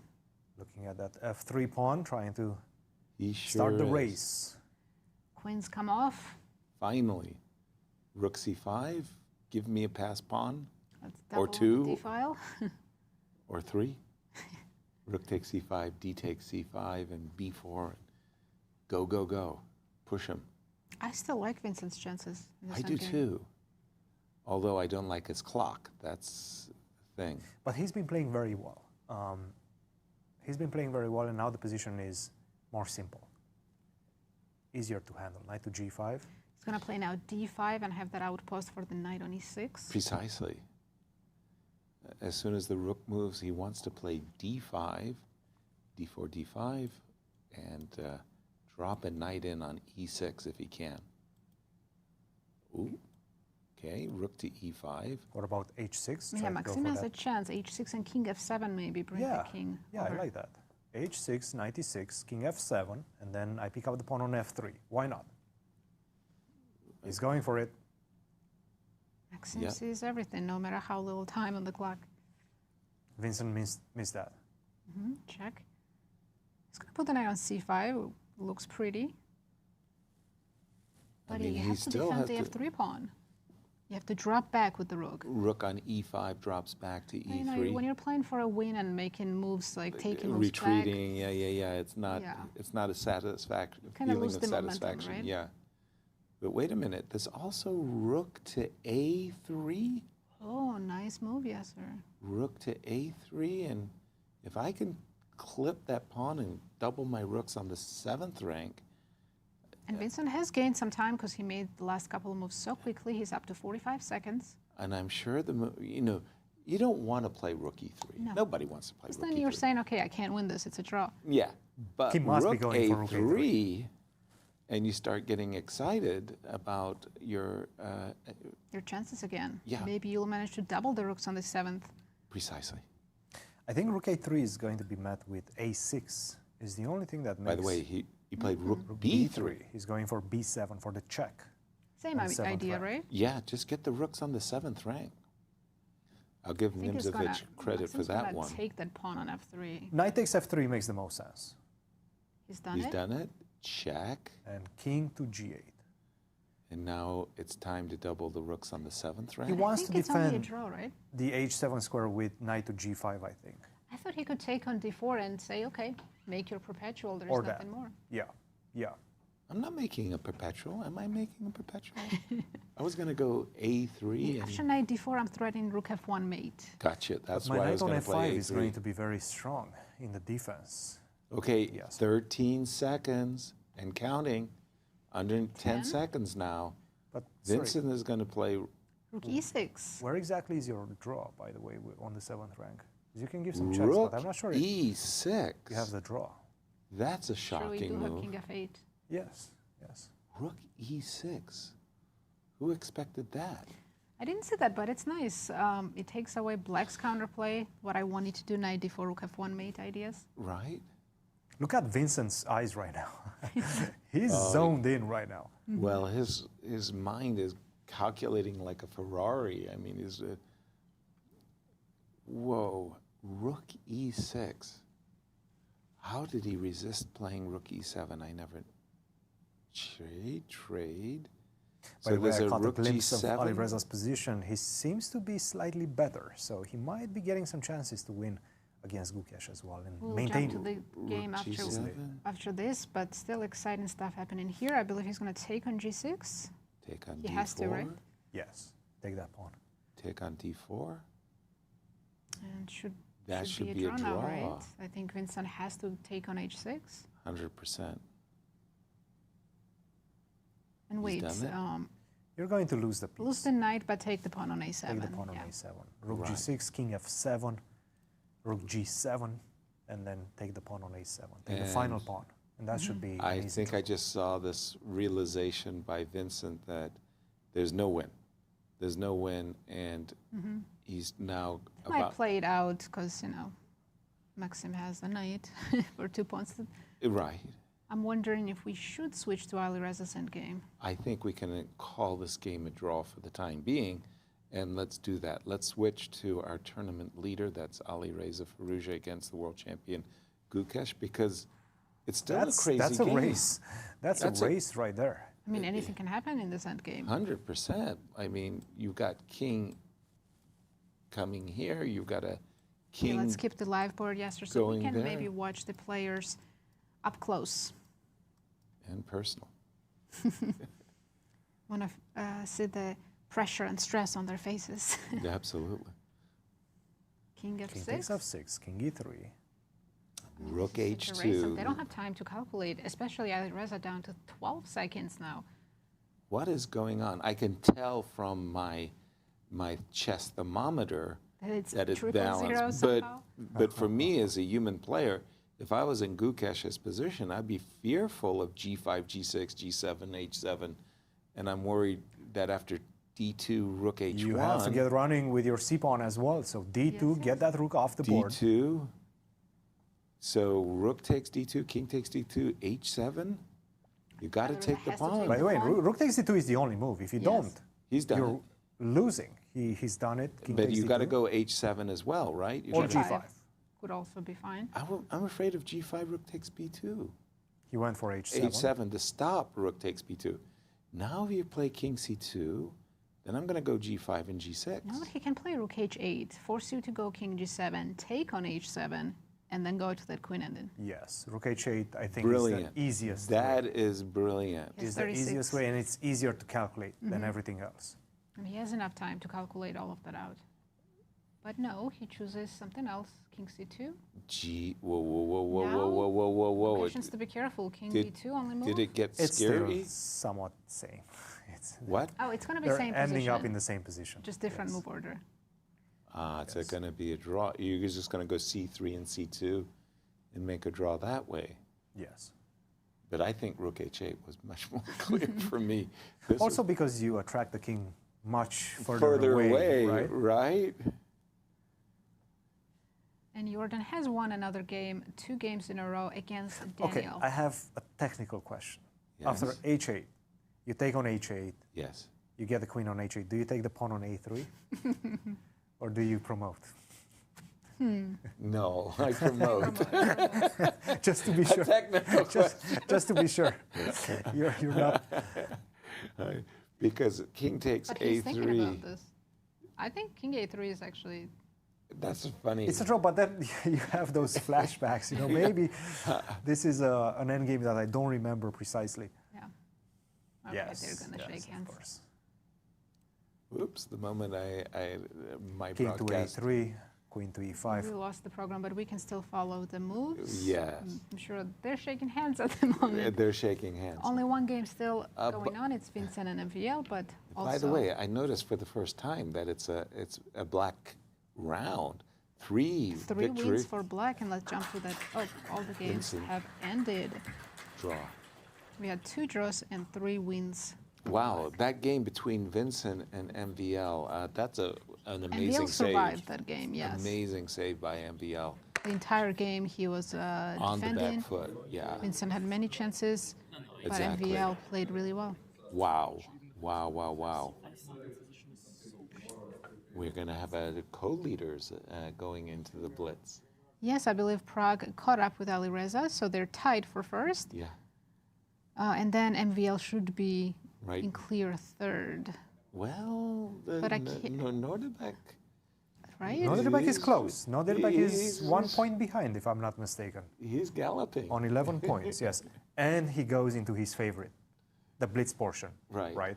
Yeah. The Blitz portion, he's #2 player in the world right now. He's had an absolutely amazing time in Hong Kong.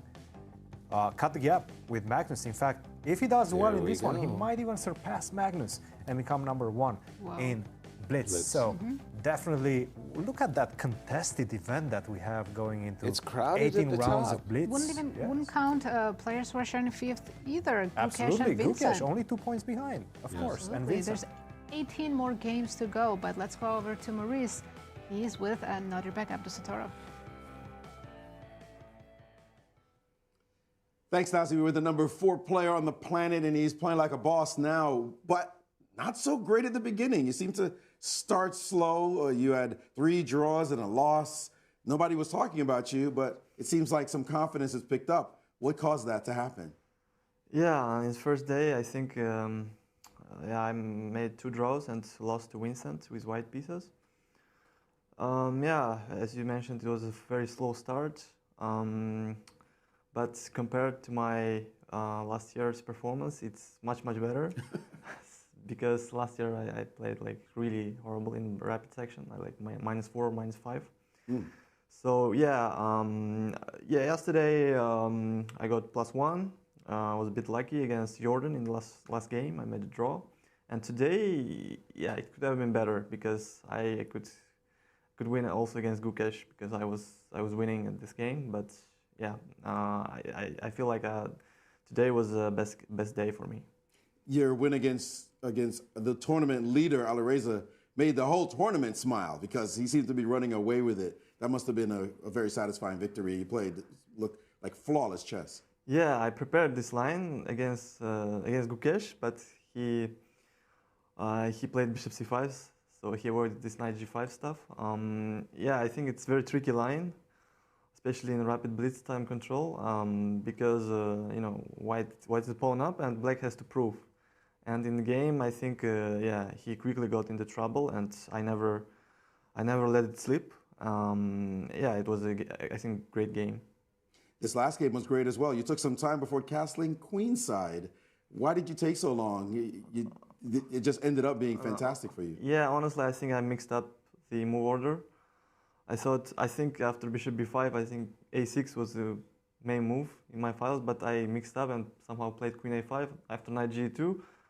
Initially, my idea was like playing bishop a3, but it doesn't work because of knight d4 and rook c8, rook he1, and I just lose a pawn for nothing. And so it was, you know, I didn't want to play a long castle, but it's, you know, I didn't have a lot of choice, so I went for long castle, and he, I think, quickly misplayed it very badly. After like take knight d4, bishop d7, queen g5 is like, I think it's just bad move. After which I got like c5, d4 in good position. Now we know you're a pretty decent blitz player. How are you liking your chances right now? You're right out of first place with the 18 games of blitz to go. Yeah, I'm really excited for blitz because you know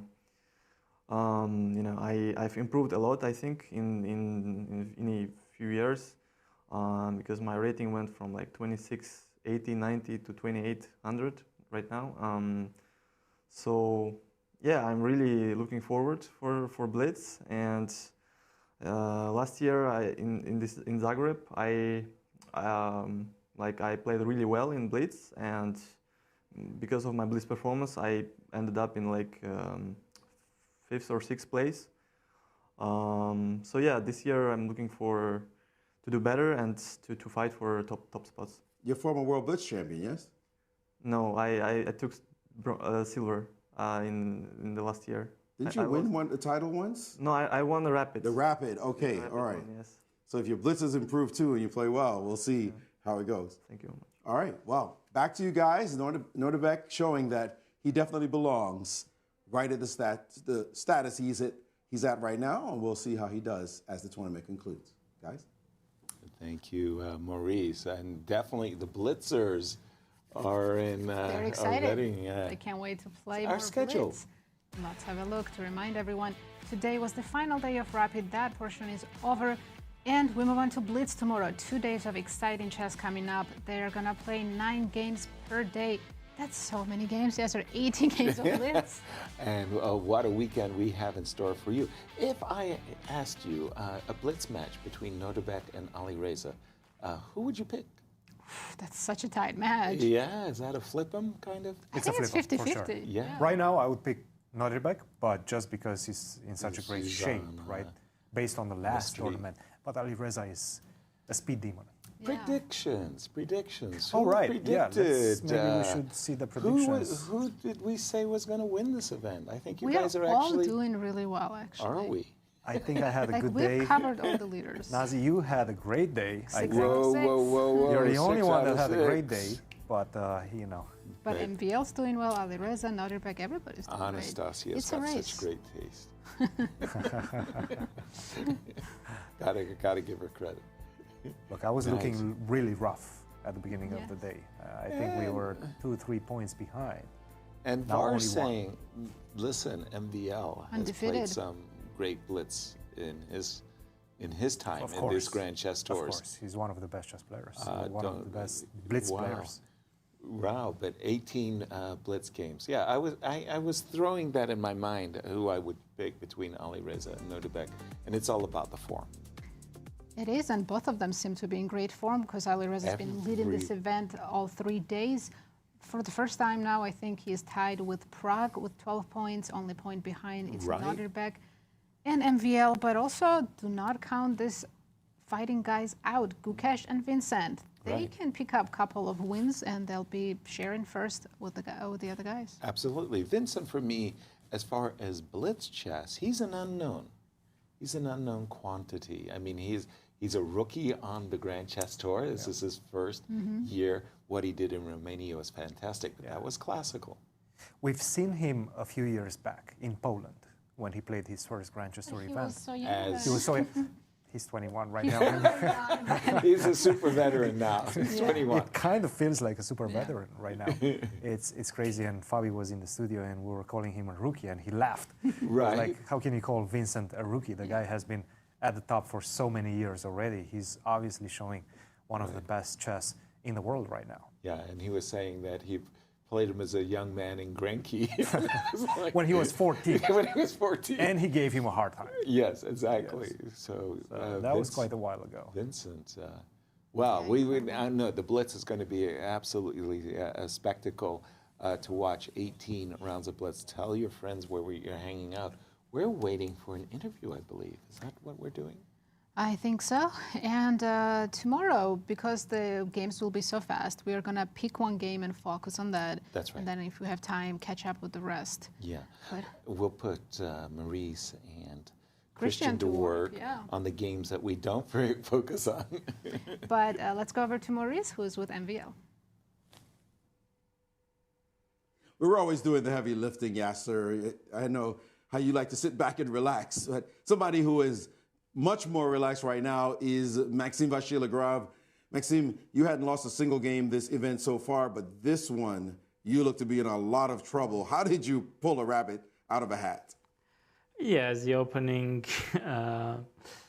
my treatment of the opening, which is not that dangerous, was a bit far-fetched, I would say. But working on geometry with you paid some dividends in trying to create some counterplay. I managed that, and then I got optimistic. And then Vincent found this great move G4, and I was back in trouble again. But you simply found a way to slip out of it anyway. I did see that he got quite nervous in time pressure.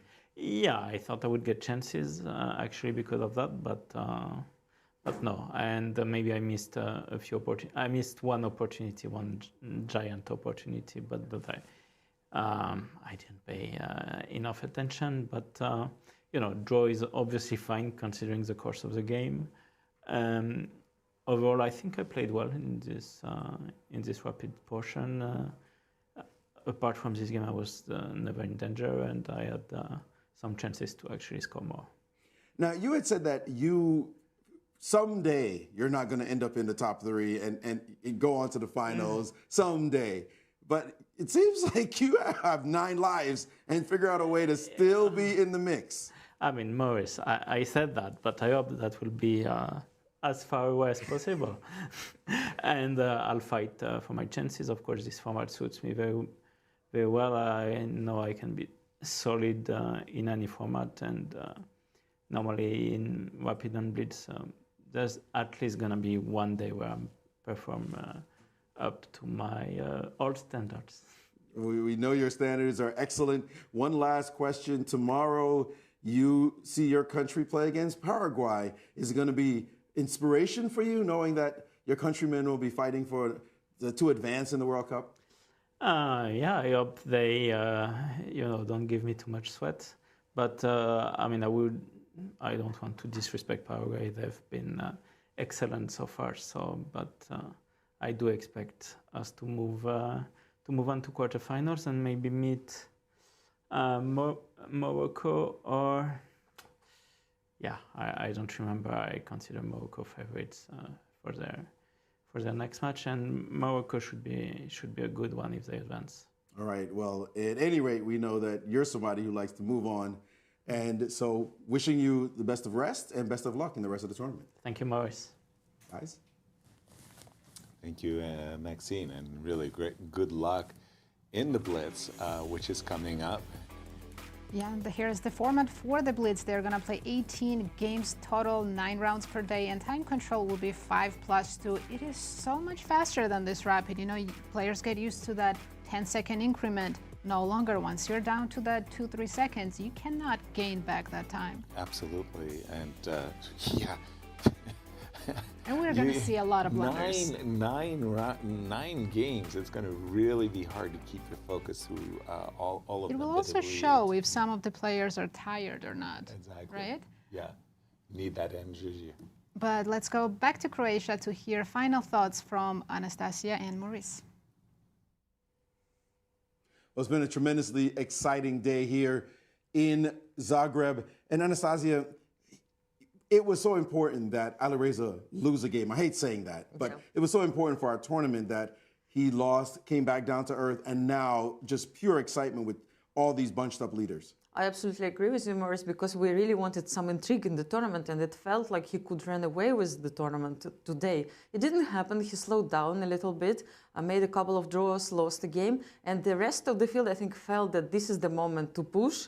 And we all know that Rapid Chess gives you 2 points per game, so everybody knows how important it is to score, especially today. So they were fighting like lions, and you could feel it at the planned venue. And it seemed like they heard what you were saying at the very beginning of the show. So Prague, Maxime, and also even Jorden started to gain the points, and they kind of felt that this is the moment when they can still try to stay in the battle for the finals.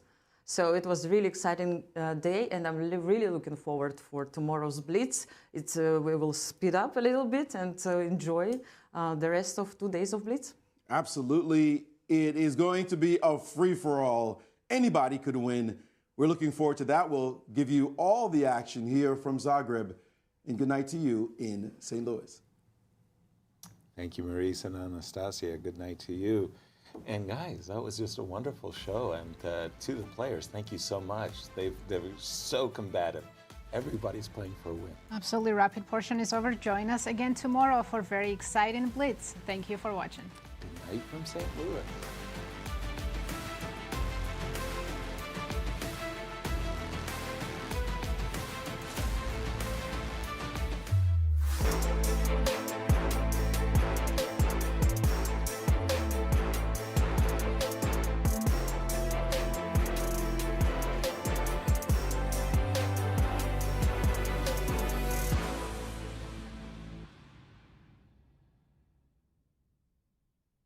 This has been a presentation of the St. Louis Chess Club. Any reproduction or distribution of this content without the express written consent of the St. Louis Chess Club is prohibited.